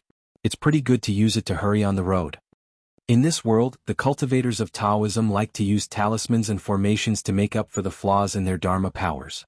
The Buddhists mainly cultivated Dharma powers and had countless kinds of Dharma powers. Li Mu had always wanted to learn, but unfortunately he didn't have the chance. Huiyuan looked at Li Mu and suddenly asked, "Benefactor Li gives me a very close feeling. Do you also cultivate Buddhist mana?" Li Mu nodded and said, "Master Xuandu once gave me a Dharma Sutra. So it's Uncle Xuandu." Huiyuan smiled and said, "Benefactor Li must have a deep Buddhist affinity to be favored by Uncle Xuandu." Li Mu said modestly, "You're too kind. I just read it casually when I have nothing to do." Traveling was boring and Li Qing did not like to chat. Li Mu, Wu Bo and Hanja had nothing to talk about. After getting closer to Huiyuan, they quickly started chatting. Although Li Mu had been chanting the Heart Sutra to cultivate, he did not have a deep understanding of Buddhist cultivation. Old Wang's bookshelf was filled with Taoist books. None of them were about Buddhism. In the conversation with Huiyuan, Li Mu found out a lot of information that he did not know before. For example, the first 3 realms of Buddhist cultivation were enlightenment, clairvoyance, and karma. The corresponding realms of Taoism were soul refining, soul concentrating, and spirit concentrating. In the lower 3 realms of cultivation, Taoism refined the 7 souls and Buddhism cultivated the 6 roots. They were actually somewhat similar. Huiyuan's current realm was the 2nd realm, clairvoyance. Li Mu could barely be considered to have just entered the enlightenment realm. Other than revealing a few Buddhist auras, he did not know any other Buddhist superpowers. The two of them chatted along the way. Before the sun set, they finally arrived at Zhou County. There was a small village adjacent to Zhou County in Yangqiu County. Many people gathered there. Most of these people were people in ragged clothes and looked haggard. There was also a portion of them who were cultivators. Their cultivation was not very high. Most of the people in the small village were injured. From the wounds on their bodies, it was obvious that they had been poisoned. Li Mu saw a cultivator grab a handful of glutinous rice from the cloth bag he carried with him and apply it to the wound on his arm. Black smoke immediately rose from the wound. The cultivator clenched his teeth and his expression was ferocious. He fainted from the pain. Amit Ba. Huiyuan looked away and could not help but recite the name of Buddha. As soon as they entered the village, they were welcomed in by an old official. As the old official walked, he asked, "Are you colleagues from Yangqiu County?" Hanja nodded and asked, "How's the situation in Zhou County?" "Much better." A smile appeared on the old man's face as he said, "Reinforcements from the various counties have arrived. Many immortal masters from the Talisman sect also came down and killed a flying zombie. The few towns in front are no longer in danger. Those who are here now are those who were injured earlier." From the old official's words, Li Mu and the others understood the general situation in Zhou County. A few days ago, the zombie disaster in Zhou County was on the verge of going out of control and spreading to the surrounding counties. The county governor had no choice but to gather the forces of the entire North County to suppress the zombies in Zhou County. He also asked for help from Fulu School. In just a few days, the situation was under control. There were countless experts in Fulu School. As soon as they arrived in Zhou County, they killed a flying stiff. If it were not for the birth of a few more flying stiff in the zombie horde in the past 3 months, the zombie disaster this time would have been mostly resolved. However, with this unprecedented power, it was only a matter of time before this disaster was resolved. Li Mu and the others were at the back of the county. Some injured cultivators and commoners were settled here. Further ahead were the villages that were most seriously affected by the disaster. The commoners gathered in villages. Those who lived outside were also asked to move to the nearest village. The zombies that wreaked havoc in Zhou County were not naturally formed white zombies and black zombies. After being bitten by flying zombies and jumping zombies, the people who turned into zombies were more dangerous than white zombies and black zombies. They hid in dark places during the day and came out to cause harm at night. Zhou County's geology was strange. There were many underground karst caves. In the past they were rare sights. This time they became the hiding places of the zombies. Daytime was the best time to exterminate these zombies. However, the underground karst caves were very complicated. Even if the cultivators found the entrance, they would not dare to go deep. They could only wait for the zombies to come out at night. The old official took them to a yard and said, "It's dangerous at night. I'll have to trouble you to rest here for the night. If you want to continue, you'd better wait until tomorrow morning." When zombies moved in groups at night, even cultivators in the realm of assembled spirit would find it difficult to resist. The cultivators in Zhou County usually moved in groups. The yard was very shabby. There were only 3 rooms. Li Qing was the only woman, so she naturally took one room. Wu Bo and Han Zhi stayed in one room, while Li Mu and the little monk Huiyuan stayed in the other room. Li Mu and Li Mu's room only had a wooden bed. After he put down the luggage, he found that Huiyuan was not in the room. Li Mu went outside and saw Huiyuan squatting beside an injured commoner. His hands were glowing with Buddha's light, which was slowly flowing into the man's wound. As the golden Buddha's light flowed into the man's wound, wisps of black qi came out. That was the corpse qi in his body. If the corpse qi was not removed, it would spread throughout the body and eventually make them lose their intelligence, turning them into zombies. This was also the trouble of zombies. As long as someone was scratched or bitten by them, even if they did not die at the time, they would eventually become one of them if the corpse poison was not removed in time. Although glutinous rice was effective in removing the corpse poison, the process was too painful. On the other hand, Buddha's manna had a miraculous effect on healing and removing poison. Li Mu walked to Huiyuan's side and squatted down. He stretched out his hand and a golden Buddha's light appeared in his palm. He channeled the Buddha's light into the other person's body. After a wisp of black qi came out of the man's chest, his face immediately became ruddy. Huiyuan looked at the golden Buddha's light in Li Mu's palm and smiled. Benefactor Li is indeed born with wisdom. You've only cultivated for a few months and you already have such abilities. If you can convert to Buddhism, there will definitely be an eminent monk in the future. Li Mu waved his hand. Let's talk about this in the future. Whether it was the old monk or the young monk, they all wanted him to become a monk. However, Li Mu was a layman. Although cultivating Taoism and Buddhism were all cultivation, after becoming a monk he could not marry a wife. The Buddha could not help him solve his personal problems. Cultivating Taoism did not exist. He could marry as many wives as he wanted. It was much more tempting than being a monk. Taking a step back, cultivating Buddhist abhijna did not necessarily require one to become a monk. Wasn't it good to be like this? Li Mu called the old official over and called out the people and cultivators who were injured by the zombies. Together with Huiyuan, they helped them remove the corpse poison. After the corpse poison was removed, their bodies immediately felt much better. Everyone thanked them profusely. "Thank you, little master." "Thank you, master." Because he could use the light of Buddha, Li Mu was also mistaken for a monk who cultivated with hair. After he explained a few times, he was too lazy to explain. Li Mu saved another person. When he turned around, he saw the little monk Huiyuan looking at him in a daze. Li Mu touched his face and asked, "Is there something on my face?" Huiyuan shook his head. "No." "Then why are you looking at me?" Huiyuan touched his bald head and asked, "Benefactor Li, don't you want merit?" "Merit?" Li Mu was stunned for a moment and asked, "What merit?"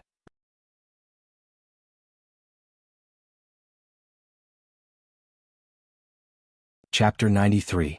Huiyuan put his palms together and said, "It is said in the Buddhist scriptures that one can break through life and death, achieve nirvana and save all living beings. It is called merit. This merit is the virtue of doing good deeds, so it is called merit." Li Mu looked at him and said, "Can you say something that normal people can understand?" Huiyuan scratched his head and said, "Doing good deeds such as giving alms, repairing temples, creating statues, setting people free and saving people from suffering can get merit. Merit is helpful for our cultivation. Doesn't Benefactor Li know?" Li Mu's understanding of Buddhist cultivation was very limited. At that time Xuandu just threw him a Buddhist scripture. No one had ever told Li Mu about merit. After listening to Huiyuan's explanation, Li Mu understood. In layman's terms, merit was a kind of power obtained from the person doing good deeds. Li Mu seemed to be guiding other people's emotions in the same way. But it was obvious that merit and the 7 emotions were not the same thing. Li Mu could see the 7 emotions but he could not see merit. Li Mu quickly thought of another point. If merit came from the person doing good deeds, Then Li Mu could understand that giving alms, setting people free and saving people from suffering could get merit. But where did the merit of repairing temples and creating statues come from? He vaguely felt that the matter of merit should not be so simple. Now was not the time to trace the origin. Li Mu was thinking about another thing. He looked at Huiyuan again and asked, "How can merit help us cultivate?" Seeing that Li Mu really did not understand, Huiyuan explained, "Benefactorly, close your eyes and feel your surroundings with your heart." Li Mu did not know what to do, so he simply silently recited the mind-clearing formula and purely used his spiritual sense to feel. After calming himself down, he indeed felt that there was something around him. That thing was very weak. If he did not calm down to feel, he would not have found it at all. But when Li Mu opened his eyes, he couldn't sense anything. Even if he used Heaven's Eye, he couldn't see anything unusual. This showed that merit and the 7 emotions were two completely different things. He closed his eyes again and soon felt the faint presence of that thing again. Huiyuan continued, "Try to absorb these merits into your body." Li Mu immediately used the Dowing technique and absorbed all the floating things into his body. At the same time, Li Mu also clearly felt that the Buddhist magic in his body was circulating faster. He finally understood why Xuandu had said, "Helping others is helping myself," and why he liked to help others so much. Buddhist cultivators could directly use merit to cultivate. Perhaps back then, Li Mu had been used as a leek to harvest merit. Thinking about it carefully, he didn't feel any discomfort at that time. He didn't know what the cause of this merit was. What exactly was merit? Li Mu couldn't figure it out himself.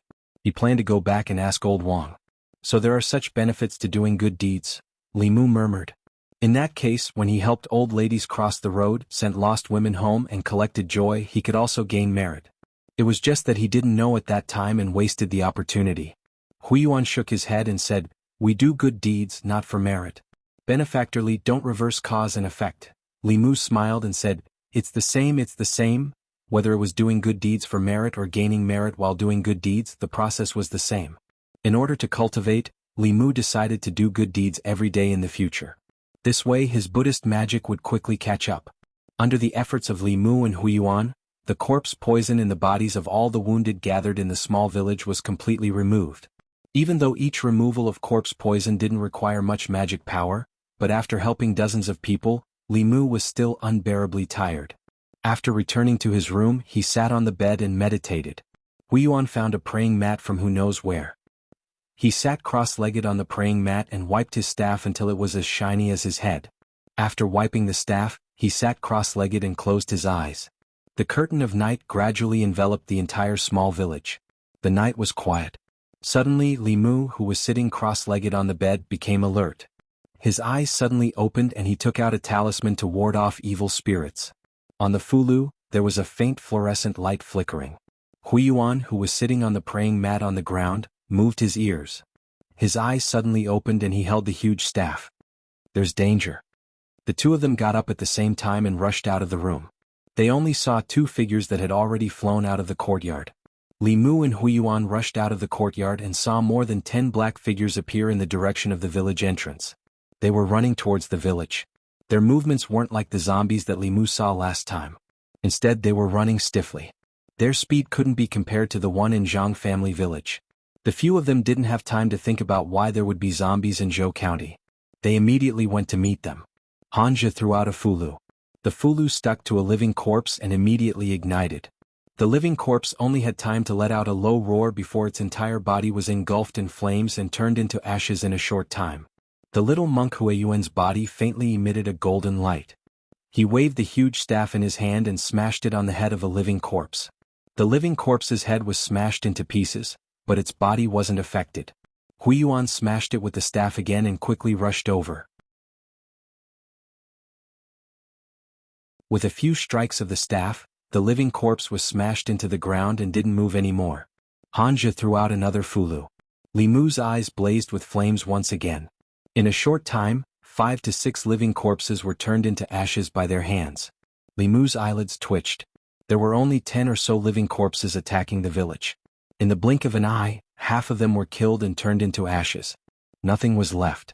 How could he take the courage of the living corpses? In order to prevent more living corpses from falling into their hands, Li Mu wanted to join the battle. Li Qing waved her hand and several fulu flew out and stuck to the living corpses' foreheads. The living corpses immediately stopped moving. It's just a few low-level living corpses. Is there a need to mobilize so many people? Wu Bo yawned and walked out of the room. After taking a look, he turned around and walked back. Hanja took out the fulu and was about to burn them when Li Qing said, "Wait." Hanja was stunned for a moment and asked, "What are we going to do with them?" Li Qing walked to the side of a living corpse and made a hand seal. A green light hit the living corpse.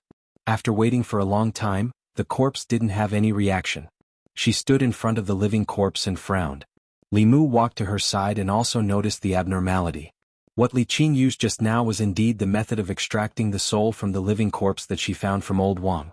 However, she didn't draw out the courage from the living corpse. Either the living corpse didn't have the courage, or the method given by Old Wang was wrong. Li Mu thought about it and felt that the latter was unlikely. Although Old Wang was old and had a lot of small problems, he was absolutely reliable at this critical moment. It should be that the living corpse didn't have the courage. Li Mu looked at Li Qing and said, "Maybe he hasn't harmed anyone yet. Let's try another one." Li Qing obviously thought of this possibility. She nodded and walked to another living corpse. She made another hand seal, but the living corpse still didn't respond. She walked to the third one, the fourth one. After testing the remaining living corpses, the two found that none of the living corpses had the slightest trace of courage. If there were only one or two living corpses, it could be explained by them not harming anyone. However, all the living corpses had no souls. This reason didn't make sense. Especially the last few, there were still traces of dried blood at the corners of their mouths. It was obvious that they had sucked the essence, blood and soul of people. However, Li Mu didn't see the existence of courage in their bodies when he used clairvoyance. Li Mu was puzzled and asked, "How can this be? If all the zombies didn't have a soul, his plan of extracting the zombies' courage to refine the fourth soul would fail." Li Qing glanced at the living corpses and said, "Let's burn them first. Tomorrow morning we'll go to the other villages to take a look."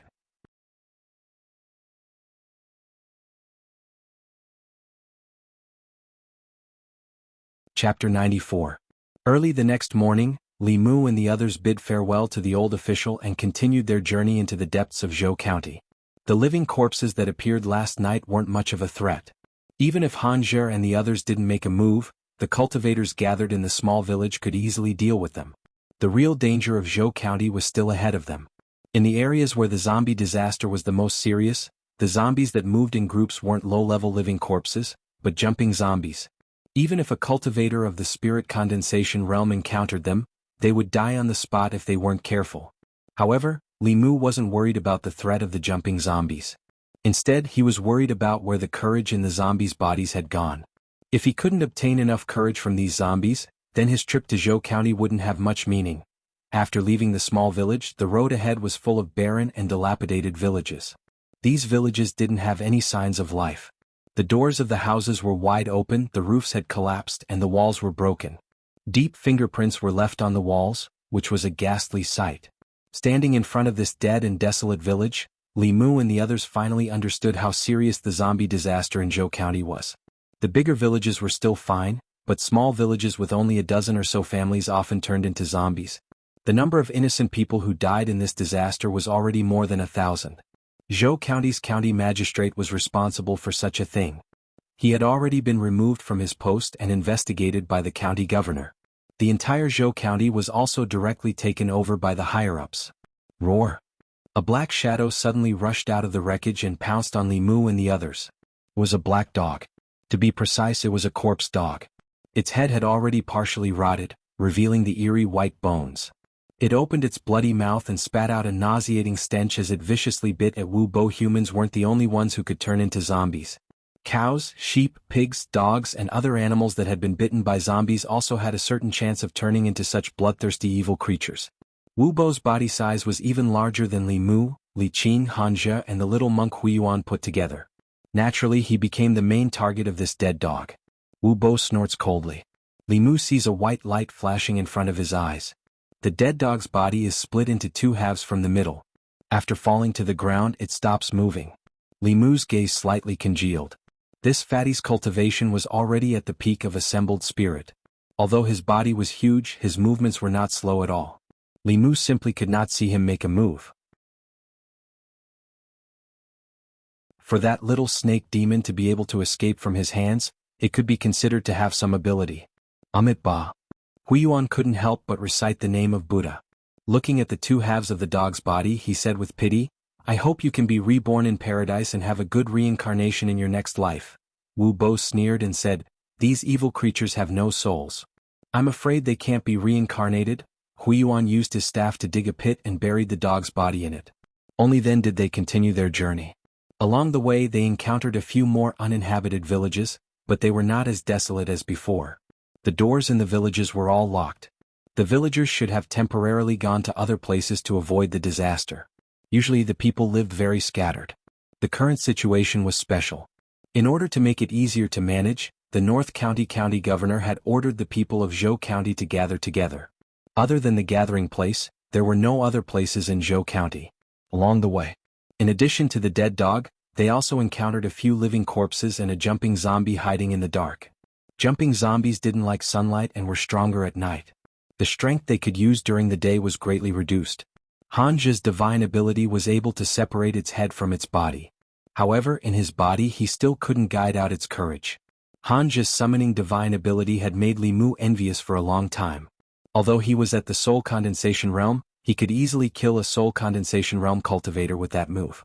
Unfortunately, even Li Qing didn't understand this kind of divine ability that was close to a Dao technique.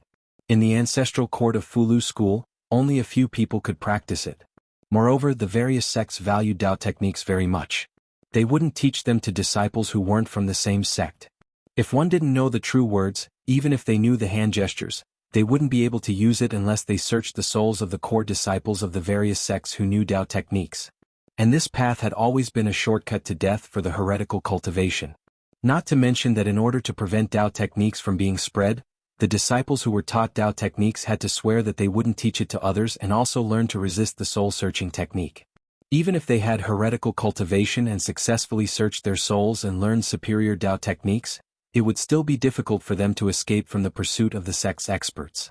For the heretical cultivation who killed the sect's geniuses and secretly learned Dao techniques, the experts of the 6 Taoist sects would scatter their ashes.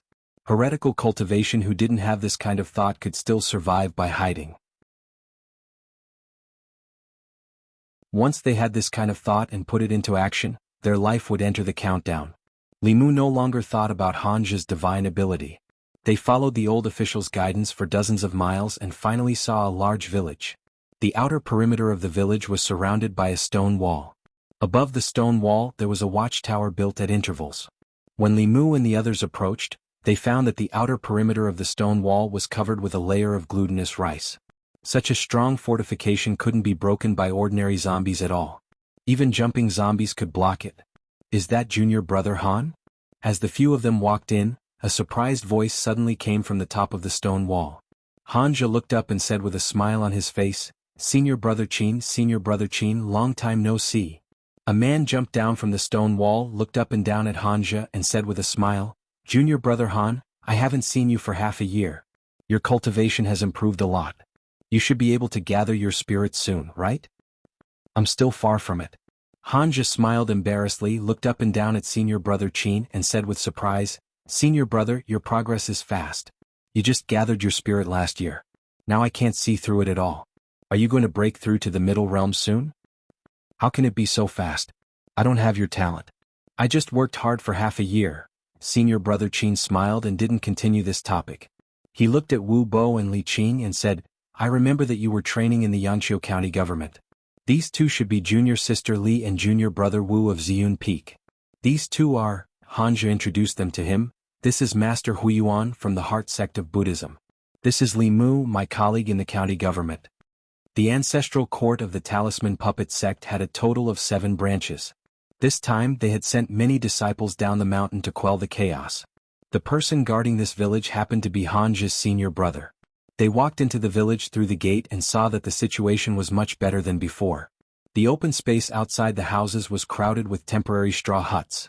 The people who had temporarily moved here lived in the straw huts. Although the people gathered here looked more or less tired, there was not much fear or worry on their faces. The high wall built outside the village and the cultivator stationed here gave them a great sense of security. Hanja asked as he walked, "How's the situation here?" Senior brother Qin shook his head and said, "Those zombies hide underground during the day. When the sun sets, they come out and attack the village where the people gather. It's fine during the day, but at night we still don't have enough people." Looking at Li Mu and the others, he smiled again and said, "Why don't you all stay here? With you all here, there's nothing to be afraid of. In the nearby zombie hordes, other than a few powerful jumping zombies, there's nothing to be afraid of." The situation in Zhou County was that the closer one was to the county town, the denser the zombie hordes and the stronger the zombies. The Fulu school and the prefectural governor had gathered the transcendent state cultivators and most of the assembled spirit cultivators to guard the county town. In the outskirts of the county town, where the zombie disaster was not too serious, one assembled spirit cultivator was enough to guard it. Wu Bo's cultivation was the highest. In theory, they had to listen to Wu Bo's arrangements. Along the way, he did not exercise this authority. He also did not raise any objections to senior brother Qin's idea. However, the quieter he was, the more uncomfortable Li Mu felt. Especially when he glanced at Li Mu, it made Li Mu feel like he was being watched by a poisonous snake.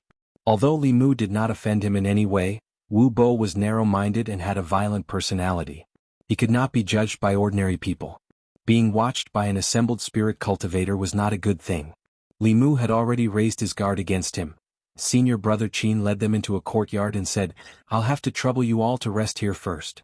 Wu Bo walked into his room and looked back at the others. He said, "If there's nothing else, don't disturb me." Hanja looked at Wu Bo's back with dissatisfaction. He said to senior brother Qin, "Wu Bo is always like this. Senior brother, don't mind him. Just ignore him." Senior brother Qin smiled and said, "How can that be? Junior brother Wu is talented and is elder Wu's grandson. It's understandable that he's a little more arrogant than us ordinary disciples." Recommended a book by a friend, The Surprising Son-in-Law. I just want to be a good son-in-law. But big brothers don't always look for me. Forcing me to become the richest man, forcing me to become a powerful official, forcing me to save thorny roses, icy mountains, cute little cuties. This was a book about being forced to become a king. There were all kinds of schemes and tricks.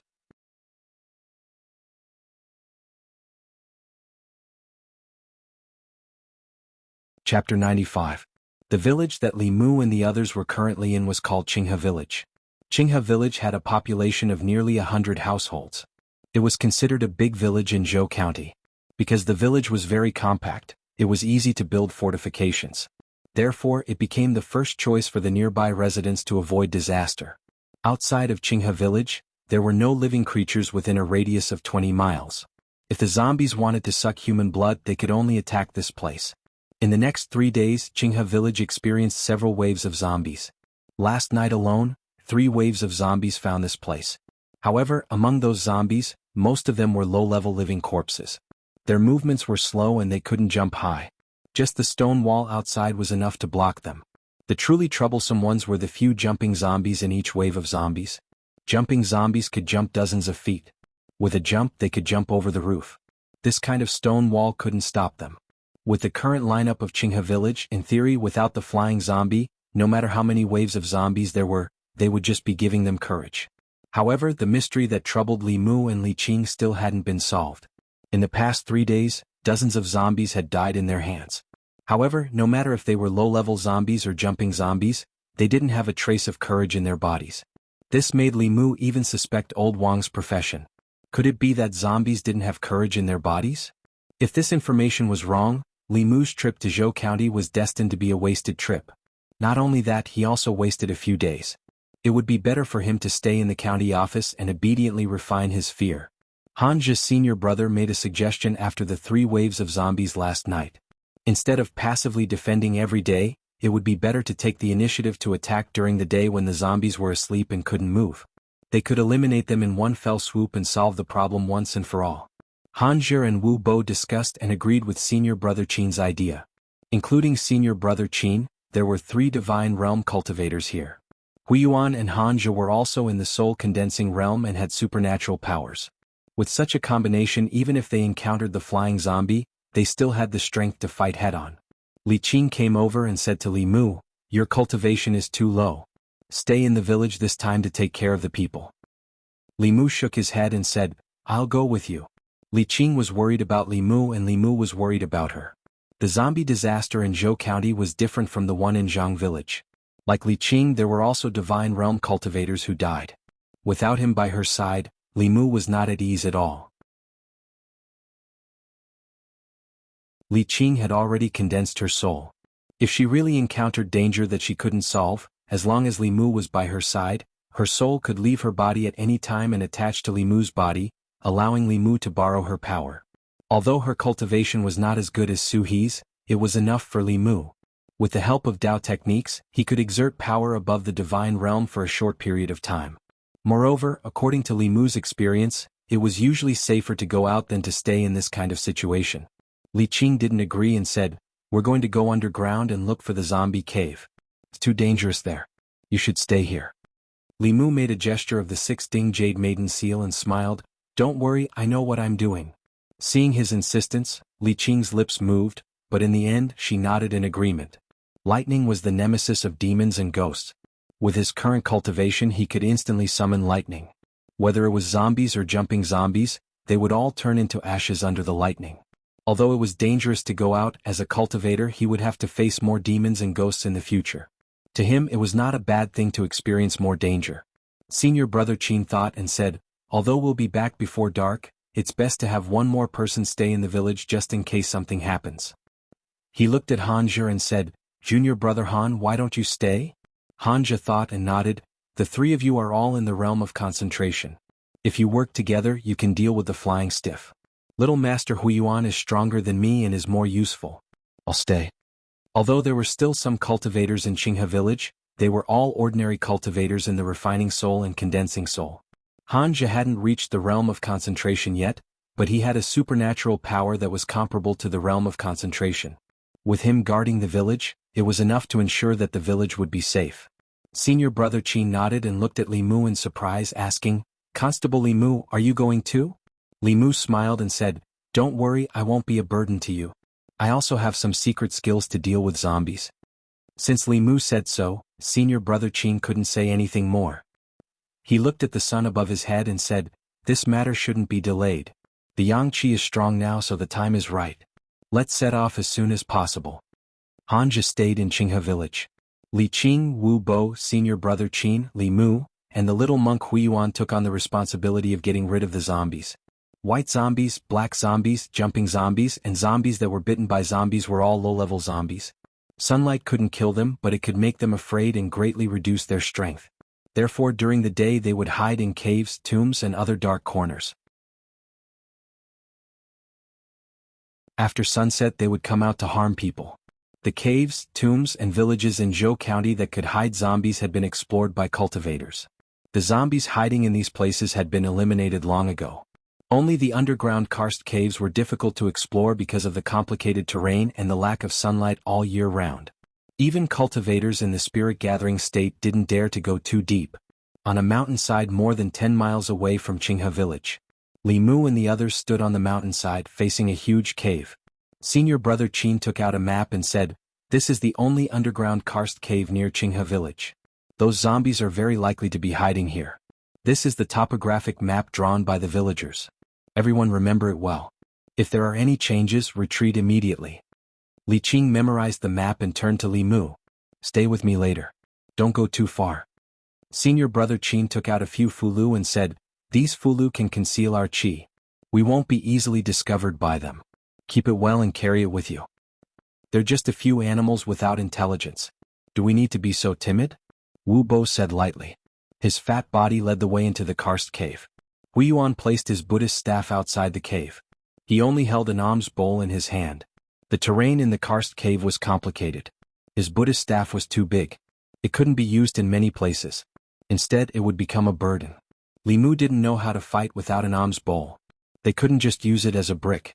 But when he thought about Xuandu, he felt that it was not impossible. They walked into the karst cave silently. Darkness gradually fell in front of them. After 2 turns and dozens of steps, they couldn't see any light anymore. Cultivators in the spirit-gathering state could sense with their primordial spirit. Darkness couldn't affect them.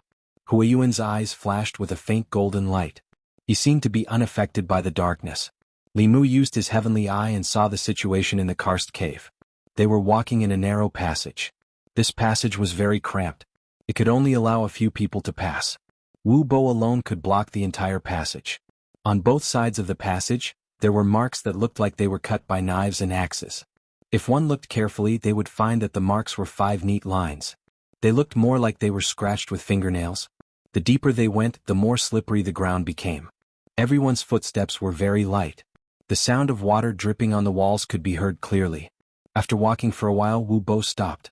He said lightly, "There's corpse energy. It's really here." Senior brother Qin said with a serious expression, "The zombie horde should be in front of us. Right now, the yang energy is the strongest. They should all be sleeping. Everyone be careful. We must restrain our breath. Don't wake them up." In this narrow passage, cultivators couldn't use their full strength. The zombies had copper skin and iron bones. They were also not afraid of death. They could cause them a lot of trouble. Even though he knew that the zombies couldn't hear, Li Mu still lightened his footsteps. After walking for another 100 or so steps, their eyes suddenly opened up. This winding passage led to a huge cave. There were other passages around the cave. They didn't know where they led. Li Mu didn't know how big the cave was. But with his celestial eye, he saw that the cave was filled with corpses. It made his scalp tingle. There were at least 100 of these corpses. They were wearing tattered clothes and emitted a strong corpse energy. Li Mu held his breath in time to avoid being poisoned by the corpse energy. Li Mu frowned slightly as he glanced at the zombies. The darkness had little effect on him. With his celestial eye, he could clearly see that in this cave, no matter if it was the low-level zombies or the jumping zombies, they didn't have any courage. Old Wang said that the evolution of low-level zombies mainly depended on blood essence and courage. Could it be that Old Wang was wrong? No, although most of the zombies had nothing in their bodies, the few jumping zombies in the middle were emitting weak courage. Li Mu continued to look around. In the next moment, his attention was attracted by a black shadow on a huge rock in the middle of the cave. It wasn't just because all the zombies in this cave were standing. It was the only one lying down. It was also because its body was filled with an extremely strong courage. In Li Mu's eyes, such boldness was extremely dazzling. As its chest rose and fell, the remaining courage in the few jumping zombies also left their bodies and entered the black shadow's body.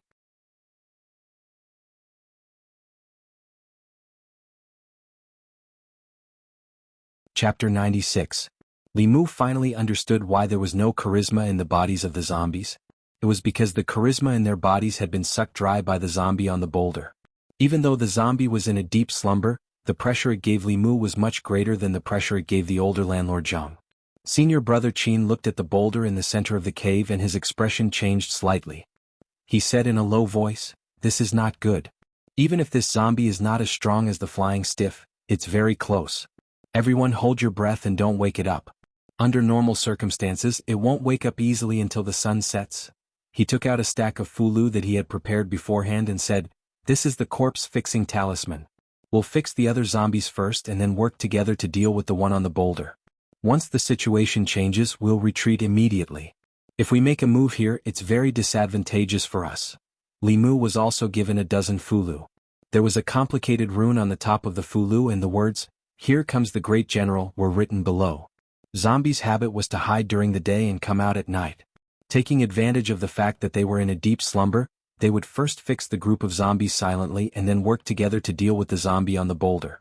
This was to prevent it from waking up the group of zombies and surrounding them. Although the zombies in the group of zombies were not very strong, there were too many of them. After they woke up, they would bring a lot of trouble to them. Li Qing, Wu Bo, and senior brother Qin only needed to raise their hands and the fulu would accurately stick it on the zombies' foreheads. This move actually involved the ability to summon objects, which Li Mu did not know yet. He wandered around the edge of the group of zombies and stuck the fulu onto the zombies one by one. However, his attention was always on the zombie in the middle. That zombie had absorbed the charisma of all the other zombies here. If he could extract its charisma, he would be able to condense the fourth charisma in one fell swoop. There might even be some leftovers that he could share with Lu Hanyan and Wan Wan. Li Mu held his breath and focused his attention on the fulu. Looking at the zombies in front of him, he couldn't help but sigh. A few months ago, these zombies were also living people in Zhou County. They could live a peaceful life for the rest of their lives. But now they had become evil creatures without consciousness. They looked like monsters and ghosts, but they were not. This was the first time Li Mu had seen the cruelty of this ghost-ridden world. Although his heart was moved, now was not the time to feel pity. Li Mu shook his head and picked up the last piece of fulu. Just as he was about to place it on a zombie's forehead, the zombie's tightly shut eyes suddenly opened. Two dark green lights appeared in the darkness in front of him.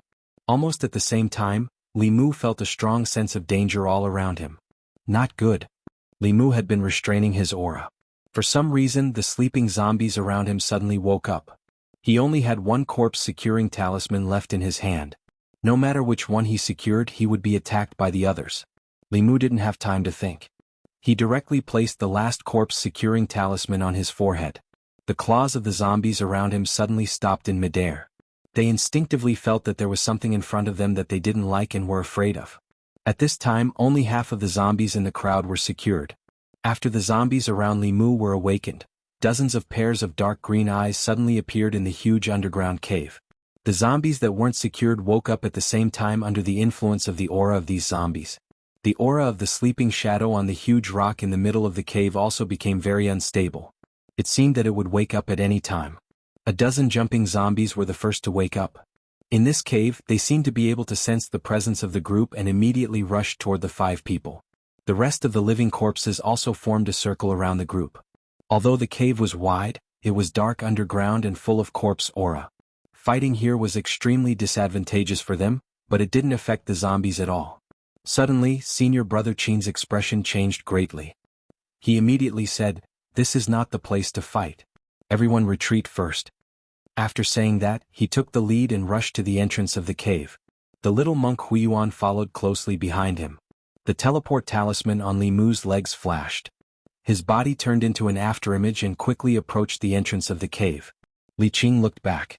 Although Li Mu was far from the entrance of the cave, with the speed of the teleport talisman, he could safely escape before the zombies surrounded them. She forced back 2 jumping zombies with her sword and flashed into the tunnel from which she came. She turned back and said, "Go quickly." Li Mu sped up again and arrived at the entrance of the cave in an instant. However, just as he was about to enter the tunnel, his vision suddenly turned dark. A huge figure had entered before him. Wu Bo rushed into the entrance of the cave first. His figure paused for a moment. This pause was very short. It was so short that it could be ignored under normal circumstances. However, at this critical moment, Li Mu's figure had to pause for a moment. This short pause was enough for several jumping zombies to catch up. The road ahead was blocked by Wu Bo. Li Mu had already smelled the thick corpse aura gushing from behind. If he continued to stay in the same place, he would be courting death. He could only roll to one side and avoid the attacks of the jumping zombies. After pausing for a moment, Wu Bo's figure flashed into the tunnel with a cold smile on his face. Li Mu didn't manage to escape. 2 jumping zombies attacked him while the others quickly chased into the tunnel. More and more zombies rushed into the tunnel. If he rushed in now, he would definitely die under the pincer attack. He quickly formed a seal with his hands. A blinding white lightning lit up the entire cave. However, it didn't hit any of the jumping zombies. With Li Mu's current strength, it was already very rare for him to be able to release the lightning technique. The jumping zombies were agile. Li Mu couldn't accurately hit them. Although they didn't hit, they still instinctively took a few steps back and stopped attacking Li Mu. Instead, they urged the surrounding zombies to rush forward. Under the urging of the jumping zombies, the fulu on Li Mu's forehead was no longer intimidating to the zombies. Li Mu cursed in his heart. Who said that zombies were brainless? These jumping zombies were obviously trying to exhaust Li Mu's magic power. In a situation where zombies were all around, if his magic power was exhausted, Li Qing would probably only be able to see him at night when the zombies attacked Qinghe village. He didn't waste any more magic power. With Bai in his hand, he chopped down the zombies that approached him one by one. In the tunnel, Li Qing's expression was cold. She looked at Wu Bo and said coldly, "Get out of the way." Wu Bo shook his head and said regretfully, "Junior Li, he didn't chase after us. There's nothing we can do. It's not like you don't know the situation in the cave. If you go in now, you might lose your life. Get out of the way." Wu Bo stood still and said firmly, "I'm your senior. I can't let you take the risk." Boom. A purple lightning suddenly appeared in this narrow tunnel and struck Wu Bo's feet. Li Qing said coldly, "Get out of the way or die." Wu Bo took a step back. His scalp was numb and his back was drenched in cold sweat. Just now he really smelled the scent of death. Dao technique. He instantly moved to the side and made a path. His expression was terrified and he said with a trembling voice, "Where did you learn this Dao technique?" Li Qing didn't pay any attention to her and rushed into the cave. Huiyuan came back with the alms bowl and said coldly, "Constable Wu, don't think that I don't know. You were the one who awakened the zombie just now. You didn't care about everyone's safety and deliberately framed your colleagues. When I go back, I'll report it to my superiors." After saying that, he chased after Li Qing. Wu Bo didn't expect his little trick to be seen through. His face was gloomy. He looked back and said coldly, "If that's the case, all of you can go to hell." He snorted and rushed out of the tunnel without looking back. Senior brother Qin ran at the front. He looked back and said in surprise, "Where are they?" Wu Bo said with a sullen face, "They want to die. They can't blame others." In the underground cave, Li Mu was chopping the living corpses when a rumbling thunder suddenly sounded in his ears. Several bolts of lightning descended from the sky, and the few living corpses around him were directly blasted into ashes. Li Mu looked back and his eyes lit up. He said in surprise, "Boss?" Li Qing flew over and landed beside Li Mu. She grabbed his wrist and said, "Let's go." At the entrance of the cave, Huiyuan's body emitted a faint golden light. Wherever he went, the corpses retreated. He slowly walked to the two and said, "The tunnel has been blocked by the corpses. It's too narrow. I'm afraid we can't leave easily." When his voice fell, the three of them suddenly heard an angry roar. In the middle of the cave, the zombie on the huge rock finally woke up completely. However, it only glanced at Li Mu and the other two before jumping down the huge rock and disappearing into the cave. Li Mu was shocked and said in a low voice, "It has intelligence." Not long after, Li Mu heard a few angry roars coming from the tunnel. Two sorry figures flew out of the cave and appeared in front of them again. The zombie slowly walked out of the tunnel. It turned its eyes and scanned Li Mu and the others. Li Mu thought that the zombie was going to let the three of them go. He didn't expect that it wanted to catch them all in one fell swoop. Wu Bo and senior brother Qin, who had already left, were forced back by it. Senior brother Qin retreated to the side of the three. With a serious expression he reminded, "It's about to evolve into a flying stiff. It's the king of these zombies. Everyone be careful." With the return of the zombie king, the zombies in the cave became restless and began to attack everyone recklessly. Boom. Li Qing formed a seal with both hands and a few more bolts of lightning descended, striking a few jumping zombies. However, the jumping zombies were not turned into ashes. Black smoke rose from their bodies as they continued to charge forward fearlessly. Li Mu could clearly feel that these bolts of lightning were much weaker than the previous ones. Under normal circumstances, these jumping zombies would definitely die under the lightning technique. Li Qing's expression turned serious as she said, "This cave is filled with corpse aura and is isolated from the outside world. Spiritual qi cannot be replenished. We can't use lightning techniques anymore. Otherwise, the spiritual qi here will be exhausted and we won't be able to use any other divine abilities." She drew her azure rainbow sword. With a flash of sword light, a zombie that was close to them was beheaded. Huiyuan retracted the golden light on his body. He held the alms bowl with one hand and smashed it on the head of a zombie. Bang! The zombie's head was directly smashed apart. It fell to the ground and twitched a few times before becoming motionless. Li Mu took out a few fulu from his bosom and threw them at a zombie that was pouncing at him. The fulu spontaneously combusted in the air.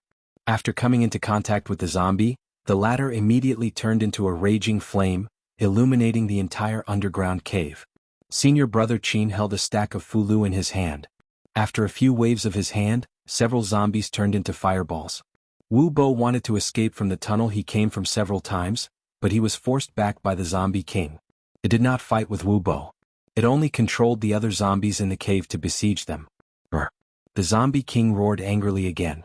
In the cave, a cold wind suddenly blew, and the corpse securing talismans on the foreheads of half of the living corpses that had been frozen by Li Mu and the others dropped one by one.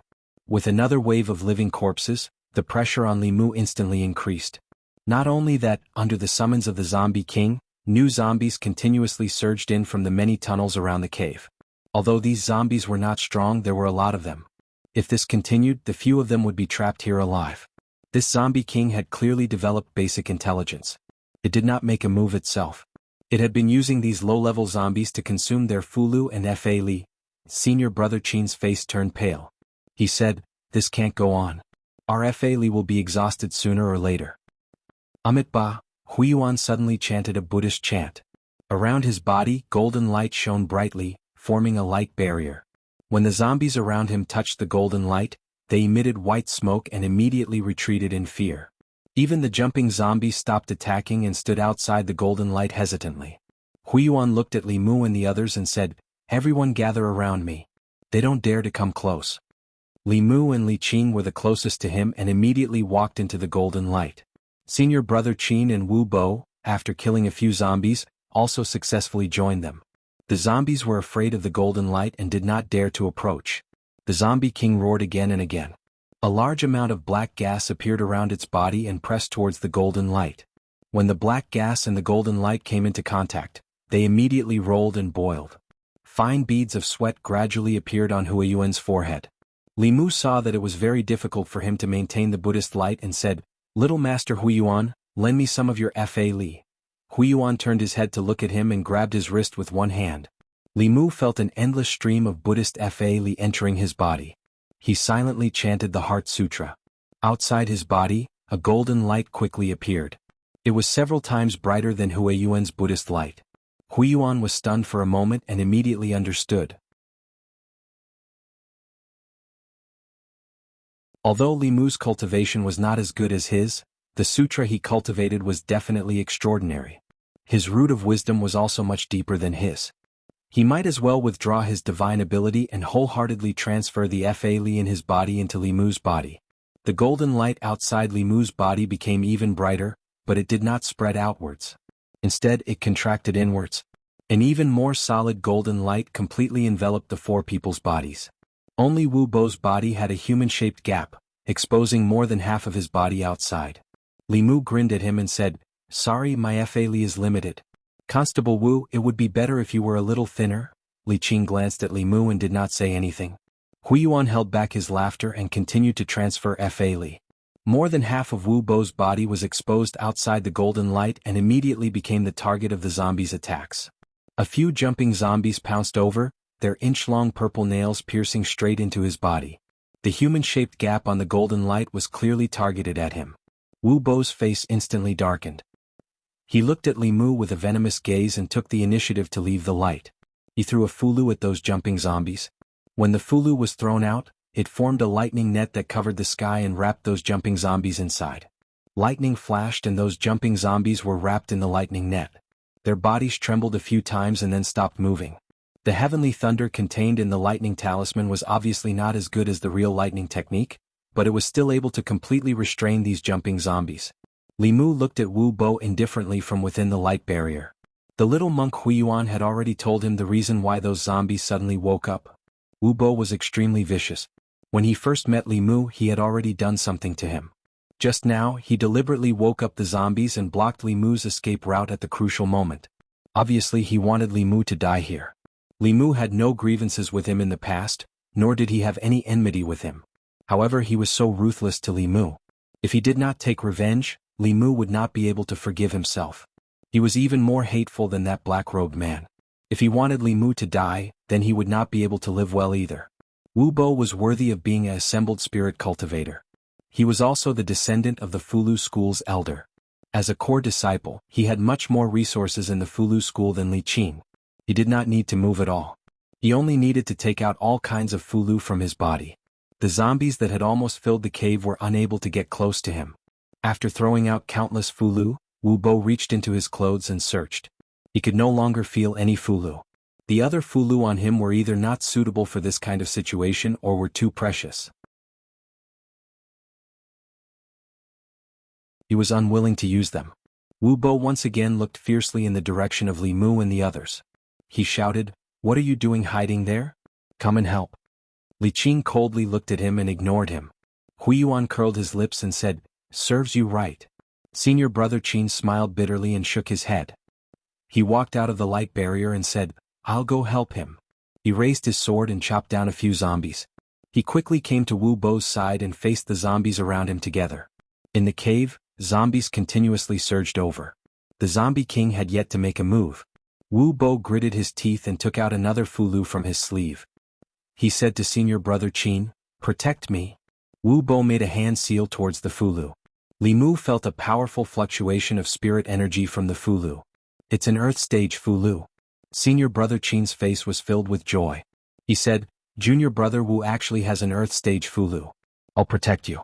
Quickly activate it and kill these evil beings in one fell swoop. The Earth stage Fulu was extremely powerful and required a period of time to activate. Wu Bo turned his back to senior brother Qin. His hands changed seals and activated the talisman with all his strength. Puff! After a soft sound, his hands stopped moving. Wu Bo slowly lowered his head and saw a bloody hand stretching out from his chest. In the palm of the hand there was a beating heart. The bloody hand clenched hard and the heart was crushed.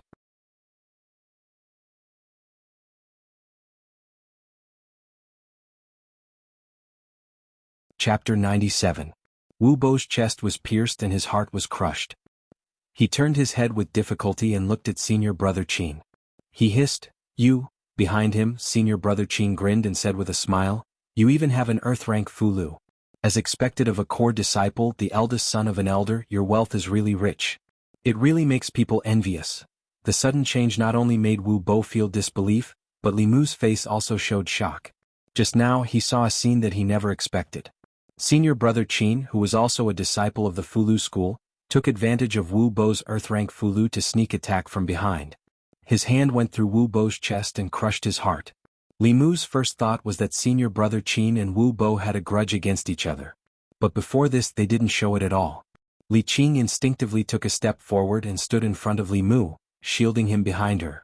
After the little monk Huiyuan came back to his senses, he looked at senior brother Qin with a solemn expression and murmured, I didn't expect that benefactor Qin had already fallen into the devil's path. Senior brother Qin pulled his hand out of Wu Bo's chest. When he wiped the blood on his arm, he still had a faint smile on his face. He shook his head and said, You core disciples, the eldest son of an elder, the sect provides you with courage for refining your soul, the sect provides you with soul power for condensing your soul, and the elders also give you precious Fulu? He looked at his blood-stained palm and said, For ordinary disciples like us, no matter how hard we work, no matter how hard we cultivate, what's the use? We will still be easily overtaken by you. If we want to stand out, we can only rely on our own hands. Wu Bo's heart was crushed. His face was extremely pale, but his body did not collapse. He gritted his teeth and said, You deliberately led us here. Senior brother Qin, who had always been kind, finally showed a sinister smile on his face. He said, You deliberately framed your companion. Just like me, you're not a good person. It's not a pity that you're dead. You might as well help me. When he said these words, the zombie king only looked at him indifferently. The surrounding jumping zombies did not attack. Senior brother Qin bowed towards the zombie king from afar and said loudly, Your Excellency Zombie King, according to our agreement, this person's soul essence belongs to you, and his primordial spirit belongs to me. The zombie king rolled his eyes, looked at Wu Bo's body and suddenly took a deep breath. Li Mu felt that the soul in his body was unstable and almost left his body. He immediately focused his mind and firmly controlled the soul in his body. To be able to absorb a person's blood essence and soul from a distance, this zombie king was only a step away from being a flying stiff. Although it was not a flying stiff, it already had a portion of the flying stiff's abilities. Li Mu was affected, but Wu Bo's primordial spirit was still firmly in his body. The wound on his chest was also emitting a faint white light, and was rapidly healing at a speed visible to the naked eye. Not only that, a new heart had appeared in his originally empty chest, and it was beating vigorously. Impossible. Senior brother Qin's expression changed greatly. Then he realized something and said in shock, You actually have a heaven stage Fulu. In the blink of an eye, the wound on Wu Bo's chest had completely healed, and the Fulu in his hand had exhausted its spirit energy and turned into ashes. His expression was exceedingly gloomy.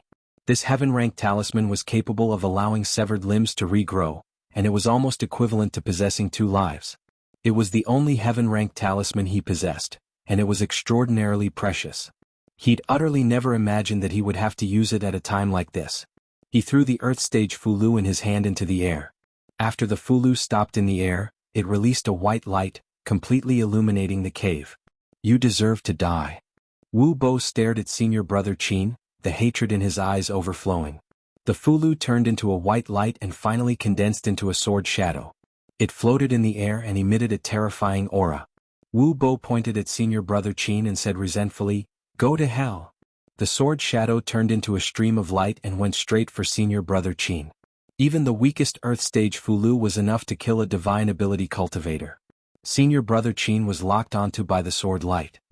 His expression changed greatly as he shouted, "Your Excellency Corpse King, save me." As soon as he finished speaking, a black shadow appeared in front of him out of thin air.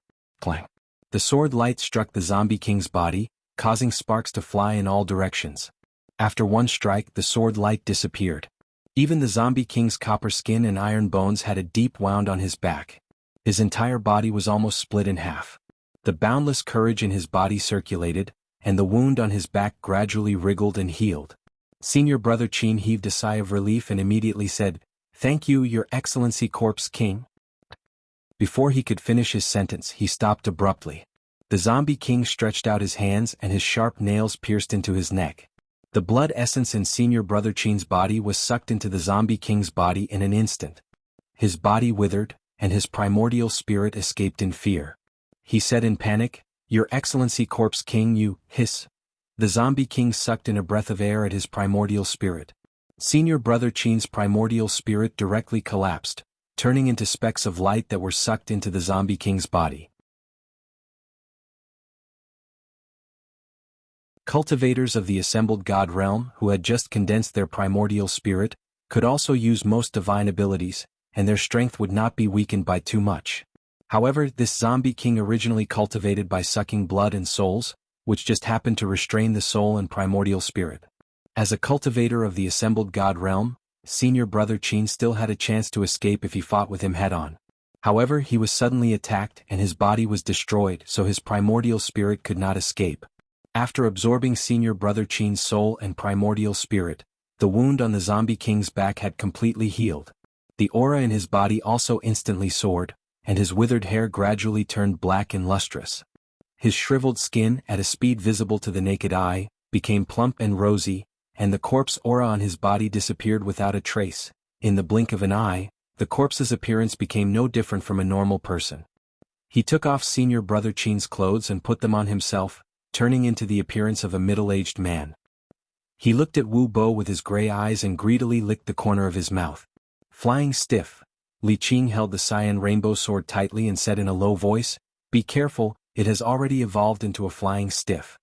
A zombie that had just evolved into a flying stiff had the strength of a fourth realm cultivator.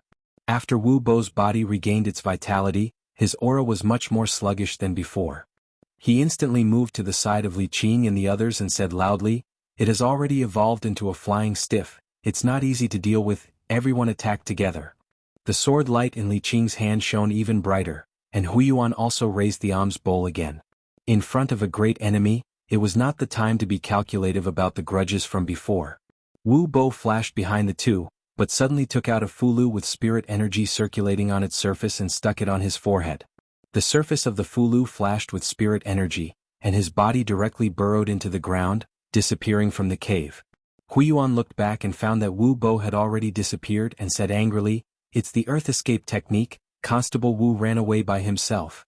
The 5 elements escape technique was a technique that could only be cultivated by those who had reached the transcendent realm. Wu Bo was indeed a core disciple of the Fulu school, he had an endless supply of Fulu. After he ran away, Li Mu and the others had to face this zombie king that had just evolved into a flying stiff. Li Mu cursed in his heart, and used all his strength to activate the Buddha's light in his body. Li Qing's hands formed a seal, and the spirit energy in the cave surged. The zombie king seemed to have sensed danger and instinctively took a step back. Its ash-white eyes kept moving as if it was thinking. In the next moment, it abandoned Li Mu and the others and flew into a tunnel. In front of that tunnel, there was an aura that was quickly escaping. Wu Bo used the earth escape technique to leave the ground. When he saw the sunlight, he let out a long sigh of relief. Never had he imagined that his trip underground this time would actually be so dangerous. Not only had he encountered a zombie king that had evolved into a flying zombie, he'd even encountered a traitor from the Talisman sect, and it almost caused him to lose his life here. If it weren't for the few life-saving Fulu that his grandfather had given him, he would probably have died down there. After this battle, although he had saved his life, the Fulu on him had been used up. He didn't want to take the risk of fighting the flying stiff, so he abandoned his colleagues and used the Earth Escape Talisman to escape. After doing such a thing, he couldn't stay in Zhou County and Yangqiu County anymore. He could only return to the ancestral court and ask for his grandfather's protection. His mind raced, and just as he was about to escape, a black shadow suddenly descended from the sky.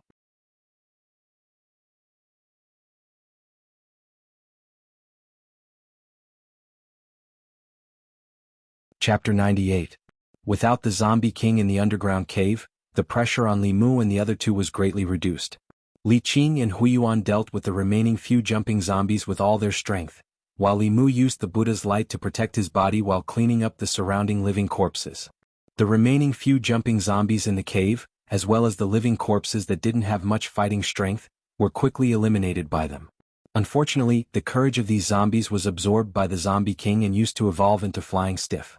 Li Mu didn't get any benefits at all. After dealing with these troubles, the underground cave that was abnormally noisy suddenly became quiet. Amitabha, Huiyuan walked to Senior Brother Qin's corpse, sighed and said, "On the path of cultivation, Benefactor Qin couldn't resist the temptation." Li Mu also didn't expect Senior Brother Qin's change. Although he didn't know him for long, Li Mu's impression of him was very good. His temperament was indifferent and he was amiable to everyone. He was offended by Wu Bo several times, but he didn't get angry. Li Mu didn't expect that he actually colluded with this zombie king that gave birth to intelligence, and secretly harmed the cultivators who came here to remove corpses. A dignified disciple of Fulu school was actually reduced to heretical cultivation. It made people sigh and feel pity. The cruelty of the cultivation world was once again vividly displayed in front of Li Mu's eyes. Li Qing cultivated bitterly for several years to reach the spirit realm. Ren Yuan could shorten this time to half a month or even 10 days by taking people's souls for cultivation. This kind of temptation wasn't something that everyone could withstand. Li Mu felt more and more that old Wang was right. The essence of cultivation was the law of the jungle. Li Mu himself didn't have to harm others, but he couldn't guarantee that others wouldn't harm him. Senior Brother Qin had given him a great warning. When encountering cultivators, even if the other party had no ill intentions, he still had to be careful and vigilant. He could not easily trust others. While Li Mu was lost in thought, there was a sudden movement in one of the passages. Li Mu's expression changed slightly, and the golden light on his body became even brighter. In the blink of an eye, a figure appeared at the entrance of the passage. Xuandu's bald head was particularly conspicuous under the illumination of the Buddha's light. He glanced around the cave and when he saw Li Mu, he was stunned at first, and then his face showed great joy. He murmured, "Benefactor Li's root of wisdom is so deep. I was wrong last time." Seeing Xuandu, Li Mu quickly retracted his Buddha's aura to avoid being discovered. Huiyuan said in surprise, "Martial Uncle Xuandu, you're here too. It's Martial Nephew Huiyuan?" Xuandu touched Huiyuan's bald head and said, "Yesterday I happened to pass by here and found the corpse aura rising to the sky, so I came down to take a look. I didn't expect to get lost in this cave and found my way here by following the Buddha's aura. We're also here to remove the corpse." Huiyuan smiled and then thought of something and said nervously, "Martial Uncle, there's a zombie here. It has evolved into a flying stiff and escaped. We have to get rid of it quickly or more innocent people will suffer." Xuandu looked around and said, "Let's go out first." Before leaving, Li Qing threw out a few Fulu cards and burned the zombie in the cave, as well as Senior Brother Qin's corpse, to ashes. The corpse poison of a flying stiff was even more potent than that of a jumping stiff. He died at the hands of a flying stiff.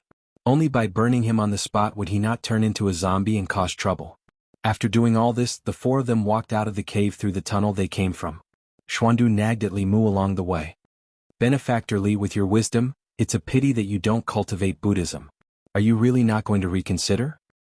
"Sorry, I'm not reconsidering. If you have any conditions you can tell me. We can negotiate." "Can I not shave my head?" "Yes." "Can I not live in a temple?" "Of course you can." "Can I marry a wife?" "This? I really can't." Then there's nothing to discuss. No matter how eloquent Xuandu was, he still couldn't convince Li Mu. The moment they walked out of the tunnel and saw the light of day again, Xuandu sighed and said, "Everyone in the world is amused by lust. Benefactor Li, your wisdom is so profound. Can't you be an exception?" Li Mu said, "Master, you've misjudged me. I don't have any wisdom. I'm just a layman." Xuandu opened his mouth to say something, But Li Qing looked at him indifferently and said, "He doesn't want to become a monk. Master, please don't force him." Xuandu looked at Li Qing and then at Li Mu. As if he understood something, he sighed deeply and said, "In that case I won't force you any more." Li Mu breathed a sigh of relief. He was still a little afraid of Xuandu, who liked to use force when he couldn't reason with him. Xuandu didn't mention the matter of Li Mu becoming a monk anymore. He said, "I still have a request. I hope you can agree." After all, this monk had saved his life. Li Mu said, "As long as it's not about becoming a monk, everything can be discussed." Xuandu smiled and looked at Li Mu. He asked, "The scripture that you're cultivating shouldn't be that basic scripture, right?" Since he couldn't hide it anymore, Li Mu might as well confess. He simply said, "It was a snowy winter." An old monk. Li Qing glanced at Li Mu and didn't say anything. After a while, Xuandu shook his head and said, "I'm not coveting your scripture.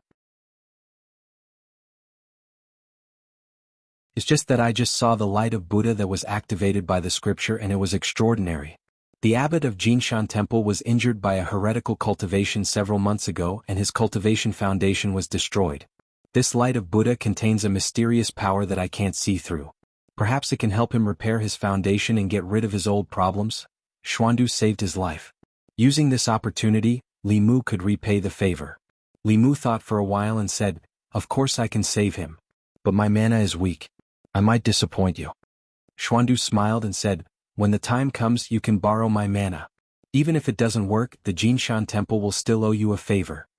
Li Mu nodded and said, "Then when I return to the county government, I'll pay a visit to the Jinshan Temple." Huiyuan scratched his bald head and said, "This scripture is so powerful. That winter, Benefactor Li must have met a Buddhist monk." Xuandu smiled and didn't say anything. On the day Li Mu stayed in the Jinshan Temple, the Buddha statue in the temple glowed for no reason, indicating that a new scripture was coming out. That incident still troubled the monks in the temple. At this moment, Xuandu already had an answer in his heart. However, he didn't ask further, nor did he say much. He only looked at Li Mu with pity in his eyes. Li Mu stood at the entrance of the underground karst cave and looked around. He found that this place was very different from when they came in. The ground they were standing on was charred black. The surrounding trees were also emitting wisps of black smoke. It was as if a fierce battle had just taken place. The residual mana fluctuations and the chaotic spiritual chi of heaven and earth also proved this point. Li Mu looked around and saw a familiar figure under a tree. Wu Bo was lying under the tree. His body was full of bloody holes. His body had shrunk by at least half. His essence blood had been sucked dry, his physical strength was gone, and his primordial spirit was nowhere to be found. He was obviously like senior brother Qin, sucked dry by the zombie. Huiyuan murmured, "Is Constable Wu still alive?" Cultivators in the assembled God state needed to gather their three souls into a primordial spirit. After the primordial spirit was formed, as long as it was not destroyed, even if the body was destroyed it could be reborn. Li Qing took out an immortal guiding talisman. Li Mu understood and took a few steps forward. He took a strand of hair from Wu Bo's body and wrapped it around the immortal guiding talisman. Then he threw the Fulu into the air. The immortal guiding talisman drawn by Li Qing's assembled God state cultivation could sense a wide range. As long as Wu Bo's primordial spirit was still there, it could trigger a reaction from the Fulu. The paper crane folded by the immortal guiding talisman flapped its wings and flew into the air. After circling in place, it fell straight down and landed on Wu Bo's body. In such a short time, Wu Bo's primordial spirit could not have escaped the detection range of the immortal guiding talisman. Fulu did not have any reaction, which meant that his primordial spirit had also dissipated. In other words, Wu Bo was dead. He was completely dead. His soul was scattered and his body was dead.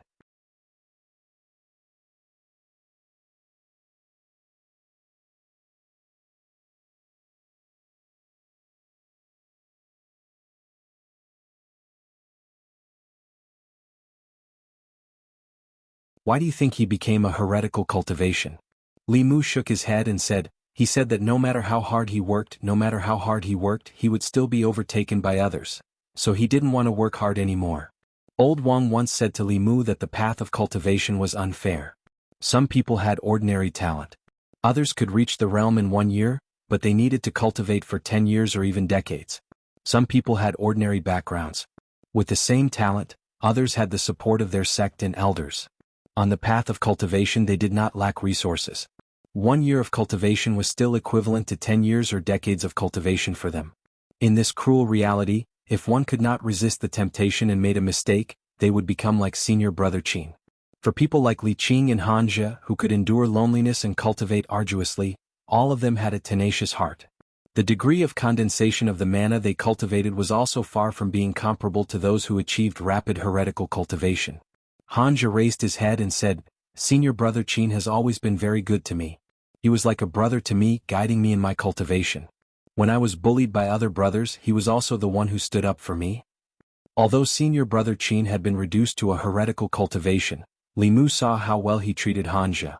He led all of them to the underground karst cave and only left Hanja here because he did not want him to be involved. Hanja let out a long sigh and said, "Senior brother Qin's matter, I really don't know how to tell the other brothers." Li Mu patted his shoulder and said, "No one wanted this to happen. My condolences." "My condolences, it's easy to say." Hanja shook his head and said, "Senior brother Qin was my guide in cultivation. The first time I gathered qi, it was with the help of senior brother Qin that I succeeded. In this world, other than my parents and master, he is the person who treats me the best. You don't have a guide in cultivation, so you can't understand this feeling." Li Mu looked at him and said, "Who says I don't?" Hanja was stunned for a moment. As if he thought of something, his expression became even more bitter. Li Mu looked at him and asked, "Why don't you ask who my guide is?" "I don't know and I don't want to know." Hanja's bitter face showed an angry expression and said, "Go away, I don't want to see you again." Li Mu smiled and said, "The one who guided me on the path of cultivation is my family's leader." "Did I ask you?" Hanja angrily said, "Get out of here right now."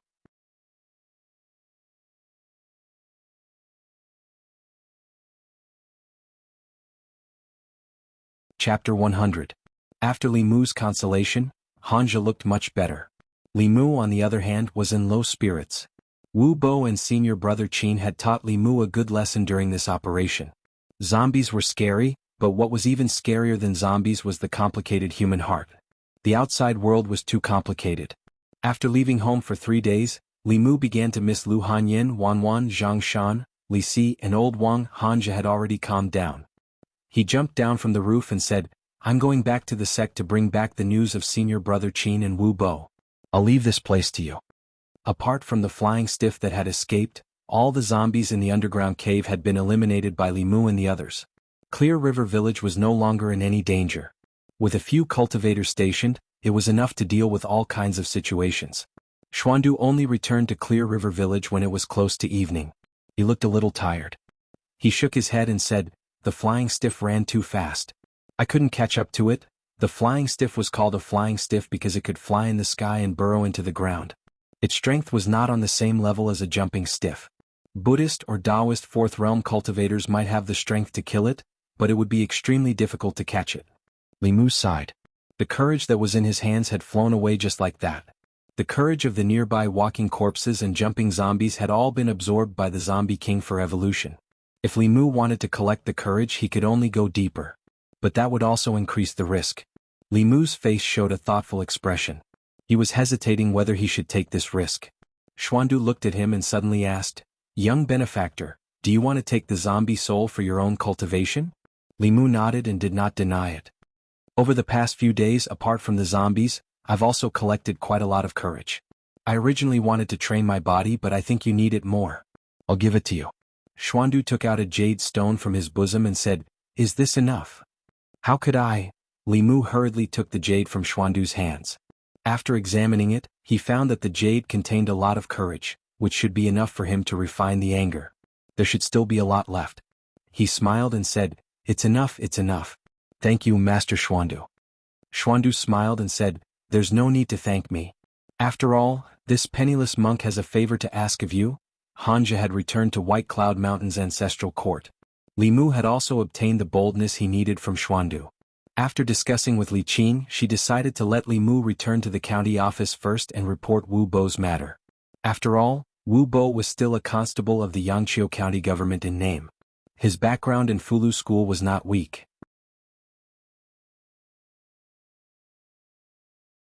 If he died in an accident here, The Yamen would probably have to give an explanation to the Fulu school. Li Mu could not help much here. His biggest goal had been achieved, so there was no need to stay in Zhou County.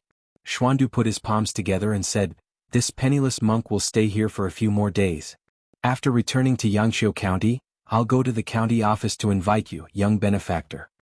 After the zombies in the underground karst cave were wiped out, Qinghe village welcomed a peaceful night. Not a single zombie came to invade.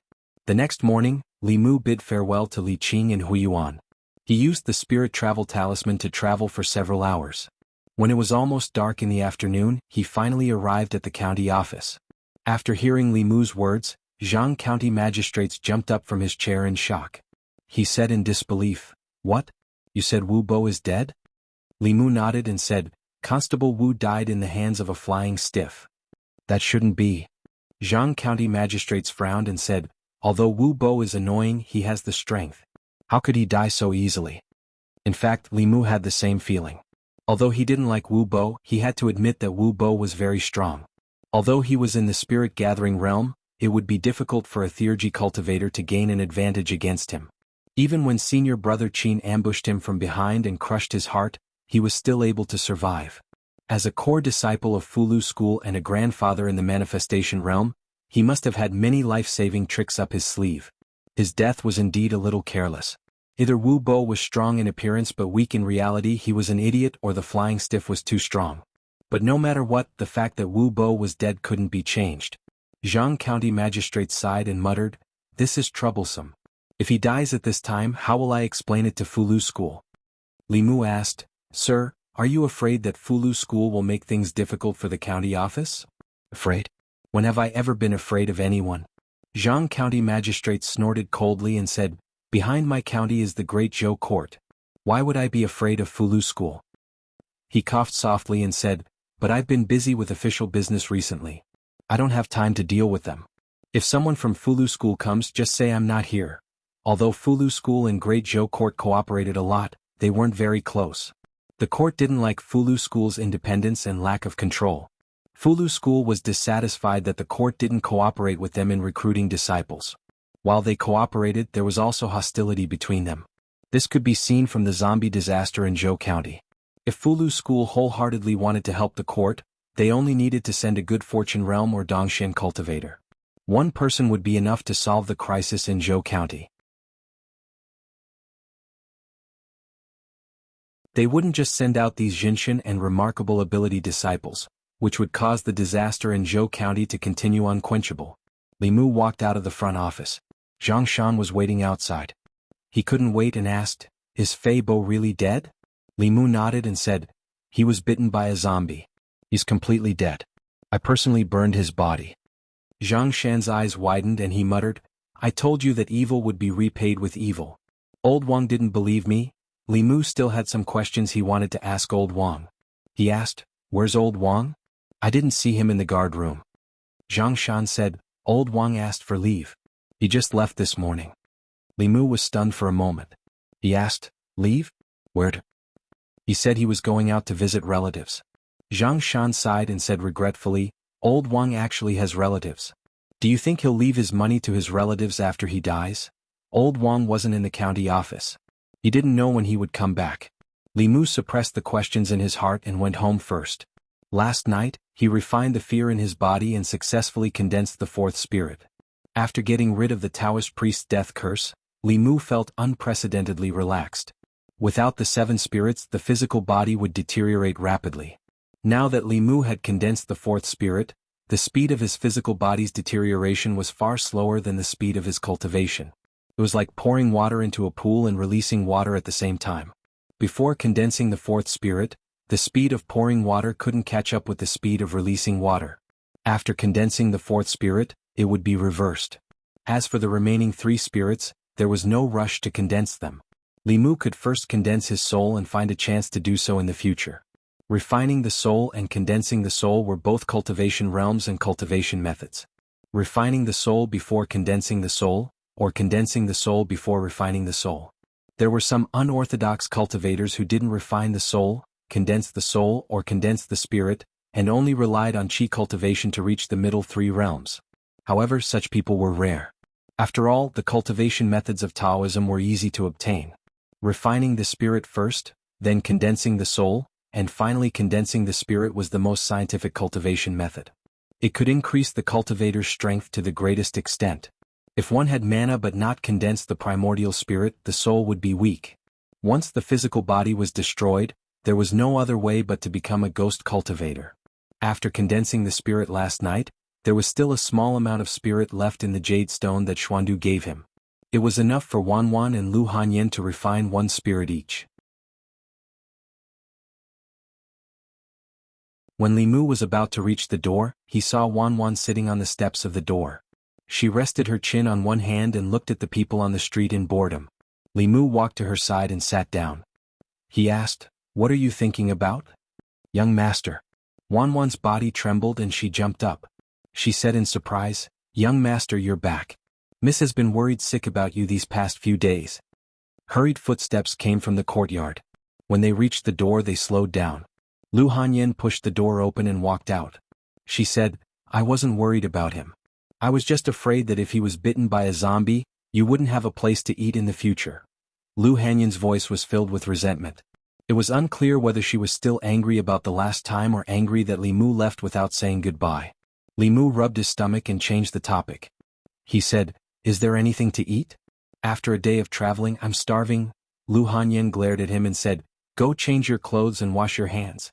I just cooked noodles." Lu Hanyin's noodles were also very delicious. Li Mu ate 3 bowls in one breath. She glanced at Li Mu and asked, "When did you become like Wanwan?" Li Mu drank all the soup in his bowl and wiped his mouth. He took out a piece of jade and handed it to Lu Hanyin. Lu Hanyin reached out and took it. She rolled her eyes at him and said, "Don't think that I can forgive you just because you gave me a piece of jade. If you leave without saying goodbye again next time, I'll pretend that I don't have you as a friend." Li Mu explained, "This is not an ordinary jade. Didn't you think that your cultivation speed was too slow? The power in this jade can help you and Wanwan refine your soul." Lu Hanyin was stunned. She asked, "This is why you went to Zhou County?" Li Mu nodded and said, "However, when it comes to cultivation, it's best to be down to earth. Don't always think about shortcuts. There's a huge difference between the mana that comes from hard work and the mana that comes from trickery. It's also a great training for one's temperament." Even though Li Mu believed in Lu Hanyin, he still told her about senior brother Qin's example. It was Li Mu who guided her on the path of cultivation. He had the responsibility to remind her not to go astray. Lu Hanyin said, "Don't worry. Even if I have to take a shortcut, I won't take this kind of shortcut." Li Mu said, "Other than this, there are no shortcuts to cultivation. Of course you're different. You have other shortcuts." Lu Hanyin's eyes lit up. She asked, "What shortcuts?"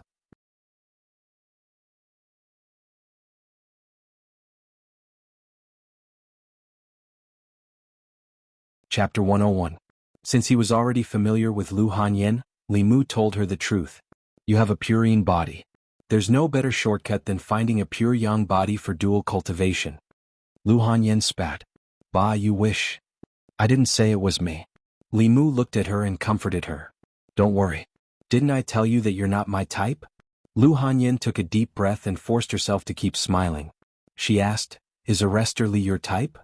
"Not really." Li Mu thought for a while and said, "If a woman has the boss's strength, Wanwan's personality, and your money." Lu Hanyin snorted. "Dream on." After eating 3 bowls of noodles in a row, Li Mu felt a little thirsty.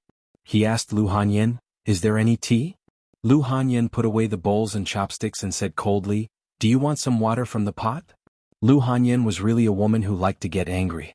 Unfortunately, she had already refined the second soul, so her anger didn't show on the outside. Li Mu couldn't absorb it anymore. All the cultivators in the county government had gone to Zhou County.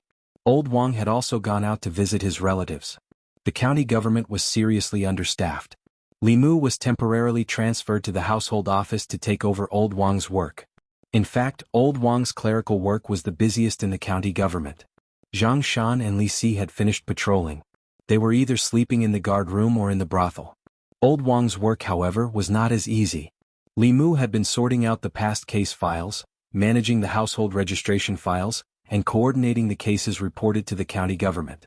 He was so busy during the day that he didn't even have time to read books.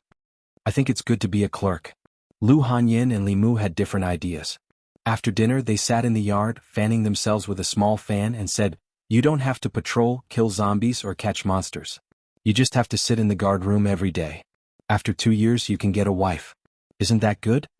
Li Mu was reading a book and casually said, "That will have to wait until I get a wife first." What Lu Hanyin said actually made a lot of sense. Ordinary people just wanted to live a stable life. Old Wang had been in this position all his life. Although he had not stepped into the path of cultivation, he had lived longer than Wu Bo and senior brother Qin combined. Lu Hanyin probed, "What do you think of our Wan Wan?" Li Mu flipped through the pages and asked without raising his eyelids, "What do you mean?" Lu Hanyin said, "Wan Wan is 16 this year. In 2 years she will be 18. She will be at the age of marriage. At that time I will marry Wan Wan to you. What do you think?" Li Mu put down the book and asked doubtfully, "What about you?" Lu Hanyin glared at him and said, "What are you dreaming about?" Li Mu explained, "I mean if Wan Wan gets married, you will have no one to serve you, right? I can live well alone. "I don't need anyone to serve me," Lu Hanyin said, "besides Wan Wan is my sister. I have never treated her as a maid." She looked at Li Mu and said, "Don't change the subject. What do you think of Wan Wan?" Li Mu opened the book again and said, "She's very good. Although the little girl was a little fierce and dull, she was well behaved and obedient. She looked a little childish now, but a girl would change 18 times between childhood and womanhood. Who knew what she would grow up to be in 2 years?" Lu Hanyin asked, "Do you mean that you agree to marry Wan Wan?" Although Wan Wan was gentle and well behaved, Li Mu had always treated her as a younger sister and had never had any thoughts in that regard. Instead he often compared Lu Hanyin and Li Qing together. It was just a comparison. In the past few months he had been thinking about how to live and had never really considered this matter. He was not Li Si. He was not so careless that he only had a few months to live at most. He still had the leisure to fall in love. Li Mu shook his head and said, "I just want to cultivate for the time being. I haven't thought about these things." Lu Hanyin said, "The past is the past. Now that you have condensed the 4 spirits you can think about it. Life is not only about cultivation. Haven't you thought about the future?" "The future?" Li Mu thought for a moment and said, "In the future I want to make a lot of money and buy a big house. And then? Hire some maids and servants and experience the feeling of being served by others. And then? And marry a few beautiful wives." Li Mu sometimes wondered if God felt that he had suffered too much in his previous life, so he was given another life to make up for it. If that was really the case, then he must think about some things that he had not dared to think about before. If conditions permitted, he wanted to marry a woman with a high cultivation, a gentle woman and a rich woman. When he was bored, the family could gather together to play mahjong to pass the time and help him fulfill his love and lust. Wouldn't that be perfect? Lu Hanyin scoffed at Li Mu's dream. She said, "Amen." Then she floated away. After the Fulu school intervened, the situation in Zhou County reversed. The people of Yangqiu County no longer panicked. The shops on the street reopened. Because of the people's vengeful spending, business was even better than before. She had endless work to do. Every day news about Zhou County would gather at the county office. Hanja sent a letter saying that after learning about Wu Bo's death, the elder Wu of the 7th branch was furious. He went down the mountain in person and led many cultivators of the 7th branch to search the entire Zhou County. Under the fury of the Master of Creation realm, the zombie disaster in Zhou County ended almost without any suspense. White zombies, black zombies, jumping zombies, and even new corpses that were still in the graves and had just been condensed by the corpse chi were dug out and burned. After this incident, there would probably not be any more zombies in Zhou County for a long time. At that moment, Elder Wu was chasing after the flying stiff that killed Wu Bo. The other 2 flying stiff in Zhou County had died in his hands 3 days ago. The group of zombies had no leader, so they were easily eliminated by other cultivators. From another perspective, Wu Bo's death was not completely meaningless. At the very least, the people of Zhou County benefited from his death. If not for Wu Bo's death, the Fulu school would not have sent a Master of Creation realm. The zombie disaster in Zhou County had temporarily come to an end. Li Mu was writing a notice and asked Zhang Shan and Li Si to post it at the entrance of the street. The notice was written by Zhang County magistrates. The content was to advise the people that if there was a funeral in their family, they must report it to the government. After the government checked the grave, they would bury the dead. It was forbidden to bury the dead casually, and violators would be severely punished. After all, the landlord Zhang of Zhang village had buried his father in a corpse breeding ground and lost his life in vain. After that, the zombie tide in Zhou County overflowed, and thousands of people died. It caused great panic in the counties of the North County. All of this was a warning to Zhang County magistrates. The location of the mass grave outside the city was very particular. The terrain there was special, so it would not accumulate a trace of murderous aura. The possibility of the corpses buried there was zero. Some poor people who could not afford a feng shui master would choose to bury their dead there. But if they did not understand feng shui and coincidentally buried their loved ones in a place where they should not be buried, the consequences would be unimaginable.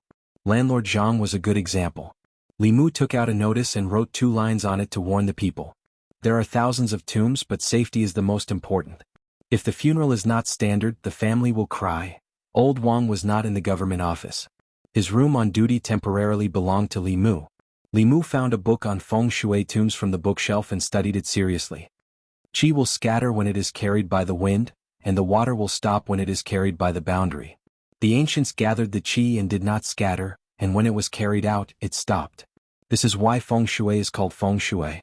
In feng shui, obtaining the water is the best and hiding the wind is second. 10 taboos of tombs. First, do not come from the back. Second, do not open the front. Third, do not bow in the direction of the water. Fourth, do not sweep the cave.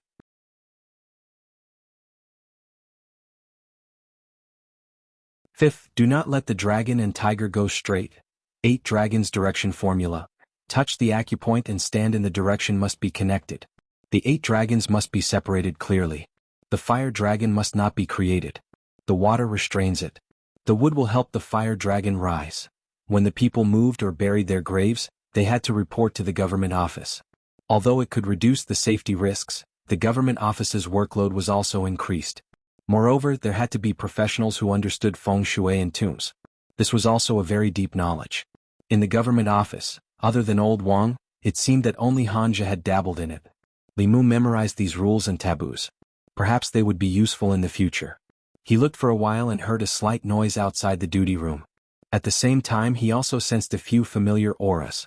Li Mu walked out of the duty room and saw Li Qing, Hanja, and Huiyuan standing in the courtyard.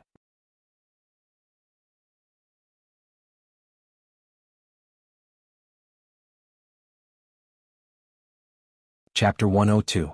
Li Mu walked into the courtyard and said with a smile, "Boss, you're back?" Hanja looked at Li Mu and asked, "Can't you see us?" Huiyuan chanted the name of Buddha and sighed, "It's a pity that Constable Wu won't be able to come back." Hanja snorted coldly, "What's there to pity about him? He framed his colleagues and betrayed them. This kind of scum deserves to die. Thank you for your hard work." Constable Zhou came out of the room and shook his head. Good has its rewards and evil has its consequences. Constable Wu is dead, so let's not talk about him anymore. Li Mu asked Huiyuan, "How's the situation in Zhou County?" A smile appeared on the little monk's face as he said, "The zombies and evil creatures in Zhou County have all been wiped out. The people who gathered there have also begun to return to their original villages. The disaster this time has been quelled." Li Mu asked again, "Has the flying stiff been caught?" Li Qing shook her head and said, "Elder Wu has been looking for it. It had been more than 10 days since the incident. It was impossible for a blessed realm expert to not be able to deal with a small flying stiff." Li Mu was puzzled and asked, "Is that zombie so powerful?" Li Qing explained, "If it was a head-on fight, of course it wouldn't be Elder Wu's match. But the flying stiff speed is even faster than Imperial Qi. It won't be easy for a blessed realm expert to catch it. As for the remaining flying stiff, the county governor and the experts from Fulu School would take care of it." Li Mu didn't want to think about it anymore. He smiled and said, "Don't worry about it. It's good that you guys came back safely." Li Qing seemed to be deep in thought as if she had something on her mind. Li Mu asked, "Boss, is there anything else?" Li Qing said, "I keep having the feeling that something is not quite right." Li Mu was stunned and asked, "What's wrong?" "I don't know." Li Qing shook her head and said, "Maybe I'm thinking too much." Actually, Li Mu also felt that something was off. From the very beginning, the flying stiff hadn't paid much attention to Li Mu and the others. Instead, it had chased after Wu Bo relentlessly. Wu Bo had tried to escape twice. The first time he had been chased back and the second time he had directly received a bento box. Moreover, after killing Wu Bo, the flying stiff chose to escape instead of returning to the cave to continue the slaughter. It didn't make sense. The latter could be explained by the flying stiff sphere of Xuandu, but the former. It didn't make sense for it to ignore Li Mu, who possessed a pure yang body. Instead, it cared so much about the earth elemental body. Could it be that the earth elemental body had some special attraction to it? The cultivation world didn't have any explanation for this for the time being.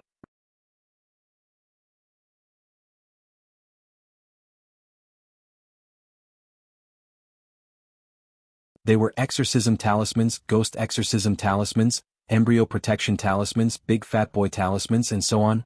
The Taoist priest was counting the copper coins happily. Suddenly he raised his head and looked at the sky. A black shadow was flying across the sky. Why is there a flying stiff here? The Taoist priest was puzzled. He pinched his fingers and calculated. The puzzlement on his face turned into surprise. He said in surprise, "Why can't I see it?" Not long after, another figure flew over and landed at the entrance of the village. It was an old man. He didn't have many wrinkles on his face and had a head of black and white hair. When the woman at the entrance of the village saw him, she immediately exclaimed, "Immortal Master!" The North County was where the ancestral court of Fulu School was located. When the people saw an immortal master descending from the sky, they wouldn't be too surprised. After the old man landed, he waved his sleeves. In the void in front of him, a still light appeared. In the light was a middle-aged man with a pale face. He looked at the crowd and asked, "Have you seen this person before?" No. Everyone shook their heads. The old man waved his hand again, and the light in the air disappeared. He looked at the sloppy Taoist priest indifferently and said to the village women, "Fulu is a way to communicate with gods and ghosts. Don't use it without permission and don't believe the words of a swindler." "What, a swindler? The talisman that gave birth to my son is fake?" "Swindler refund." The old Taoist who descended from the sky had the demeanor of a transcendent being. His Taoist robe fluttered in the wind. Clearly he looked more like an immortal than the sloppy old Taoist. The moment he spoke, the woman who had just bought the talisman immediately believed him. She grabbed the sloppy old Taoist's collar and clamored for a refund. The sloppy Taoist priest was anxious. He pointed at the old man and said unhappily, "We're all in the same business. Why do you have to do this?" The old man glanced at him and ignored him. He rose into the air again and wanted to leave, but the old man grabbed his ankle. "Come down. So what if you're in the Fulu school? So what if you're in the creation realm?" The sloppy Taoist priest grabbed his ankle and said angrily, "I'm telling you, if you don't make it clear today, don't think about leaving." The old man didn't expect that he would be pulled down by the Taoist priest. Moreover, the other party could tell his cultivation realm, but he couldn't see through the Taoist priest at all. This meant that the other party's cultivation was above his. He looked frightened and took a Fulu from a woman. After holding it, he found that the spiritual qi in the Fulu didn't dissipate. It was not an ordinary talisman. He immediately bowed to the Taoist priest and said, "I didn't see it clearly. Please don't blame me." The Taoist priest snorted and said, "Say it again."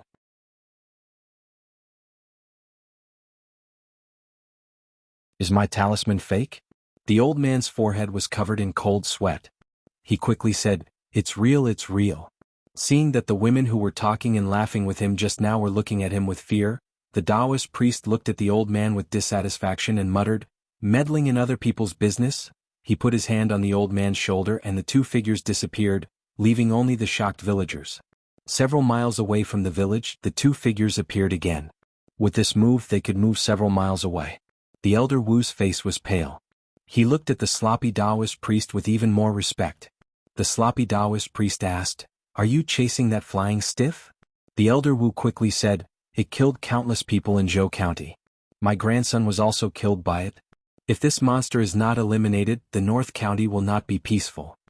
The sloppy Taoist priest looked at him and said, "Forget it. The former headmaster of the Fulu school has done me a favor. Today I will help you count it." He counted with his fingers. After a while, he shook his head and said, "If you continue to chase it, your grandson won't be the only one who will die in its hands." Seeing the Taoist priest counting with his fingers, the elder Wu knew that he must be a Dongxian. Dongxian meant to have insight into the mysteries of the world. Dongxian cultivators could observe the stars, know the time, predict the future, and seek good luck and avoid evil. Since he said so, it meant that if he continued to chase it, he would be in danger. The elder Wu said in disbelief, "That flying stiff has just evolved." The sloppy Taoist priest did not say much. He waved his sleeve and a light screen appeared in the void. Compared to the light screen of Elder Wu, this light screen was clearer. It was not static but dynamic. In the light screen there was a dense forest. A figure slowly walked in the dense forest filled with fog. It was the Flying Stiff. The Flying Stiff, who was walking, suddenly raised its head.